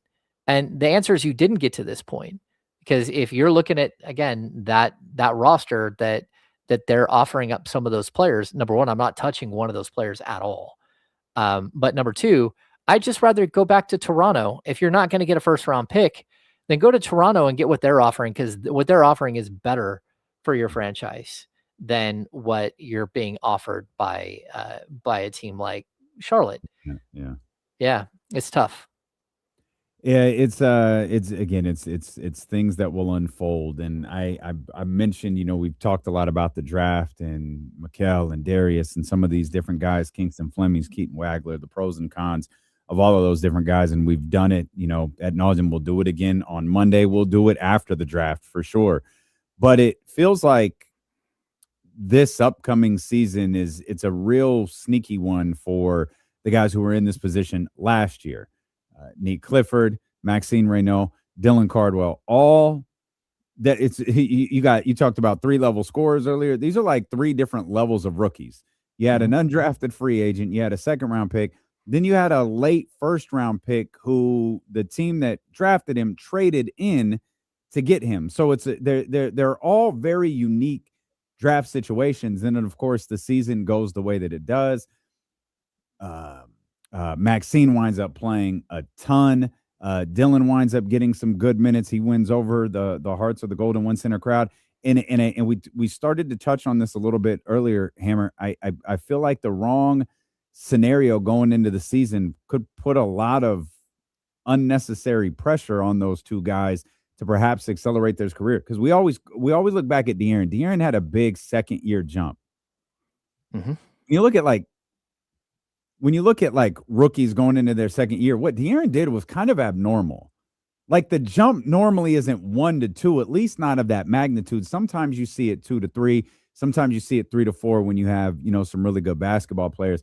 I think looking at 4 guys wondering what type of jump they're going to make from their rookie year to their sophomore year, that's a bit unnerving for me if I'm a Kings fan. No, I would agree completely. Like we have no idea what Max or Dylan or Neek are going to be as players. Like at all. Like everyone can out there say, "Oh, I watched Max and he did this and this and this." It's like, okay, it's great, but what does it look like on a winning team? What does it look like on a team that doesn't have a couple of veteran point guards but has a couple of young point guards? Like it doesn't. It's not going to get easier for these guys. Like again, until if you're to go out and draft Darius Acuff, number one, I think he's your leading scorer in year 1, or potentially your leading scorer. Like, I don't think he's going to have the same, like the way that he transitioned from the high school game to the college game was so incredibly impressive. The fact that the final 17 games of his freshman year, he averaged almost 28 points a game and he shot 47% from 3 and 48% from the field. Like, he just kept getting better. He looks like a guy who's going to walk in and be like, okay, give me the ball. I'm ready to go. A guy like Kingston Flemings, a guy like, Keaton Wagler, a guy, like Michael Brown, I think they're going to take a little bit longer to show who they are as players. They're going to be good. They're going to play a bunch if they're in Sacramento, but we're going to have to wait for 2 or 3 years before we really start to see again the De'Aaron Fox sort of 12 to 17 to 20 to 23 to 25 points per game. That's, I think Acuff is a little different. And then I think, again, he might never play defense at the pro level, but I do think he's going to come in and wow people with his shooting ability right away. And it's about the efficiency that he played with, which is what I think separates him from everybody else. I think every one of these prospects, they all have something that you love and something that you don't love about them. But the efficiency of Acuff is something that stands out that says NBA ready, gonna step in and be great. Maybe. I mean, there's always possibility that he isn't, but I think the likelihood of his ceiling being reached early in his career is higher than the other guys, where that doesn't mean you're going to win more games. I think there might be 1 or 2 of those guys that win more games than Acuff. But again, I think like there are prospects that come into the draft that are just further advanced. James Ham hanging out with me here on ESPN 1320. Are situations, could you make an argument that situations like last year that Max and mainly Maxime Reynaud a little bit more than Nick Clifford and Dylan Cardwell, those could actually be damaging for a young player? Like he was put out there in a situation where it's like you get the minutes, which we all thought was positive. Like you get the minutes, but it's not like that's your position. And you're probably not going to be good enough to actually take the position from the person who it belongs to. But there's still a big question if that guy's even going to be here. So it feels like everybody is in a tough spot where I'm sure Max wants to develop. He wants to do all of the right things. He wants to be focused. He wants to continue to get better. But in the end, it might not mean anything if Domantas Sabonis is just back in the Kings uniform and playing. No, that's true. But it could also mean that you just have, like, number one, can they play together? Can he develop some of the game? Will Sabonis's presence force him to develop some of the game that he should be playing at the NBA level? I think that's a high likelihood. Again, with Max, I want him shooting more threes, and that can either be as a trailer or it can be as a guy in the corner. But I need to see him shoot more threes. And so I think, again, having Sabonis there would actually help that. I also think that there's a point in Max's career where he could be the type of passer that Sabonis is. He's shown some passing skills that are top tier, and I would rather see him learn from Sabonis. I also, we talk about this all the time, but one of the things that he has to do is he's got to get tougher, right? That Max Reynaud has to work on physicality and being tougher and rebounding better and being a more physical presence. The way you do that is you go up against Domantas Sabonis every day in practice. You go up against Dylan Cardwell every day in practice, and you get beat up by those guys. The way you learn how to not foul, if you're Dylan Cardwell, is you play against Sabonis and you play against Max Reynaud. The way you learn how to defend on the perimeter is you play against a Precious Achiuwa in practice. You play against Max Reynaud in practice. That's how you work on getting some of these aspects of your game better, especially when you have this really, really long summer to work with. And so I think all of those guys, there are pluses and minuses to all of them, but I also think that they might be better off, all of them, if Sabonis is there to provide some of this support at least one more year. Because I would rather see, Max play 20 to 24 minutes a game of really high quality basketball where he's getting better every day than 32 minutes a game where, 12 minutes of the game or 15 minutes of the game, he's just lost and he's not actually doing all of the things he needs to do, but he doesn't have a minute to catch his breath because he's got to be out there. And so I think you can get more out of these players by condensing their minutes, giving them longer stretches on the court, because you have more depth around them to support them. Yeah, and a guy we haven't even talked about in all of this is Keegan. Like, Keegan obviously isn't a rookie. He's not necessarily even a young player anymore at this point, but he did have certainly the strangest season of his career last year, and he's got to come back and find a way to get integrated with a roster that's probably going to look very different than one that anyone that he has played for during his first handful of years in the league. Yeah, I kind of look at Keegan too. Like, there's a possibility that so many players are gone from last year's roster that he walks in and it's almost like he's a player you traded for. And, so everyone around him is going to be like, hey, we need you to do this or this, I think that there's a way in which he steps in and he's allowed to be the player he should have always been, because a lot of the clutter that has limited what he's supposed to be is gone. And I think, again, Acuff might take some of the weight off of that if that's the player that you have where he's all of a sudden a big time scorer, but a big time scorer in a different way. He's not going to be a guy who I think, again, rookie season is averaging 22 shots a game. Like, the hierarchy of this team can be pretty clean if, again, you're able to move off of some of these veterans. It will be Keegan Murray's team initially with a young starting point guard that, doesn't know what he's doing, doesn't know what he doesn't know, but is getting an opportunity to learn on the job. And you hope that Keegan can live up to sort of his billing as a number 4 overall pick. That's interesting, Hammer, because I don't know if that would be true. Like, I said this earlier before you joined me. I'll say it to you. Like, it feels like the players selected at 7, and it really feels like it would be true if it was Darius Acuff. It would be his team. He's going to be the poster. He's going to be the marketing. He's going to be the guy on the court. That's whatever. But in terms of the face you're putting on to get people to come back and buy tickets, I don't think that's going to be Keegan Murray. I feel like that's going to be Darius Acuff. Oh, I think it'd be really interesting. They always do like the one player in the middle and then 2 players, then 2 players outside of that. I think you're right. It would be Acuff in the middle. It would be if they clear the decks, right? It'll be Acuff in the middle. It'll be Keegan and Max, and then it'll be Dylan and Neek as that group, or it'll be, one of the other players that they acquire. What a poster. Yeah, it's just wild, right? But I could also say it also could be John Morant with RJ Barrett and Keegan Murray and then Darius Acuff and Max Reynaud on the far outside. And that's just where we're at. Like, this team is going to look a lot different, or hopefully it will look a lot different than it currently does. And you're just, we're sitting here biding our time, waiting to see what Scott Perry does, knowing that, he's on the clock with like so many different things that it's not easy to pull off one, especially when you have too many things going on at one time. Hammer, you're the man. I can't thank you enough, brother. Thank you for hanging out today. And we'll talk Monday, the day before the draft, for your final thoughts heading into all of this. It should be fun. It should be a good week. Hold on to your hats, Kings fans. Scott Perry's trying. I can tell you that. Like, there's just so many moving pieces. Yeah. Great stuff, James. We appreciate you, my friend. Thank you, sir.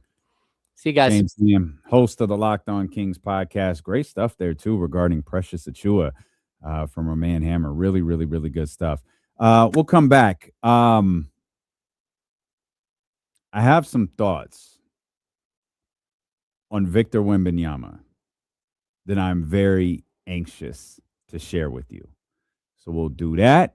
Plus, coming up in about an hour, top of the 5 o'clock hour, my man Chris Biderman from the Sacramento Bee is going to join us. Appreciate you so much for being here with us. Stilo and KC, brought to you by Sky River Casino on Sacramento Sports Leader, ESPN 1320.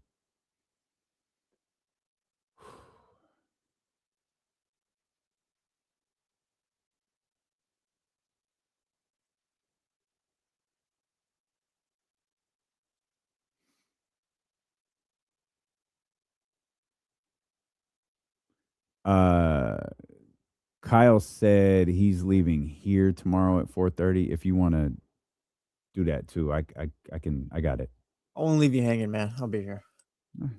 Just don't want you to miss anything. Okay.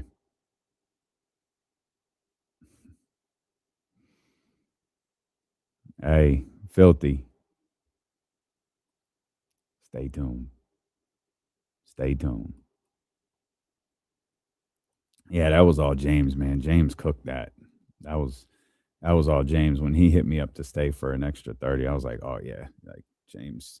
This is James' time of year. Like he's excited. I have never tried harder with a fucking piece of clothing than I am this goddamn scarf right here.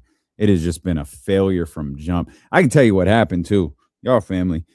We went to Katie and I went somewhere last Saturday, and I wore an outfit kind of similar to this one, different color.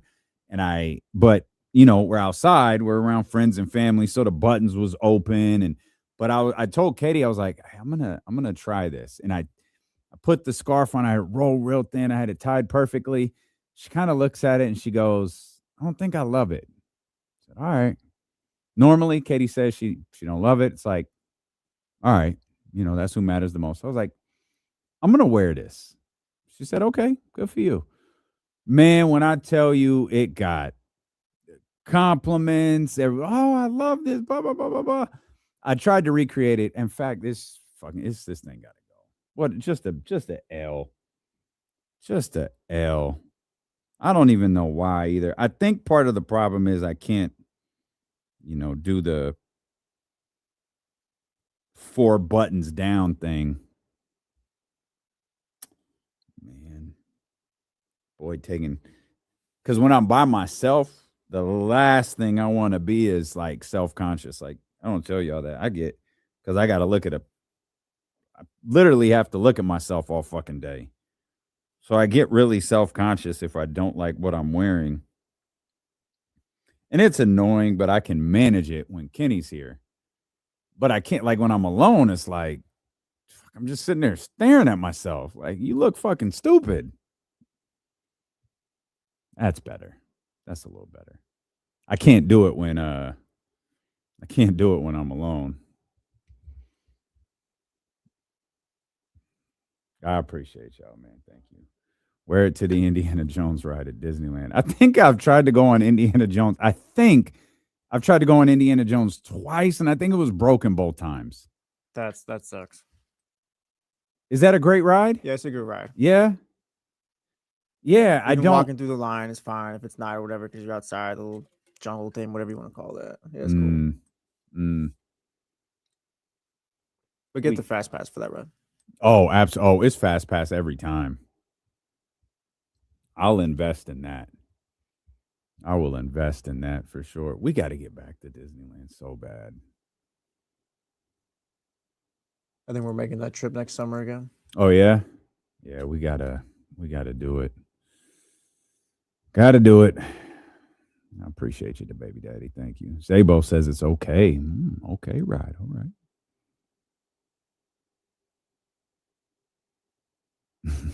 Zebra, I see you.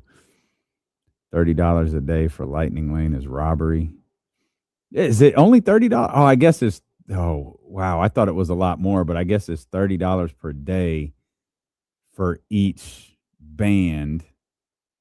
Oh, yeah. Pirates is cool when I want to get like a little nap in real quick. Yeah.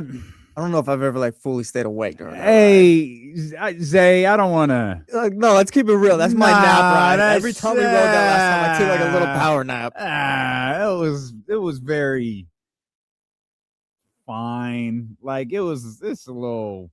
But babe, I'm getting a little tired. You want to go on Pirates real quick? Yeah, it's very. Zabo, I love you. Yes, that one's a little skippable.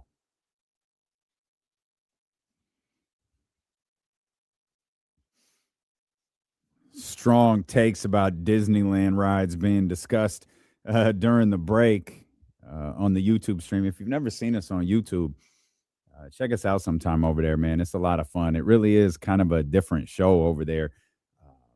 We stay live from 2 to 6.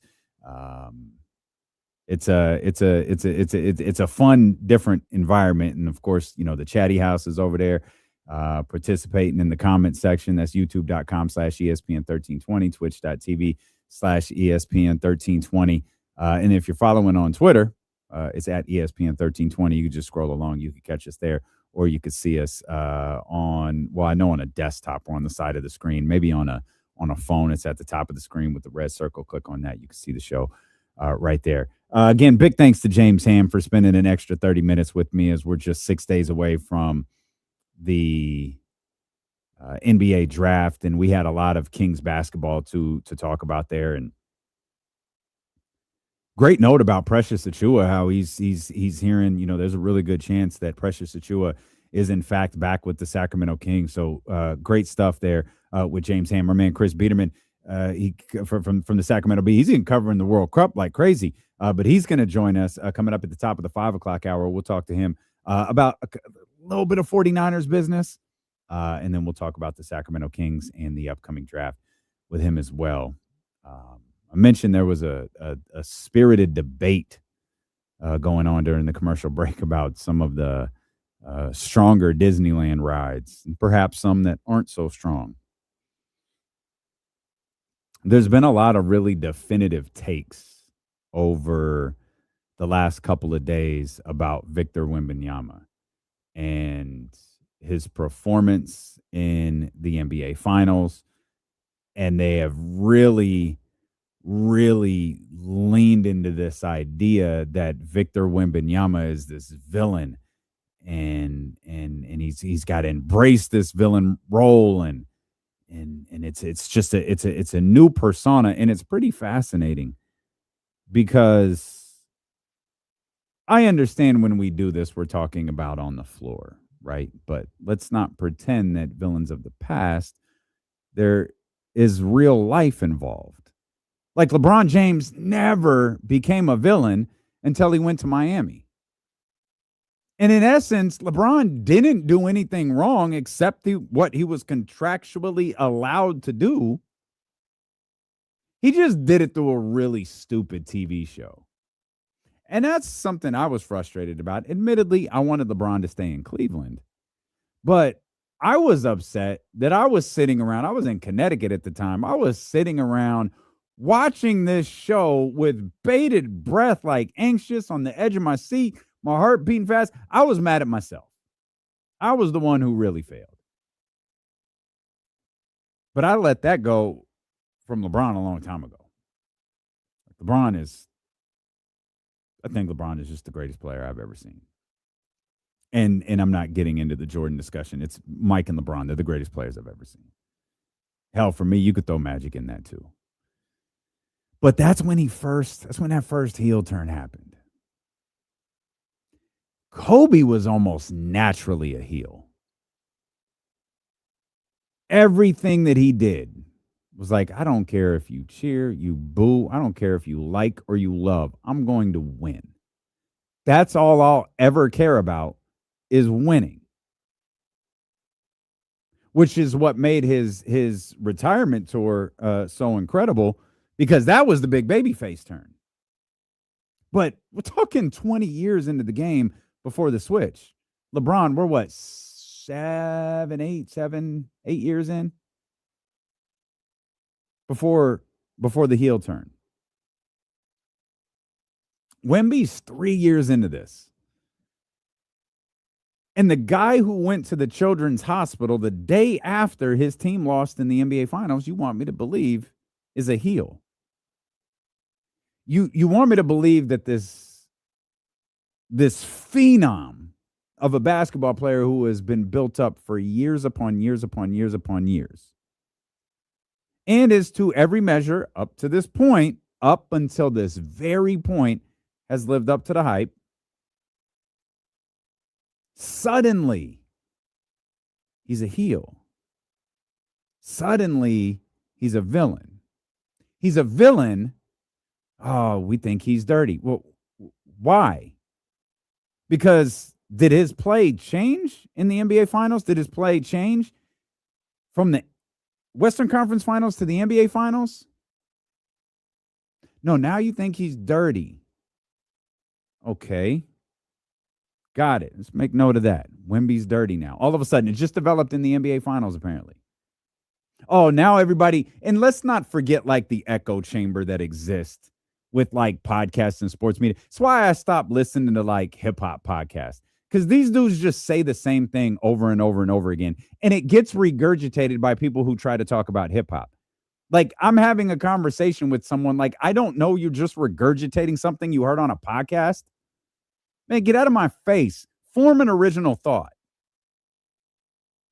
There was no conversation about Victor Wembanyama being dirty until that play with Jalen Brunson. Then he started getting watched different. Now, all of a sudden, we're ready to put the label on Victor Wembanyama that he's dirty. Okay? Got it. He skips a media session. A singular media session. He skips it. He's a villain now. A player who was voted by the media as the most accessible player in the league. Always willing to go the extra mile for the media. That same player now is a villain because he skipped a singular media session. Got it. Okay. And let's also not forget that with Victor Wembanyama, and don't get it twisted, this is directed 100% at Kenny Caraway. Don't get it twisted. This is directed 100% at Trista Crick. A lot of the nonsense that has been discussed about Victor Wembanyama has been discussed about him on this show. And with Wemby, we were asking him to do, and we talked about this going in. We talked about this after the Western Conference Finals. We were asking him to do something that nobody else has ever done. Shaq didn't do it. Michael Jordan didn't do it. Kobe Bean didn't do it. LeBron James didn't do it. None of them were the A1 on a team that won a championship this early in their career. Year 3, 22 years old. None of them. Magic Johnson was the example we turned to immediately. It was like, Magic did it. No, he didn't. That was Kareem Abdul-Jabbar's team. And when Magic emerged as the A1, it's legendary. It's discussed to this day. It will be discussed forever. But he did it for one single game. Game 7 of the NBA Finals. It was a moment. It was he had been the most exciting rookie in the league. He had what we were watching, because, I was not born yet. What was being watched with Magic Johnson in 1980 was very clear. He is the one. But in 1980, that was Kareem Abdul-Jabbar's team. So let's go to the one that everyone turns to. The one where you're trying to make sure that the hate for Victor Wembanyama is extra strong. Let's go to Tim Duncan in 1999. Tim Duncan, 22 years old in 1999. 27-14 in the NBA Finals. NBA Finals MVP. A phenomenal performance. Roughly, I think it was 21. I jotted down the finals numbers. I didn't jot down the regular season numbers. I think it was roughly 21 and 12-ish on the regular season. incredible work from Tim Duncan in that 98-99 season. However, I want to point out a couple of things because we like to use things to build up arguments, build up players, or diminish players.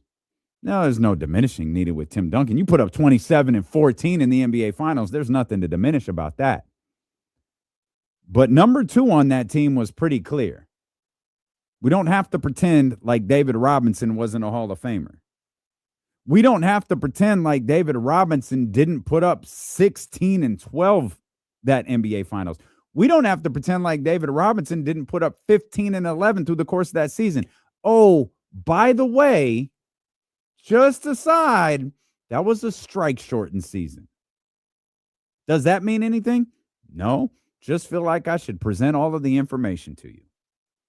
We like to diminish titles as much as possible, so let's just point out all of the different facts surrounding that season. Because we're trashing Victor Wembanyama for doing what no one else has ever done, but we're going to use Tim Duncan as the example of the guy who did it. Who was David Robinson on this San Antonio Spurs team?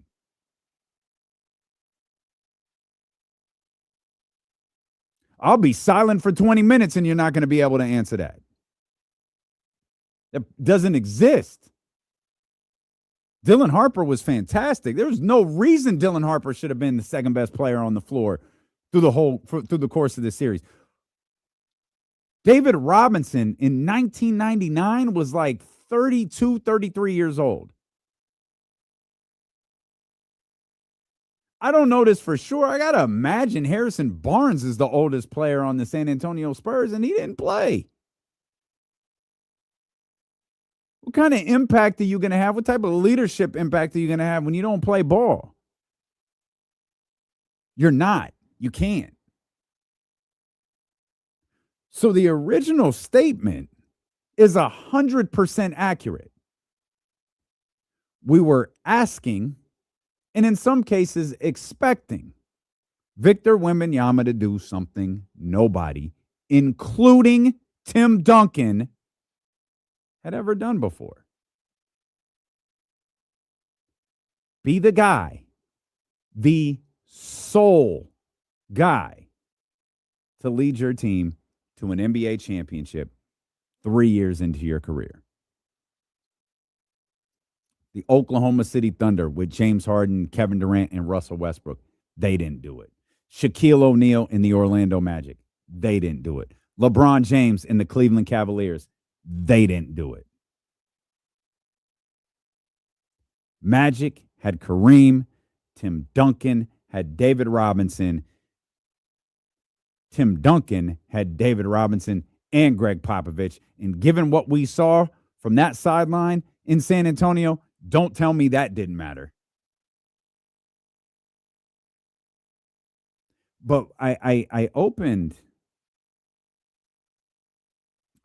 Monday's show with this idea that, because I reflected a lot, because that Knicks game was Saturday. And as Jesse and I started to kind of lay out what Monday's show was going to look like, I just kept thinking, like, we should have enjoyed the Knicks more. Like, we really should have. We should have enjoyed that Knicks championship. And I don't mean the finals. I don't mean the playoffs. I mean their season. We should have appreciated the New York Knicks more. And that's kind of how Monday's show started. Like, we kind of handed them the Eastern Conference because of what happened with Tatum and the Celtics and Dame and the Bucks and Ty in the Pacers. And it was like, well, there's a team in the Eastern Conference Finals who didn't suffer any catastrophic injuries. There's a team in the Eastern Conference Finals who, roster-wise, should very well be the best in the conference next year. We didn't see Detroit coming along doing what they did, and I don't think anybody took Cleveland seriously. I don't even think they took them seriously when they got to the finals, the Eastern Conference Finals. But we didn't That was a ride, and we only focused on the Knicks when they lost 9 of 12. When the Knicks lost 9 of 12, it was like, there it is. There's the fall. Like, we enjoyed the fall more than the rise. Part of that was Mike Brown. It was like, it's Mike. Come on, Mike, you're doing it again. It happened in Sacramento. Mike Brown doing Mike Brown things. Happened in Cleveland, happened in Sacramento. It was going to happen in New York. We all heard the stuff at the beginning of the season with Karl Anthony Towns. And I feel like that sentiment, the idea that we react so quickly, and I get it, and I'm thankful for it because I'm doing something else with my life if we don't. Maybe I'm just spinning records over on KSFM figuratively, because obviously we don't spin records over there. Nobody spins records anymore. But maybe I'm just on KSFM still. But if it wasn't for the passionate fan base of professional sports, if it wasn't for people who hung on every action and reaction on a day-to-day basis and had to have a reaction of their own, I would be doing something else. But that sometimes spoils the story. And we're willing to rewrite Victor Wembanyama's story after a 5-game series. Now, the idea that our eyes can't be opened, the idea that we can't be looking at specific things going into next year, no, that's just being a responsible consumer. That's being a responsible fan.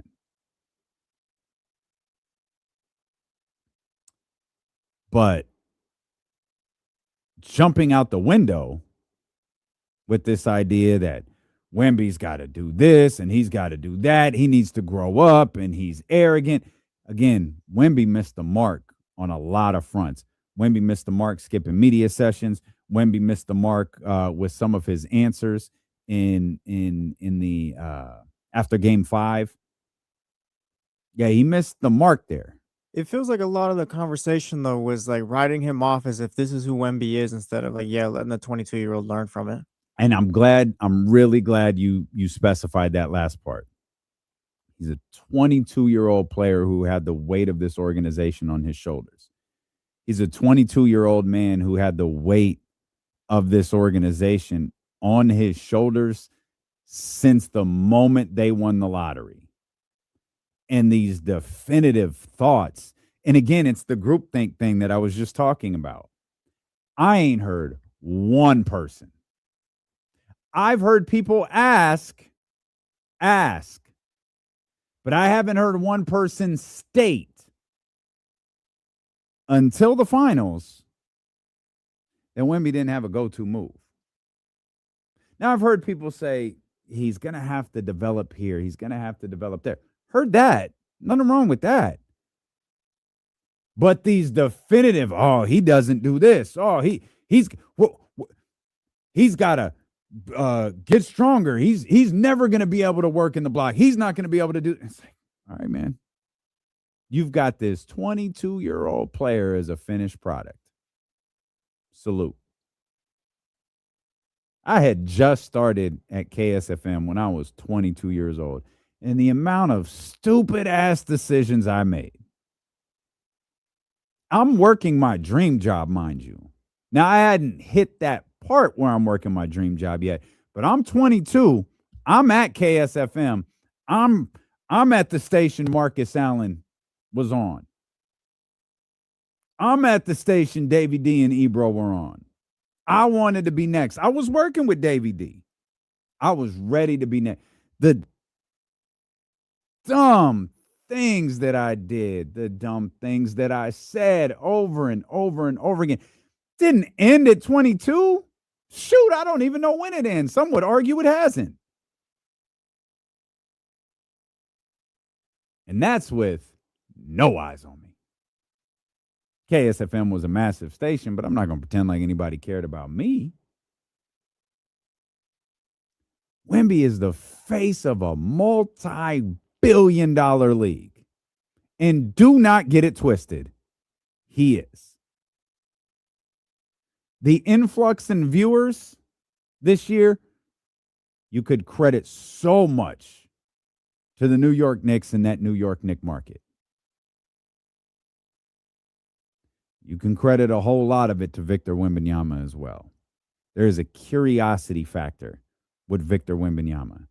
And the fact that all of this changed so quickly, the fact that San Antonio wasn't even supposed to be where they were.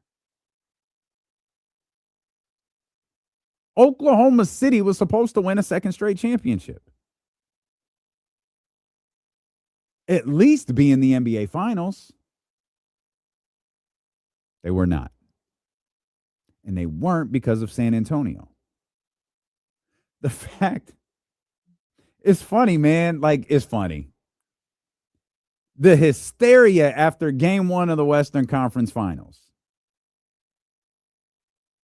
that I was a part of, and I stand by to this day. Wemby is my guy. I'm going to cheer Victor Wembanyama on. I love the edginess to his attitude. I don't necessarily love. I think the Jalen Brunson. I think where he pushed Jalen. That was whatever. That was bad. That was just a moment in basketball. I don't love the step under. I think so many people try to get away with that, and I hate it. And it should be completely out of the game because it is so dangerous for shooters. I also hate that shooters manipulate it now, where it's becoming difficult to police because of the way shooters manipulate it. That was the play from Victor Wembanyama I didn't really like. It's like, man, don't do that. And don't do that to Jalen, man. Jalen's not that guy. Like, don't do that to him. Don't do that to one of the good guys. Don't do that to anybody, for the record. But definitely don't do that to one of the good guys.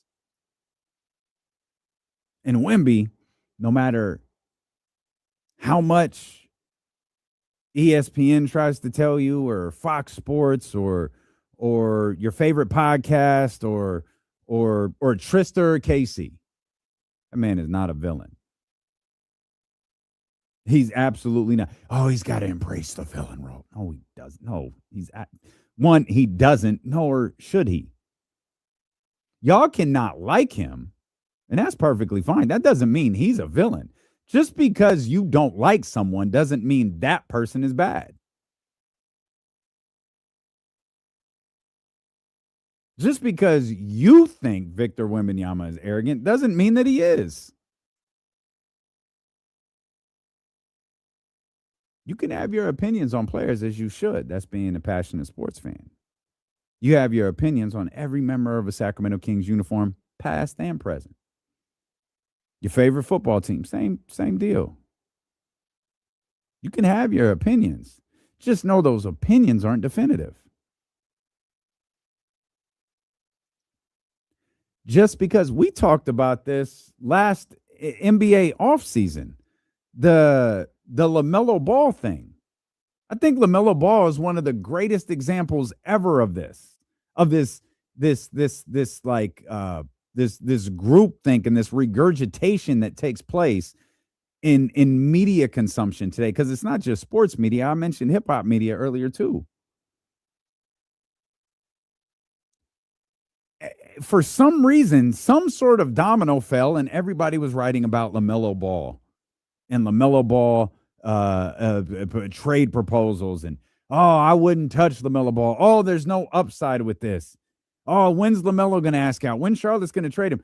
LaMelo and Charlotte separately say, LaMelo's like, I don't want to be traded. Charlotte says, what are you talking about? We're not trading him. And then the conversation just ends. But it was something that was started in the offseason that was just regurgitated over and over and over and over and over again. That's all that's happening with Victor Wembanyama. I don't know how many people regarding Victor Wembanyama and this villain role and this no go-to move and this dirty play. I don't know how many of them have formed an original thought. I don't know how many of them aren't just saying the same thing that they heard somebody else say or that they jotted down in their notes and they picked up and they're going to do this and they're going to do that. And this is going to be their strong take to take on TV.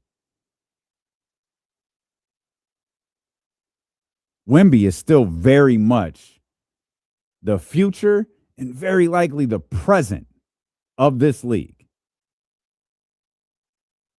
And I'm not going to hold it against him that he wasn't able to do what absolutely no one has prior to him.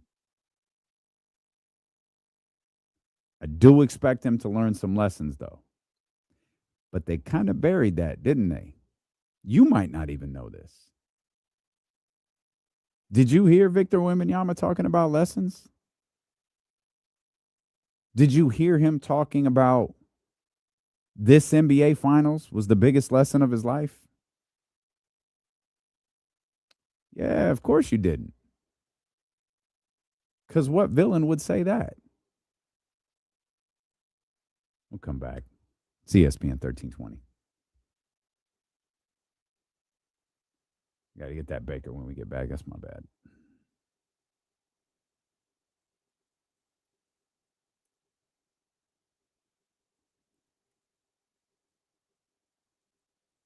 Leezy, if you're listening, call back. That was my bad.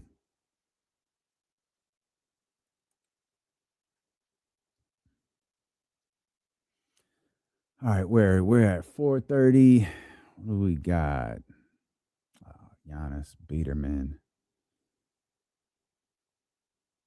You know what's funny when I'm alone is y'all hear us talk about like the show and the way it like a lot of times like a conversation will take off and we just kind of throw something that's in the show out, move it to the next day, whatever. That can't happen when I'm by myself.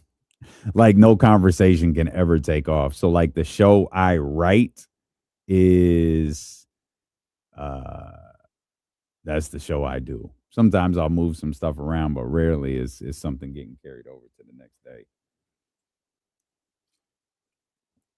And the opening segment, the start to the show is always like a little difficult.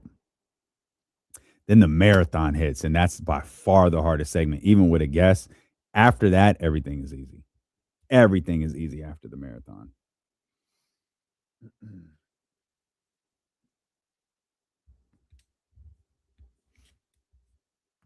I don't know where your boy's at. Honestly, I don't ask. It's not my job. I don't police what my man does, but I don't know where he's at.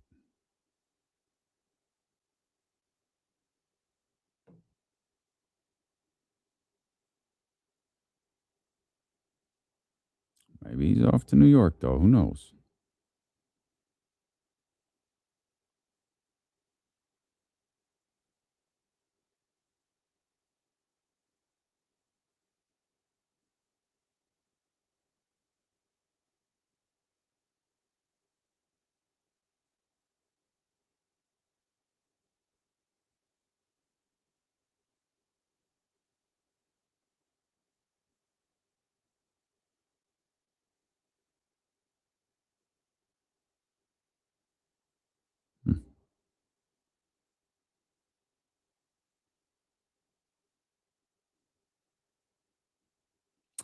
Interesting.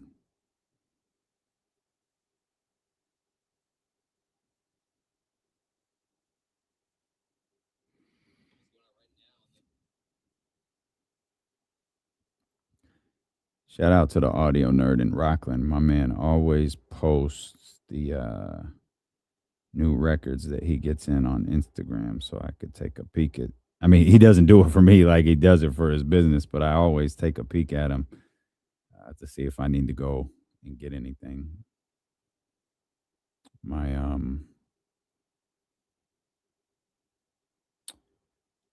12-year-old reminded me, hey, we're still short a Taylor Swift record. We don't have the whole discography.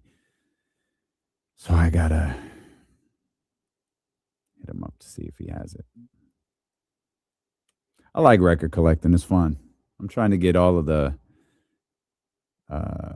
I don't have Invincible, Michael Jackson. I don't have that. And I don't have one of the Farewell, Farewell, My Summer Love. I don't have that one either.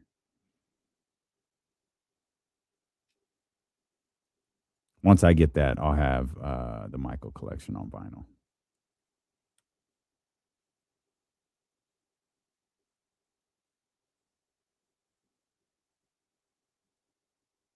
Oh, Invincible might be on. Is that right? Oh, Invincible's on Amazon.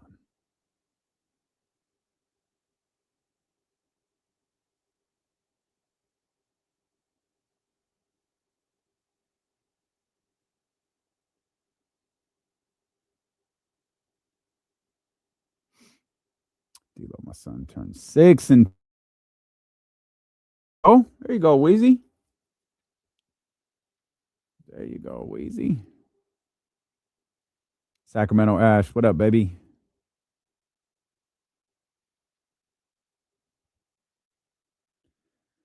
You need to get the record that I showed you, bro. That was crazy. that record you sent me was wild. I ain't never seen nothing like that before. I need to give it. I'm listening to a book about it. Is specifically about his music right now. I just went through history, and I'm Earth Song is one of the most perfectly composed records ever. Like it is phenomenal. I think it's called Man in the Music. Let me double check for you. Let me double check. I believe it's Man in the Music. Yep, it's Man in the Music.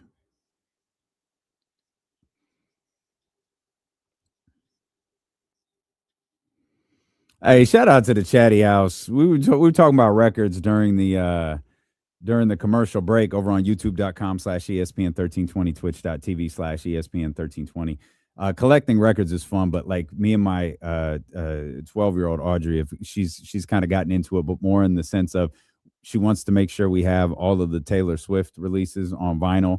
And, you know, for me, I want to make sure I have all of the Michael Jackson releases on vinyl. And I had them for a while. Like I had, not all of them. I had, you know, like the main ones, Thriller Bad, Off the Wall, all that. And I had a couple of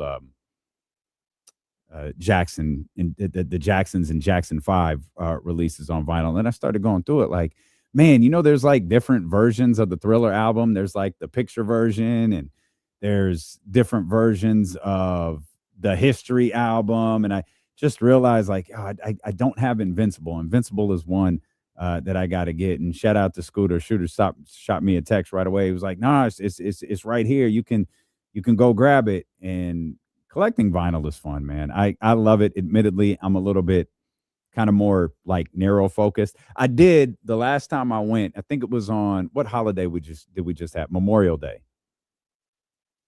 Shout out to the Audio Nerd in Rockland. They were doing like a 20% off sale, so I grabbed a bunch of them and got some good ones. Got a Jackson 5 record I didn't have. Got the Blueprint. I got a couple of really, really good ones. I got the College Dropout. I couldn't let it pass. Sorry. It was there. It was like, this would be a good one to have on vinyl. So I grabbed it. And as I'm standing there, I'm like waiting. I'm like, I got to see what this total is. Total was like $180. Like it was nothing crazy, but it was like it's $180. And I keep looking right behind him, and behind him was an original press of We Want Easy. And it was like $65. And I'm like, hey, I need you to get that Eazy-E record too. So I went in with no intentions of looking for that, but it was there and I had never seen it before. And I'm like, yeah, let me go on and get that. Let me go on and get that. I've been listening to this book. I was telling Coach Molly about it. Coach Molly in the chat on youtube.com/ESPN1320 called Man in the Music, where it breaks down each of Michael's records, Michael Jackson's records. And it talks about like how he got, linked up with Quincy Jones, how he got linked up with people like Teddy Riley. He's done a song or two with, Jimmy Jam and Terry Lewis. And why they weren't able to have like a long-term relationship. Like it's cool. Like I love learning the, the intricacies. Like I've listened to like so many different podcasts, and I from like the Thriller to the Thriller 25 release to the Thriller 40 release, and all of the Quincy Jones and Rod Temperton shorts that they put on there. And like I've learned so much about the creation of his albums, but I love revisiting his discography, especially because he's had like this resurgence right now after the movie came out. And it helps me, like I create it, like I get new appreciation for songs that have been out forever. And one that I was just mentioning was Earth Song. Earth Song, like if you've ever seen MJ1 in Las Vegas, or you've ever seen one of those like Cirque du Soleil shows, like when the Immortal came through many, many years ago, Earth Song it's always a part of that because it's such a powerful song. But listening to it the other day, like I was kind of listening to it through different ears, because I had heard how the song was created, when he created it, why he created it, how the sound was created, and how he approached that last part. If you've never heard Earth Song, or if you haven't heard it in a long time, go to like, I think it's like a 5-minute record or 6-minute record or something. Go to the final maybe 3 minutes. I think it's like I could probably get you the exact time. It's like 3:41. And there's this story about how he had created every song on the album. It was done. The History album was done, except for that last part of Earth Song. And the reason he waited till the very end to record it is because he wanted to give it everything he had, and he knew that it would destroy his voice. If you haven't heard it in a long time, man, go listen to it. Because what he does in the final 3.5 minutes of that record is just incredible. Like hearing him create records like they're movies with different acts, like Act 1, Act 2, Act 3. Like that's what he does with some of his songs. Whew, and that final 3 some odd minutes of Earth Song is the most amazing thing you'll ever hear. It's just absolutely incredible. I'm glad I have an artist. Like some people, I just love music, man. It's why I, obviously I'm here talking sports, but getting into radio, it was really because of my love of music. And I can't sing, I can't play an instrument. So radio, like literally playing music, was like all I had. And being able to do it now for so long, like 20 years, it's just amazing to me. Like my love of music has never died. I've had like a time shift for how I appreciate music. Like I don't love current music as much as I used to. But I think that's most people, is like you get older, you just kind of phase out. Like there's stuff that just doesn't appeal to me. It's no hate. This isn't meant to be shade. From the moment he came out, Drake has never appealed to me. Kendrick does. I love listening to Kendrick. But like when I talk about revisiting records, it's always like Michael. It's always Prince. It's always stuff that I grew up listening to. I don't even really love listening to music that I played on the radio. Like when I go back to the early 2000s, I do a lot of that at jams. I don't talk about this very often, but I do some work for 102 Jams in San Francisco on the weekends. And that's kind of the era of music that station is. It's basically a throwback hip hop station. And all of that stuff is from like the early 2000s. They have, there's a handful of tracks that goes back further, but it's really like the early 2000s. And it's like, yeah, it's full like old man mode where, yeah, this is my joint right here. This is my joint. That's why we were talking about Eddie. We were talking to Eddie on Friday. I fall into this thing where I really like pop music. Like Olivia Rodrigo, Olivia Dean. I mean, Justin Bieber is a little bit of a crossover because, You know, I always equated to he's on 102.5 and he's on 106.5 The End. He's on both of those stations. But I've just fallen into this thing, even Taylor Swift, where like I have a different appreciation for pop music, which is actually something I always liked growing up, like New Kids on the Block, stuff like that. I liked pop music growing up. It shifted to hip hop, like it was around the time The Predator came out. Like I liked hip hop, but like I was still kind of pushing the lines about like what my mom would allow me to listen to. So we had a deal when I got Ice Cube, The Predator, on tape. She was like, if I hear you talking like this, it's going to be a problem. Like, because my mom wasn't one of those people where like I could cuss in front of her. Like it wasn't that. I don't even think I did that till I was like an actual adult, like 20 plus. Certainly on purpose. And that introduced me to like, oh yeah, okay, now there's Cube, now there's NWA, and like my taste just kind of grow from there. And I think music will always be my first love, because music is always what I turn to when I'm like feeling a certain way. It's always Michael Jackson that I turn to. He's always been like a comfort blanket for me for like literally my entire life. He's been a comfort blanket for me. And if I'm in a bad mood or something's off here at the station or something is just off in life, it's put on mic, man. I got to put on mic and keep it moving. And a lot can be off when you're a Sacramento Kings fan. And sometimes you just got to find ways to be happy. And music is something that makes me happy. And this time of year is a time of year where people can find hope, right? We talk about this very often. Trade deadline, free agency, draft. They all have one thing in common: hope. You're hoping for a change. You're hoping that the steps that your organization so desperately needs to take to be a better basketball team, be a championship basketball team, or just not be the worst team in the league are taken. And so much of it is happening right now. You know, we talked about this with James Ham, our 1320 Kings insider, a little bit earlier on the marathon. It does feel like the Giannis trade is just kind of hanging over this draft a little bit. It's not overshadowing it because the draft is too good.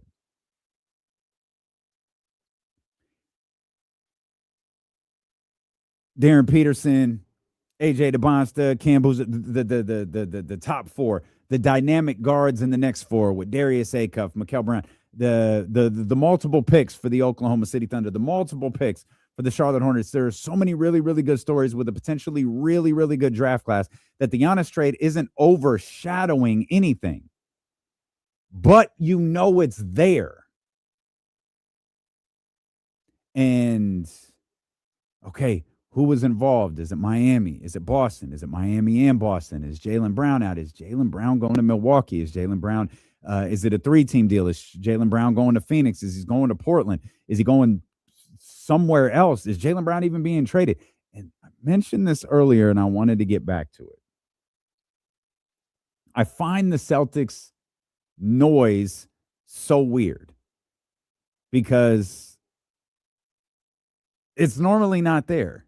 Real quick on the noise. Windhorst dropped something, and there was an article yesterday I was reading where it's like the Celtics might not be too happy that, I don't know if it's Giannis's team leaking stuff out, but the fact that things are being leaked out because this isn't how they move. See, that so Windhorst noted that in his article too. That is it. This is not how the Boston Celtics move at all. They don't talk to people. Like anytime in the past, particularly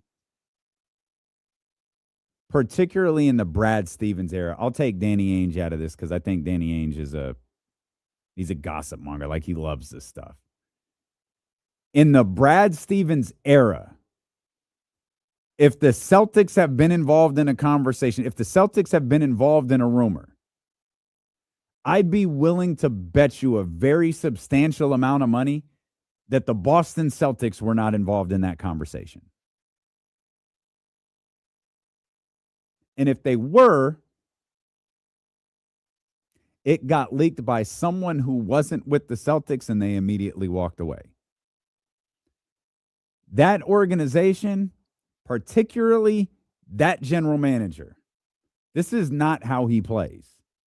He does not run games like this. Brad Stevens is unlike any general manager you know in the league. On multiple fronts, he is unlike any general manager you know.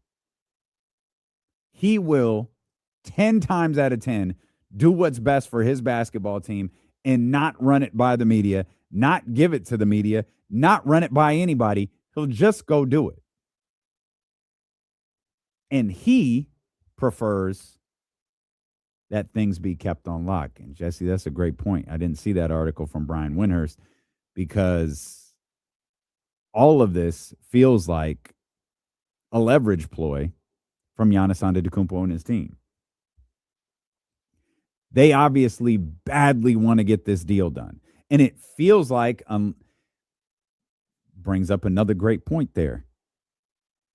It feels like it's the Celtics and the Heat and no one else. That's it. There's no sweepstakes.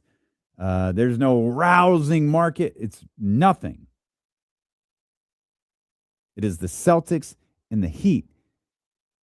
And this actually makes so much more sense now that Jesse shared that note with me. Because if it was more teams than that, Giannis's camp would tell you. Because it's not the Celtics that are getting this out there. Or an alternative thought is there are other teams involved, or probably more specifically, a other team involved. And Giannis doesn't want to go there. So his team works to keep it under wraps by talking about Boston and Miami. And now the stories like coming out of Miami are getting weirder. Did anybody, like, what the hell was this Trae Young thing? Where Miami had Trae Young mentioned as a potential backup plan if things don't go through with Giannis. Now, I point this out. I've said this from jump. Like, Miami is so thirsty. Like, they're so thirsty to do something that they haven't done since LeBron James joined that basketball team. I mean, I guess they signed Jimmy Butler too. They haven't been able to make a true splash in the trade market or free agency. And I don't even think Trae getting traded for the second time in 6 months would be a splash. But salute. And the thing about Trae, like, don't forget, even though I think there's something there with the Washington Wizards, even though I think, no matter what they wind up doing with Anthony Davis, I think that they have something there, a roster that they can build upon. And I don't think they're as good as Utah, but I do think they're significantly better than they were last year. Probably playing territory lower in 9-10 playing territory. You still have a contract thing that you got to work out with Trae. So it's not like, oh, we just traded for him, we're off and running. It's like, no, he's going to want a contract extension. He's going to be due for a contract extension. And if that's something you're completely against, maybe trading him to Miami isn't that big of a deal to you. Of course, I don't know what position that puts you in. Of course, you've got the number 1 overall pick coming in this year, but it certainly does change the conversation around Washington if you wind up moving from Trae Young and potentially Anthony Davis as well. And Anthony Davis was the one I was more fixated on because I don't think he's going to play a second for the Washington Wizards. Where is he going to play? I have no idea. I just feel like I know where he's not going to play. Now, mind you, I am the same person who said there is absolutely 0% chance, 0, that LeBron James would play for the Los Angeles Lakers next year. More love for Brian Windhorst, who we reported that the Lakers and LeBron James are in fact talking about a return. LeBron did talk openly about his role during that. It was really just a very short stretch of basketball for the Los Angeles Lakers where LeBron James kind of assumed a different role. He played back, allowed himself to be the third man, so to speak, and let Luka Doncic and Austin Reeves kind of do their thing. He said he was proud of it.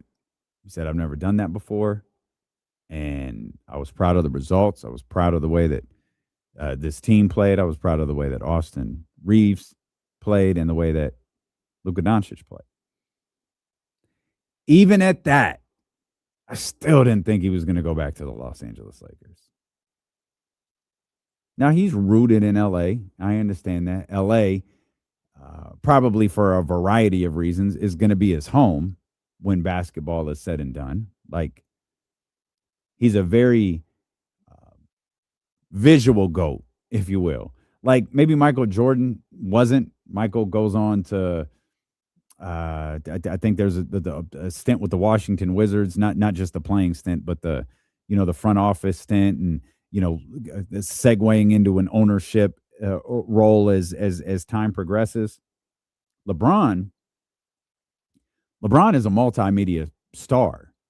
LeBron James has done movies. LeBron James has a production company that develops television shows. LeBron James is going to have his name and his production company's name and his businesses on a lot of different things. So it probably makes the most sense for him to be centered in Los Angeles. I just didn't think it made sense for him to play what I think will be his final year in the NBA in LA. And maybe he'll get treated a certain way by the Los Angeles Lakers fans if he does, in fact, announce that this is his last year. Obviously, my dream scenario was him announcing this is his final year as he signs with the Cleveland Cavaliers. I want him to have the send-off I feel like he deserves, and I just don't think he's going to get that in L.A. Not because I don't think they're going to go all out for him. It's just going to be compared to Kobe. And you can't have a better send-off than Kobe Bryant had. I mean, they win the title, but like, Lakers team's not winning a title. Like, who's really infiltrating that top two with San Antonio and Oklahoma City? Talk about fascinating teams. We'll go back to a team we talked about earlier, the other team in LA, the Clippers. All this conversation about like the Clippers will trade, the Clippers will do this, the Clippers will do that. Jaylen Brown, blah, blah, blah, blah. Multiple sources have told multiple different reporters. I don't know where people are getting that. We plan on drafting at 5. As it stands right now. Now we're open for business, but right now we plan on drafting at 5. I think Mark Stein was the latest to report that, or Jake Fisher last night in Stein's newsletter.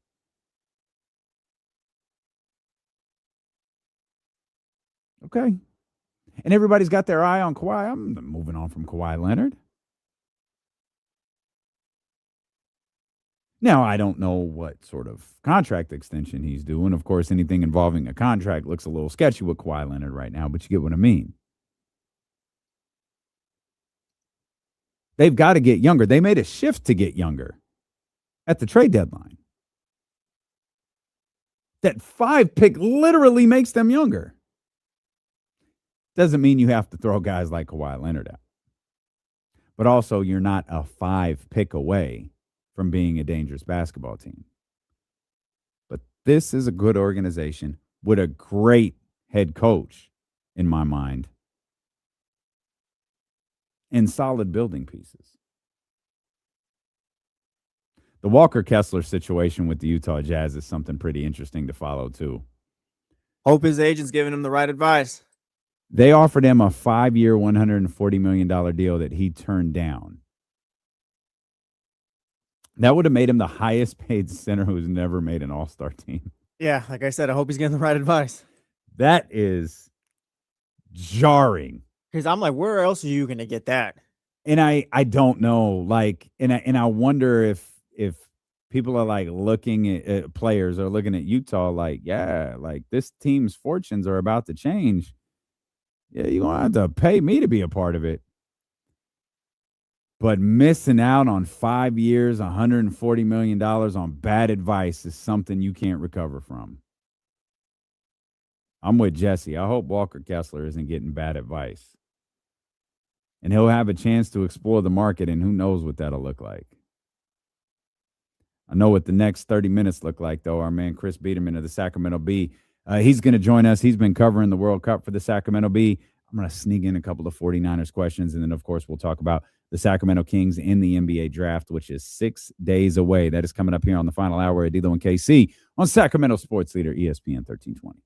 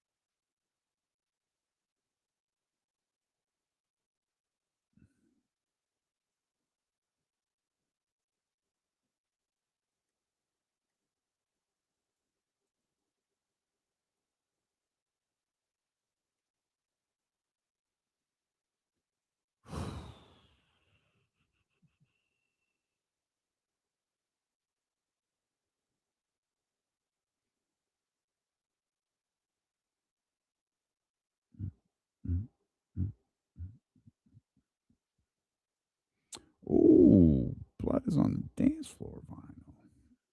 Okay. Sitting out here spending money, man. I need to stop. I need to close this tab.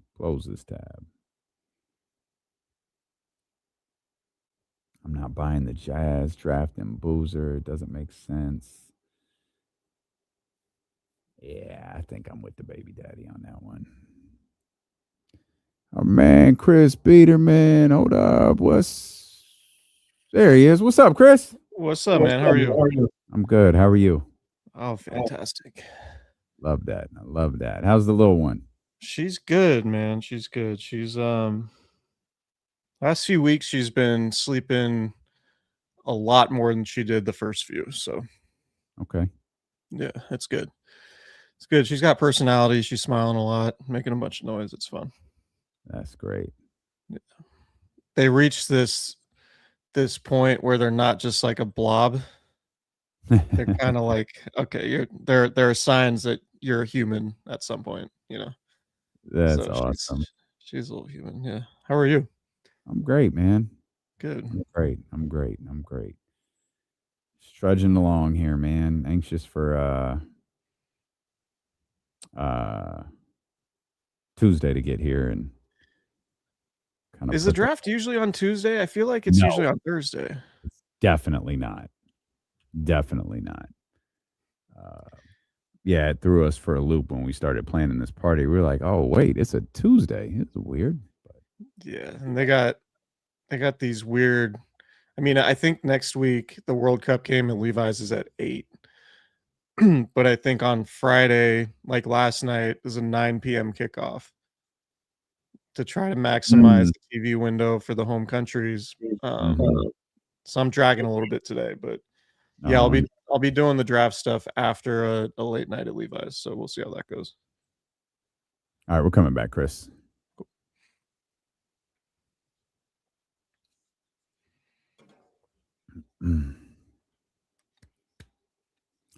Happy to bring in our man Chris Biderman from the Sacramento Bee, hosts Candlestick Chronicles podcast as well. You've been covering the World Cup lately. Can you tell me what that's been like? You've been at the stadium with the covered logo on it, which is spectacular to see on your stories. But how is covering the games been?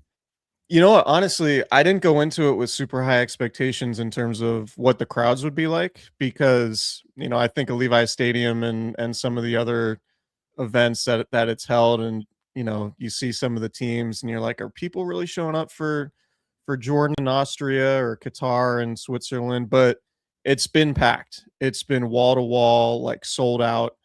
And the atmosphere has been really cool. And the other side of having like these teams that don't have much World Cup history is you have these people traveling because it's like this is a once in a lifetime experience for them to see their countries play in the World Cup, participate in the World Cup has been like really, really exciting for these people. So the atmospheres have been really cool. And I've really enjoyed how much people seem to be enjoying the World Cup. And even though, it's not, these aren't like Argentina's not here, Brazil's not here, like the Blue Bloods aren't playing at Levi's, but it's still sold out. The atmospheres are really cool. And the US has a chance if they win their round or they win their group.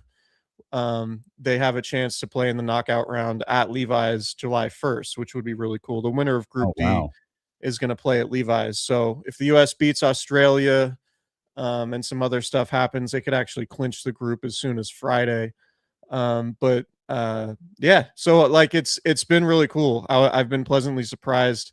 I think it's been I think the atmosphere has been really cool to see, and it's cool to see a bunch of international travelers come and talk about the stadiums on the internet and stuff. It's like, yeah, these are the NFL stadiums that we're all used to, but everyone else, their minds blown by like 3 and 4 decks that all these stadiums seem to have.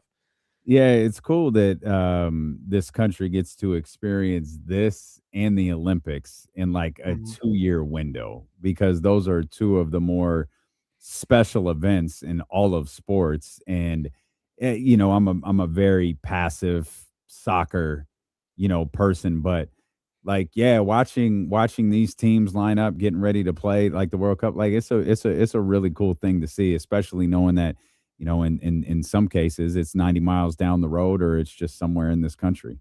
Yeah, and you're just like, you're walking in and you're just seeing so many people just thrilled to be there, taking pictures, like experiencing special moments, and that's stuff that I think is really cool. Like, I was worried this would feel like a Niners preseason game, and it'd be like no one showed up for Qatar, no one showed up for Jordan or we got Algeria next week, I think. Like, but no, people are showing up, and it's been super cool. So I enjoy seeing people come experience that stuff. That side of it's been really cool. All the other stuff, covering the NFL and covering a FIFA event are very, very different things.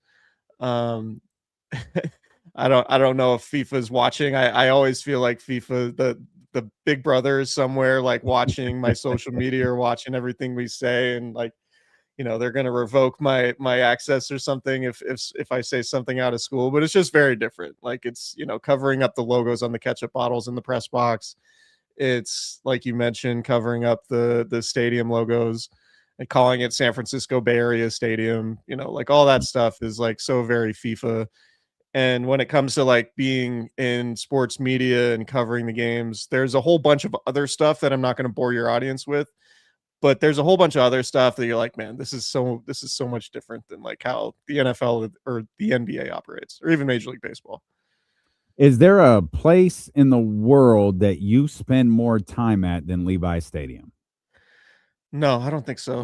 Not the last. I mean, not the since I first started covering the Niners in 2013, their last year at Candlestick, and then it was even then like their facility was right next to Levi's as it was getting built, and then they moved in.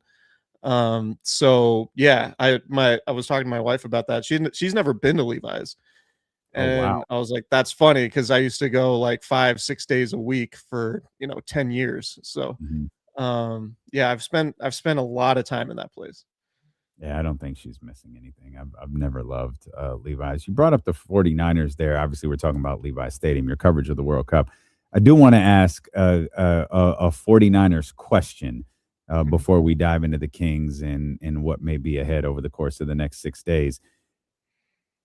There's starting to be like a little bit of rumblings regarding Max Crosby and the 49ers. Like, do you put any stock into that?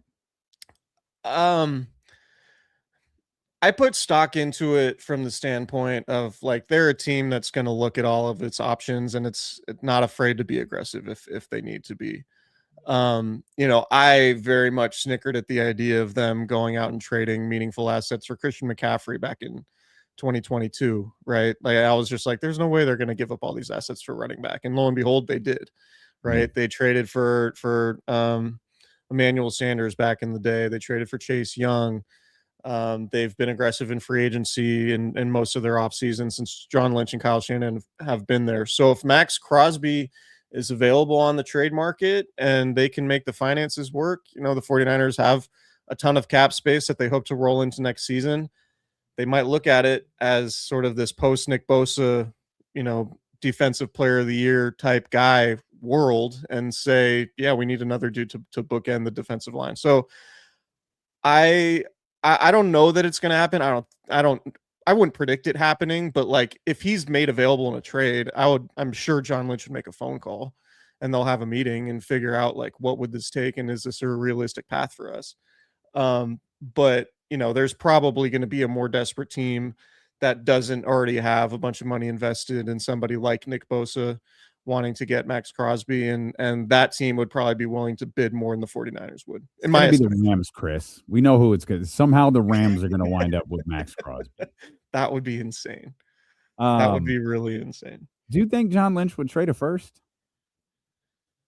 He hasn't yet. I mean, the only time they've traded first round picks has been for Trey Lance, right? Yeah. Well, yeah. Correct. Yeah, I don't. Maybe we're not eager to revisit that. Yeah, I don't think.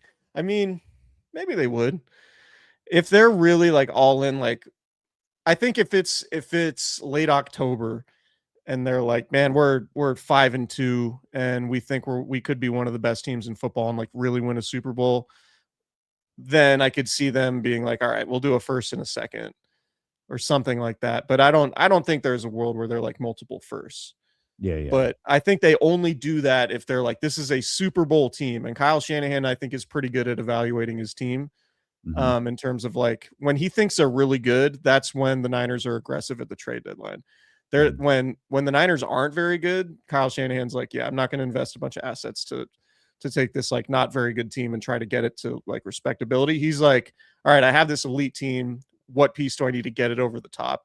And that's probably the scenario where they get Max Crosby. Chris Biderman with us here on D'Lo and KC. Talk about evaluating situations. What is next for Brandon Ayuk? Like, it doesn't feel like it can get worse. Then Brandon Ayuk grabs his phone and like it gets worse. And now it just feels like the 49ers are just kind of, they're sick of him. So they're just going to be petty with him. And like, they really, truly don't have to do anything. Yeah. But what is next? Like, what are like, this isn't going to continue, is it? I mean, so what's next is Brandon Ayuk shows up to the facility at the start of training camp, forces the 49ers to pay him, which in essence they would have to by him showing up, at which point they would just cut him. I think the only reason why nothing has happened is because Brandon Ayuk hasn't shown up to the facility. He's not forcing the 49ers' hand. As long as he's away, they don't have to pay him. So if they don't have to pay him, they're like, all right, we might as well hold on to you to see if we can trade for you. And nobody's going to trade for Brandon Ayuk right now. I don't think. I would be very surprised if they did. So what I expect to happen would be Brandon Ayuk showing up, forcing the 49ers' hands. They cut him, and then he signs with wherever he wants, probably Washington. But what hand does it force? Like, what do they owe him for showing up for training camp? It would start like his salary would be, on the books. Like they would have they would have to basically, I forget what the exact number is, but yeah, they don't have any. They don't have any interest in having him on the team. No, for sure. And this is where like football money always confuses me because his contract was void, but that doesn't mean he's not under contract. It means his guarantees were void. So all of the money that he was guaranteed to make is gone, but that doesn't mean he's not going to make any money. And I have no clue what that is because I don't know how to decipher, well, what part of this figure that I see in front of me was part of the guarantee. And now that that's gone, I don't know what it is. Yeah. I don't think any of those numbers matter because unless something drastically changes, I don't see any scenario which Brandon Ayuk is getting any of that money from the 49ers. I think the only thing that matters is, does Brandon Ayuk show up to the facility or not? If he doesn't, then he remains off the roster. He doesn't count at all towards the salary cap, and the 49ers can fine him $50,000 a day for not showing up and even hold on to his rights for basically as long as they want, which could, in essence, make it so Brandon Ayuk doesn't even play football in 2026. Which would be a wild decision by him. All he has to do is show up, and then the 49ers cut him, and then he can do whatever he wants. So I think the 49ers feel like they don't owe Brandon Ayuk anything. I think Brandon Ayuk is obviously upset that they haven't released him at this point, and he can't go join a team. But all he has to do is show up, and they will. I think the 49ers are just looking at it like, hey, there's no reason for our hand to be forced right now until you show up. So we're going to hold on to you. And maybe an injury happens somewhere to a receiver and somewhere else, and they'll say, sure, let's do a 2029 7th-round pick swap, and then the 49ers can offload Brandon Ayuk to a team in a desperate situation like that. But until then, like, I think the way they look at it is like, if Brandon Ayuk's going to act like this, like we're not obligated to do him any favors, and he's already out of the building. It's not like he's in meeting rooms and on the practice field and being a distraction. Like, he is not part of the team, so they don't feel like they have to do anything because of it. And theoretically, he could show up for a workout tomorrow. Yeah, I don't think the contract stuff, I mean, he could, but I don't think the contract stuff would toll until the start of training camp, I think. Got you. Our man Chris Biderman of the Sacramento Bee with us here. Let's shift our attention to the draft, Chris. It is 6 days away. The fate of the franchise is at stake for like the 39th time in the 40-year history of the Sacramento Kings. Do you have a favorite? Have you landed on a guy that you like? Have you're obviously you're getting pulled in a lot of different directions. You're going to be asked to cover the draft here pretty soon. Like, who is Chris Biderman's guy? I mean, this is not going to be popular probably among Kings fans, but I'm a big Braden Burries guy. And I just think watching the playoffs and the way they unfolded and what won and what advanced, I just think Braden Burries is still the type of player that you win with in the playoffs. A guy who's like clearly part of a playoff rotation, who can help you win games because he doesn't really have any weaknesses, right? Like I'm very much a believer in sort of the weak link theory, in that, you know, if there's a dude who's terrible on defense and he's going to get picked on, and it's going to be to your team's detriment, and it's going to make it really hard to win a championship. But if you have a guy who's additive on the offensive end, and I think Burries is with the way he shoots, I think he can play make a little bit. He's probably not an elite creator like Darius Acuff or Michael Brown, but I think he could play for a team like Oklahoma City, or he could play for a team like the Spurs or the Knicks. And particularly with what he can do defensively and the way he rebounds and the physicality that he plays with, that to me is the formula in today's NBA. Now, I obviously understand that he's not a quote unquote true point guard. The Kings very much seem like they're in the market for a true point guard. So Braden Burries is probably not going to end up in Sacramento, but I do think it would be a very adult pick for them to say, screw like whatever a true point guard is. Like, this is the type of player we need to succeed in the NBA. That being said, like, I think the only thing I would disagree with, and again, I'm not like a draft expert or anything, but I've watched these guys and I've watched a lot of basketball. Like, the only thing I would disagree with is trading up, like moving up, Yeah. giving up an asset to get to 5 or whatever, because I don't think there's a very wide gulf between Acuff and Brown or even Flemings, right? Like, I think you could at 7, you could take Flemings, Brown, Wagler. You could take any of these guys, and even though they might be totally in love with Darius Acuff, I don't think there's going to be a dramatic drop off between Kingston Flemings or Keaton Wagler or Michael Brown Jr. Like, I think I think any of those guys would be a good pick at 7. My only take really when it comes to the point guards is I think the group is good enough that they don't have to trade up to get a good one. Yeah, we're 100% with you. We talked a little bit about that with James Ham earlier. Like, the Kings don't need to move up and they don't need to move back. They're going to be able to get a pretty good player at 7. I think they're going to be able to get a pretty good player at 7. I think we all just have different definitions of what a pretty good player is or what a potentially pretty good player is. And then we start to measure, like, okay, who's the best player in the draft, like, right now? Who has the highest ceiling? Who has the lowest floor? And we keep talking ourselves into, like, all of these different scenarios. And then, of course, there is the fact that the Sacramento Kings don't have, like, a star. Like, they don't have even I use the example, like, when De'Aaron Fox got here, it felt like he was the guy right out the gate. Like, everything we do moving forward is going to be built around him, the organization, the poster, the sign outside. It kind of feels like that's who they're looking for. And that, once you narrow it down to that type of criteria, I think the pool gets a little smaller. I think Braden Burries is probably eliminated from that. I think Keaton Wagler is probably eliminated from that. I don't know that Kingston Flemings fits that, though he feels to be a really good basketball player. But that's like where you get the wild card of Mikal and Darius Acuff, where they are highlight guys. They're strong personalities. They're billboard ready today. Yeah, and that's honestly, like, the biggest question philosophically when you zoom out about the Kings is, like, do you want somebody who you could say, all right, that's our guy. That's the guy who's on the billboards. That's the guy who fans want to see, whether they're 22 and 60 or 60 and 22. Like, we know that guy's gonna score 25 points a night, and we're excited about watching that guy play. Or are you like, screw the billboards? Are we just, like, trying to accumulate as many winning basketball players as we can get? Mm-hmm. And that might not be as exciting, particularly in 2026, 2027, right? But, like, if you get someone like Burries, it's like, all right, this is a piece that can win in the postseason. Now you just need to get more of those.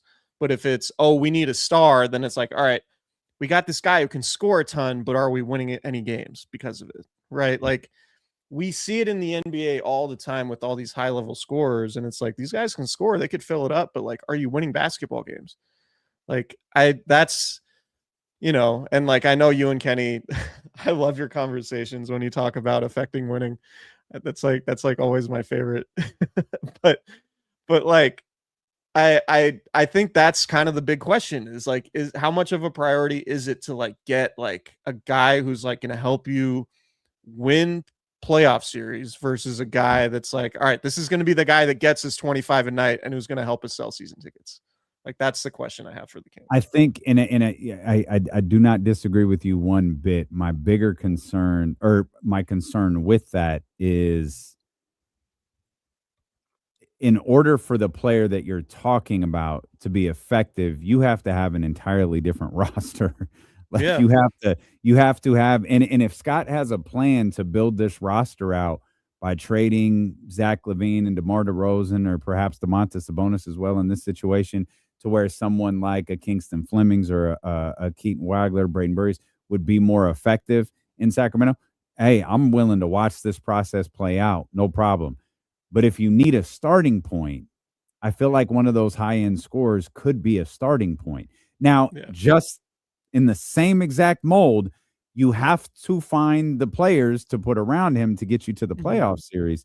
but I don't know. It's just it feels like it's where do you want to start in trying to solve this big problem? It's the chicken or the egg conversation, right? It's Sure. like, do you build out the roster to supplement a guy like the Knicks? Classic example. Like, no one's going to tell you Jalen Brunson's a good defender, but if you have guys like OG Anunoby and Mikal Bridges and those types of dudes, Josh Hart, like, okay, you can make that guy the centerpiece of your team, and even with him being a terrible defender, you can win a championship.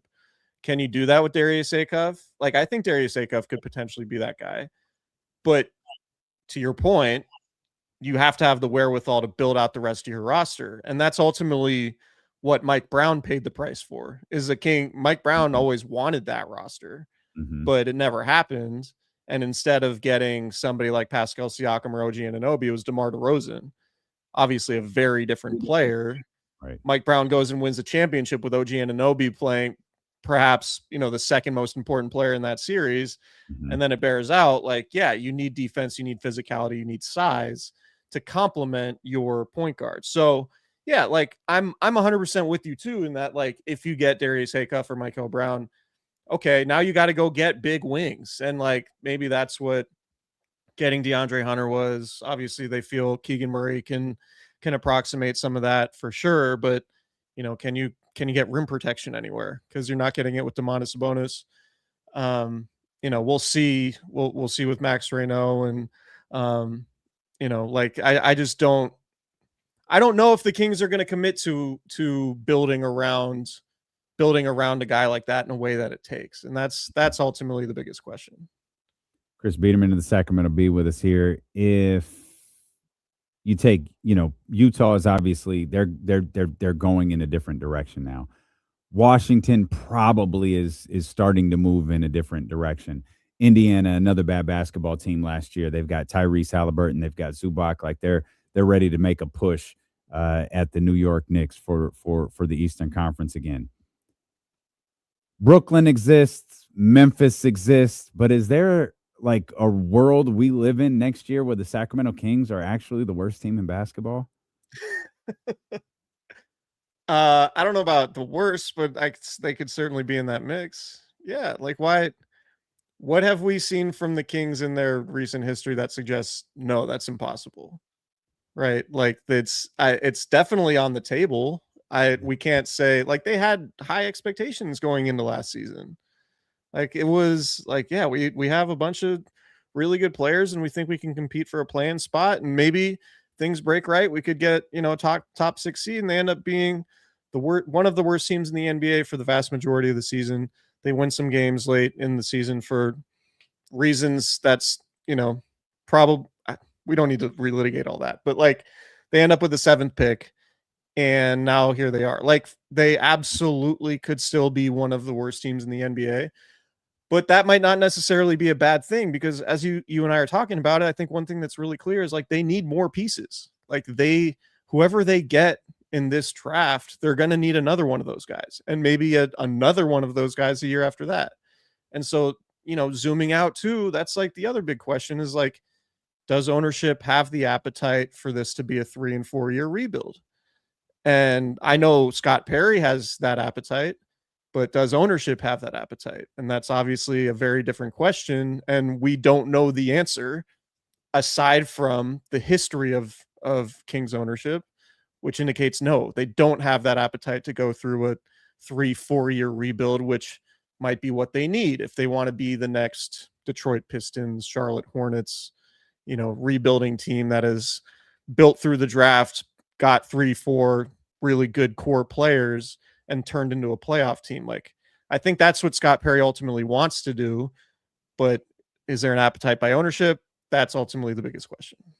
And we don't know what the draft is going to look like next year. Like this, the lottery has been reformed a little bit. So you certainly don't want to be one of the worst teams in the NBA, but even, the teams that fall in that other zone, like you could be drafting 12th and you had one of the worst records in the league. Like there's really no telling what all of this is going to look like, which might have to at least speed up your thought process. Maybe it doesn't actually speed up the process because you can only do so much. You can only work with who's willing to work with you. But it might change your thought process and the fact that maybe we can't sit by as comfortably as we thought we could. Maybe we need to get moving on this a little bit quicker. It's really interesting because I understand the NBA wanting to get rid of tanking, but it also might make it really hard for teams like the Kings to rebuild. Like you said, like the Kings could have the fourth worst record in the NBA and end up picking 12th. And like that's what flattening the odds is going to do. But on the other hand, it could also, there's probably going to be more stuff like what happened a couple years ago with Dallas and getting Cooper Flag, like a team that was in the play and wound up with the first overall pick getting Cooper Flag. So that's like, I'm very curious to see what the unintended consequences are. I was always a fan of the idea of like creating some sort of point system where, losses counted until New Year's or until the All-Star break, and then you counted wins in like some point system. So like instead of teams trying to lose in the second half of the season, you have teams that are winning games. All the teams that are in the lottery or don't make the playoffs, you have those wins count towards your lottery odds. And like that to me made more sense because it was, okay, like you're bad in the first half of the season, but if you win games at the end, you get rewarded for that.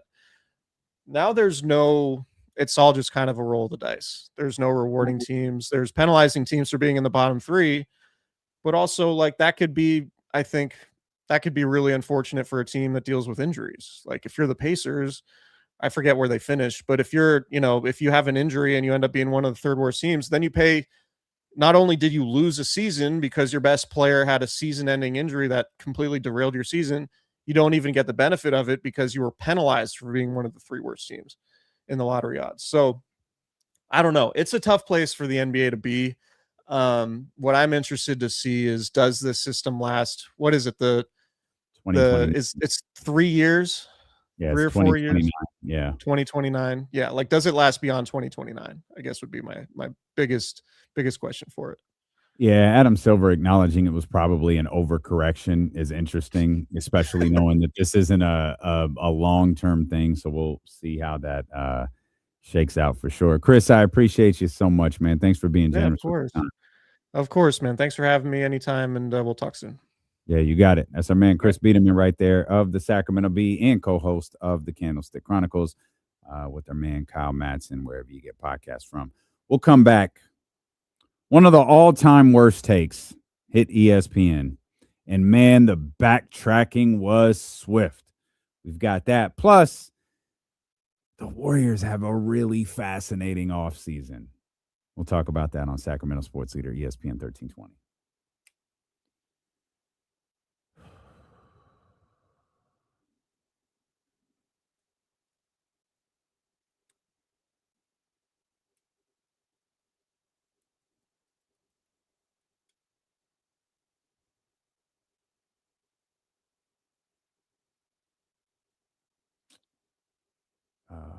I'm gonna pull that clip up. I'm gonna play that clip.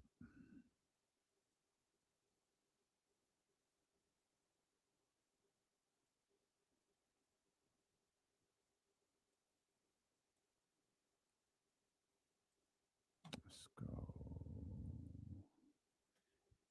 1 second, y'all. 1 second.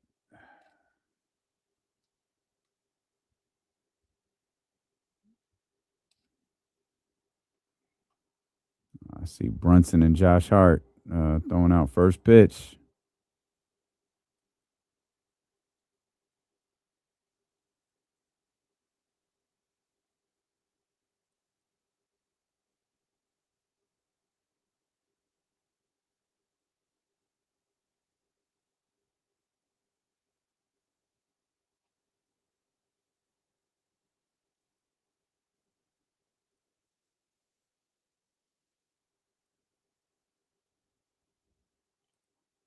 My bad, y'all. Almost got it. My bad.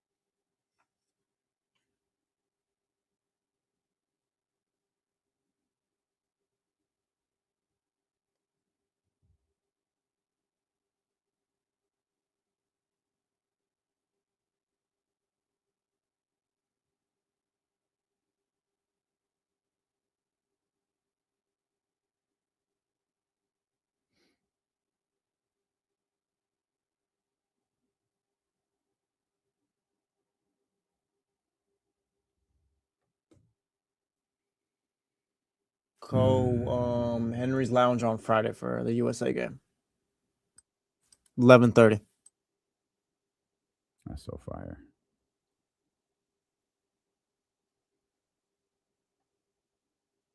And tomorrow is just for vibes. Tomorrow we're just chilling. That's good stuff, We'll be at man. Mojo's if you guys want to come watch the game with me, Kyle. My pop's pulling up. That's awesome. Awesome.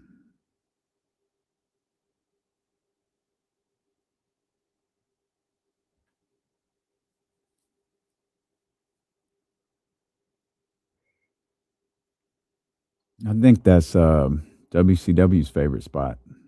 Mojo's? No. Oh, the other one? Yeah.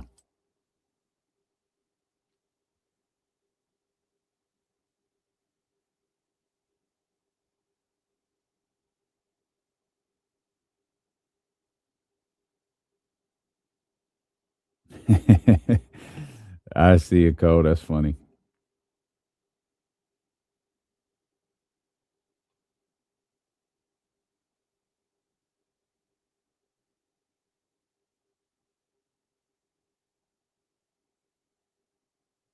Yeah, these dudes just, yeah.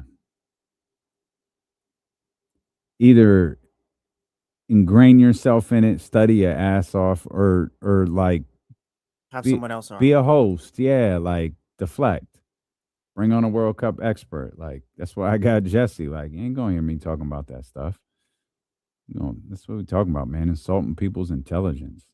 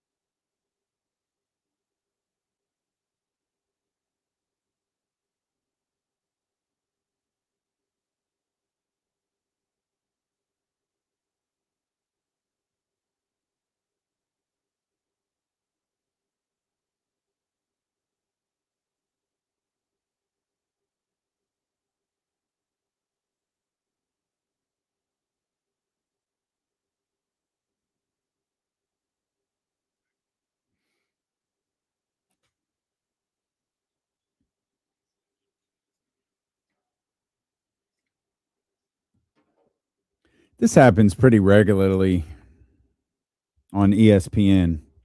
And I'm not talking 1320. I'm talking about the network in Bristol, where someone new comes in and, you know, they're doing their thing on, you know, whether they're a sideline reporter, whether they're just a reporter, you know, maybe they do a show here, a show there, and then inevitably they get put on one of those panel shows. They get put on Get Up, they get put on First Take, and you just know it's only a matter of time before they say something really stupid. It's my moment. And it's like Jay Williams is one of the great examples of this of all time. Jay Williams used to just be a dude who talked basketball, was a former player, understood what he was talking about, clear, measured, entertaining for the most part, not like outrageous, didn't make you laugh, but just good to listen to. He has lost his goddamn mind. He can't talk now without saying something stupid. He had the thing about the UFC and the White House being better than the finals. He had the thing about Jaylen Brown unfollowed the Celtics on every social media platform. None of that is true. Jaylen definitely didn't do that. But Jay is kind of the poster child. It's almost like, you know, they're going to fall. They're going to get on ESPN. They're going to get on one of those panel shows, and inevitably they're going to fall. Vincent Goodwill has gotten a lot of run on ESPN this NBA season. And his moment to fall has arrived. All the rest of it. It's dynasty or parity, which is better for the sport? I think dynasty is better for the sport because if we're going to look at the way that the NBA experienced this golden age, those 2 decades where it went from Magic and Bird and Isaiah in between to Michael Jordan, that's where you had the greatest explosion in growth. And it's not just because those guys hoarded the championships. Now you're legislating parity. The owners are saying you aren't allowed to be great for an extended period of time because look at Oklahoma City with Durant and Westbrook and Harden. They weren't allowed to keep their 3 guys together because the money says, okay, you drafted too well. One point out, all of this, very thoughtful, very reasonable. Drafted 3 MVPs. Yeah. You can't hold on to them. The reason that the Knicks won this championship is because Minnesota could not afford to hold on to Karl Anthony Towns, and he became the final piece for them. So it's going to also cost the Knicks on the back end. But to your general question, I like to know that greatness is validated. How do we know that any of the last 8 champions are actually validated because they have not done it again? Giannis is itching to get out. Boston is thinking about trading Jaylen Brown. They don't believe in their 1 championship. LeBron's 1 championship in LA was not enough. So why would it be enough for us? Validate is the Larry O'Brien that I put on that shelf and stays there forever. That's the validation. The Laker thing. Oh, you mean participation trophy then? I'm sorry, Larry O'Brien is a participation trophy? If everybody gets one. It is an actual trophy. You won the league that year. So we'll stop there. That take was so bad, so bad, that instead of Vince Goodwill just acknowledging, probably executed that wrong. Because again, the first part of what he said, man, that was thoughtful. That was on point. Like, hey, I hear you talking about Magic, talking about Larry, talking about Michael. I got you. But he had to take it a step further. This was his moment to drive home the point by calling the championship trophy that you win for being the best team in the league that year a participation trophy. The take was so bad. Instead of just going, hey, my bad. That's not, I shouldn't have phrased it that way. I was trying to get my point across. No. He goes to the internet, finds a commenter, responds to that one, and said, oh, I was obviously being hyperbolic, Chief. It was obviously hyperbole. Man, I could run all of that back for you. None of that sounded like hyperbole. None of that sounded like he wasn't being serious. The validation for being a great basketball team is winning the championship. There's no question that Oklahoma City is a great basketball team because they were in the Western Conference Finals this year. There's no question that the New York Knicks are a great basketball team because they were in the Eastern Conference Finals last year. What are we doing? It's gotten that bad, man. It's gotten that bad. I loved what he was saying about dynasties. The league grew. He kind of stopped, though. Did you notice that? Did the league grow when the Warriors were a dynasty? Because they absolutely were. Did they grow?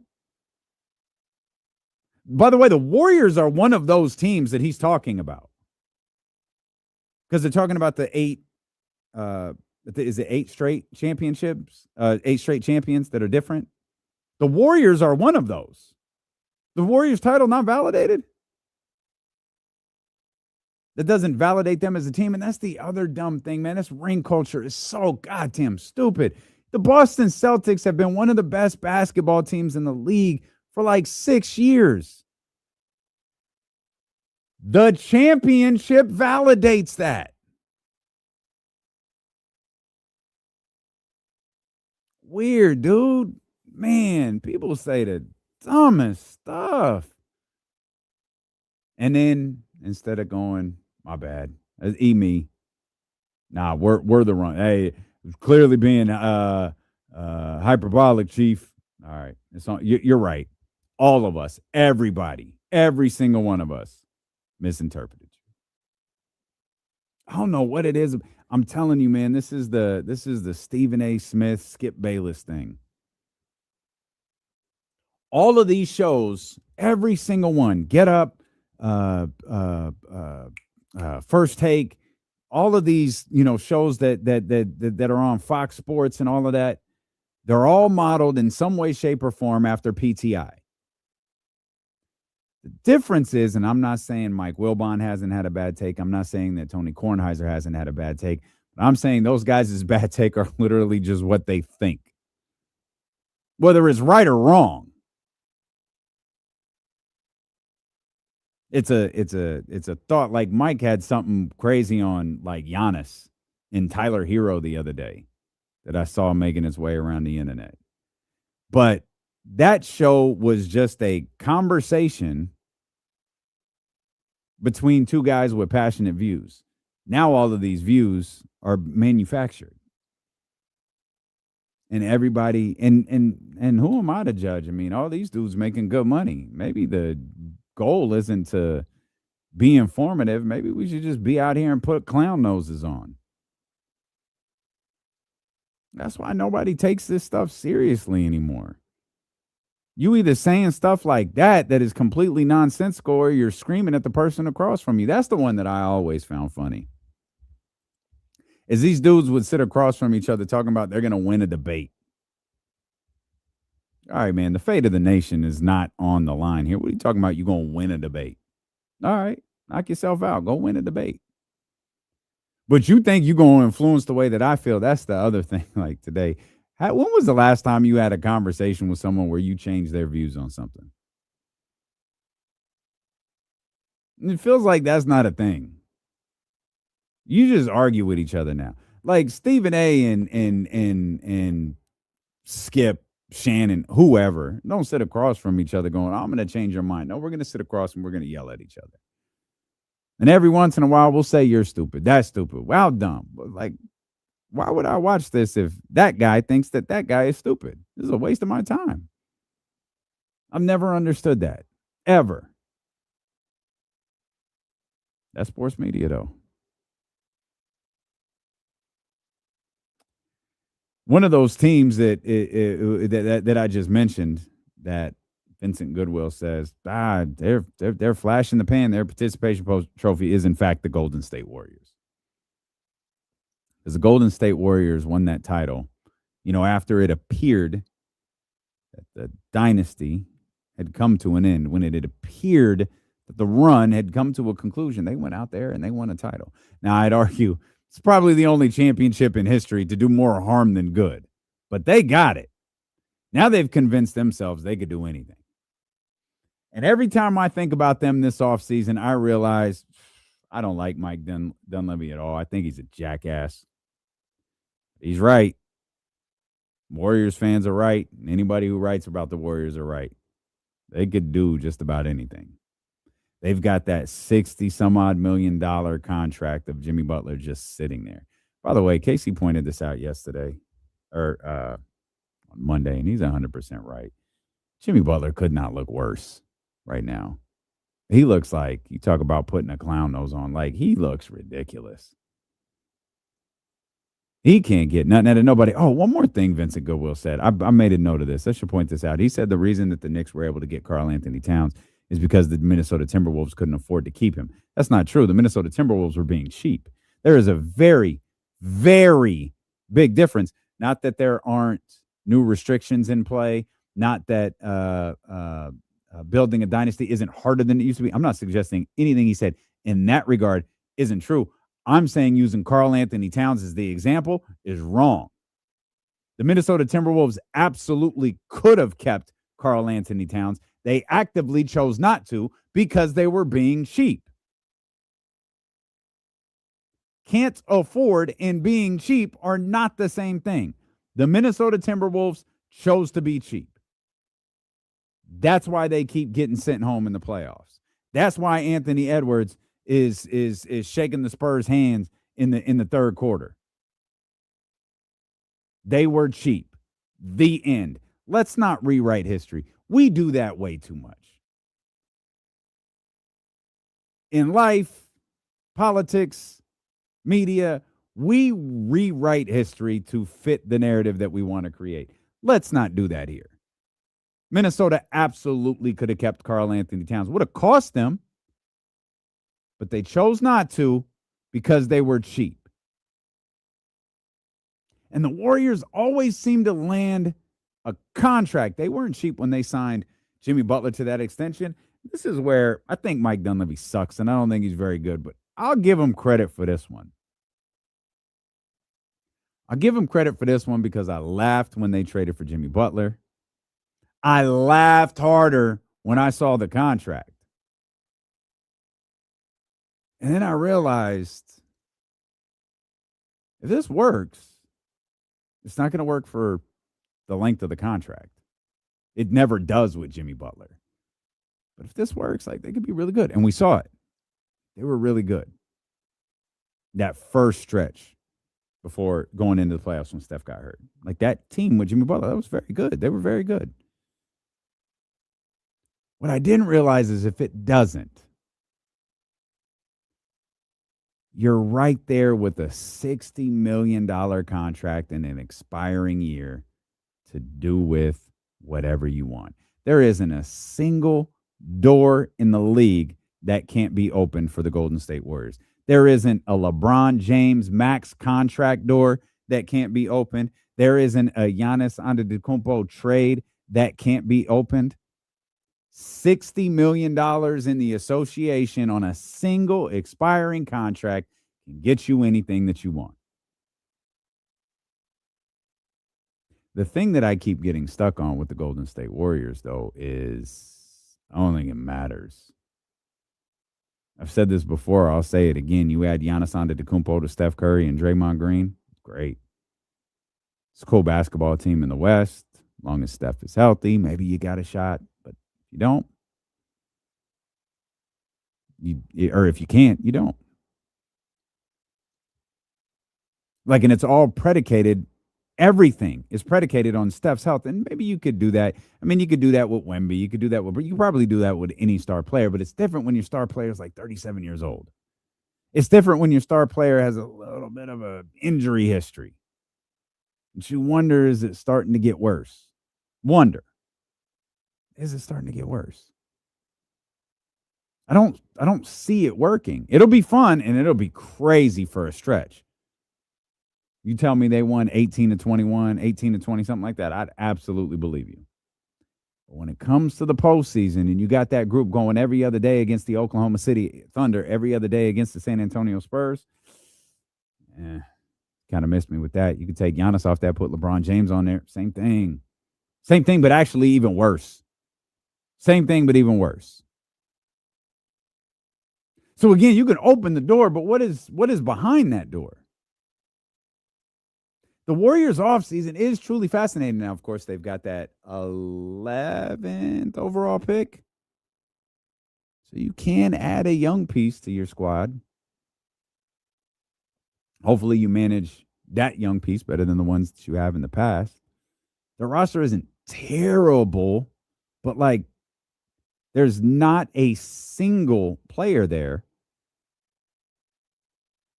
that puts you in any true competitive situation.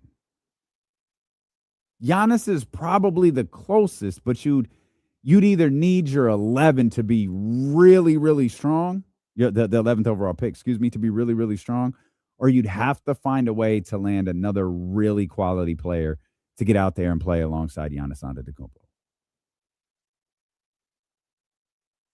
Might I interest you in Domantas Sabonis? Jokes. But it feels like multiple steps would have to be taken for the Warriors to be like in an actual conversation when it comes to competing with the Oklahoma City Thunder and the San Antonio Spurs, because I don't believe that's changed. I'm very curious what the Eastern Conference looks like. I'm ready to put the New York Knicks right back there. I'm ready to put the Boston Celtics right back there. I don't know what to do after that. I do not know what to do with Detroit. And this shifted because last year, heading into the season, I said the same exact thing. Detroit coming off of that first taste of the playoffs, like, all right, like I get it. You got Cade, you got some pieces there. Like, what does this really look like? They go out to the number 1 seed. All right. I'm not questioning. Now they're going to have a little bit of a makeover here. This offseason is really important to Detroit's next steps for sure. But is Detroit a top 4 team next year? Like, remember, Cleveland did what they did the year before, and they weren't a top 4 team. If they were, it was just barely. I want to misspeak. Let me look at that. But remember, Cleveland was the number 1 seed the year prior. Cleveland was exactly the 4 seed. Forgive me. They were 52-30. But they went from 1 to 4, a significant drop, maybe a 12-game drop-off for them. Where's Indiana? What does the return of Tyrese Halliburton mean for the Eastern Conference? Bruh, I have no clue. Philadelphia, that backcourt. What does that mean? That was a 45-37 team. Are they better than that this year? Are they less reliant on Joel Embiid and they're going to go for it? Is Atlanta really on the verge of taking the next steps? Brandon Ingram was predominantly healthy for Toronto. They were a 46-win team just like Atlanta were. Do they fall back? I don't buy Orlando. I'm sorry to rain on the parade, dog, but I don't buy Charlotte. I mean, everything is wait and see with Miami. But is Indiana just back to being a top 6 team, a top 4 team? Like, I have so the Eastern Conference is so complex, I can't figure out how it shakes out. Of course, there's so much hanging over the Eastern Conference because there's Giannis, there's Boston, and there's Miami. So that situation is developing. And then, of course, you have Indiana and the return of Tyrese Halliburton. In the Western Conference, I feel like it's OKC, San Antonio, and whatever happens after that doesn't really matter. You start looking like Houston is probably Houston and Minnesota. Houston and Minnesota. That's how I'm going to go with. Houston and Minnesota are the 2 most intriguing teams to insert themselves into that conversation. Because with the Lakers, with Luka, Austin Reeves, 53 wins last year, don't buy it, especially if LeBron James isn't there. If LeBron James is there, I'm going to say what LeBron said. These are the words of LeBron James. Our talent got us as far as we can go. You bring back LeBron, you re-sign Austin Reeves. I don't know where you have room to do anything else. Therefore, I'm going to continue to believe the greatest basketball player that's ever played, and that is you have gone as far as your talent can go. Denver, I'm done with them. In terms of being a contender, I'm done with them. The right move for Minnesota. And I guess with Houston, it's just the return of Fred Van. I'm not out on Houston. Not out. I'm going to give the Fred VanVleet thing a chance. Minnesota, I'm never in on. But there is a move out there that could be made. And there's lots of questions about what Dallas is going to do with Kyrie Irving. Minnesota on Kyrie is a bit of a shift. I don't know that it necessarily puts them at the top of the conference. I don't know that it puts them up there with Oklahoma City and San Antonio, but it might put them right next to them. I'd immediately like them better than the Lakers. I'd immediately like them better. Did you see Devin Booker changed his number? He's changing his number, I should say, going into the season. He said there was like a little Kobe influence right there, and he wanted to make the mid-career switch. Like, salute to Devin Booker. But what about Phoenix? Is Phoenix a move away from getting into that conversation? I don't think so. I think I'd be more likely to say Phoenix overachieved last year than being a move away from getting into that conversation with San Antonio and Oklahoma City. So I feel like that's the Western Conference. The East is a whole different story, man. Appreciate you so much for being with us here today. We'll be back at it tomorrow. Jake Gaden will be with us. I know Kyle Madson is going to spend some time with me tomorrow. So make sure you are locked in beginning at 7 a.m. with The Jump here on Sacramento Sports Leader, ESPN 1320. I probably should have reminded everybody. Draft Party brought to you by Elk Grove Kias at Mojo's local tap and kitchen, where Jesse and Kyle will be tomorrow for World Cup soccer. But we're going to have our draft party there beginning at 2 o'clock, man. Hope you guys can make it out. Hope as many of you as possible can make it out so we can either celebrate together or wallow in misery. Vamos, Scarf. Boy, you ain't lying.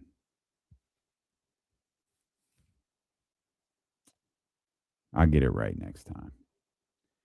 Appreciate y'all, man. Have a great rest of the evening, man. We'll see you guys tomorrow, man. We'll finish out the week strong. Remember, we're off Friday. So we're going to finish out tomorrow pretty strong, man. We'll have some fun.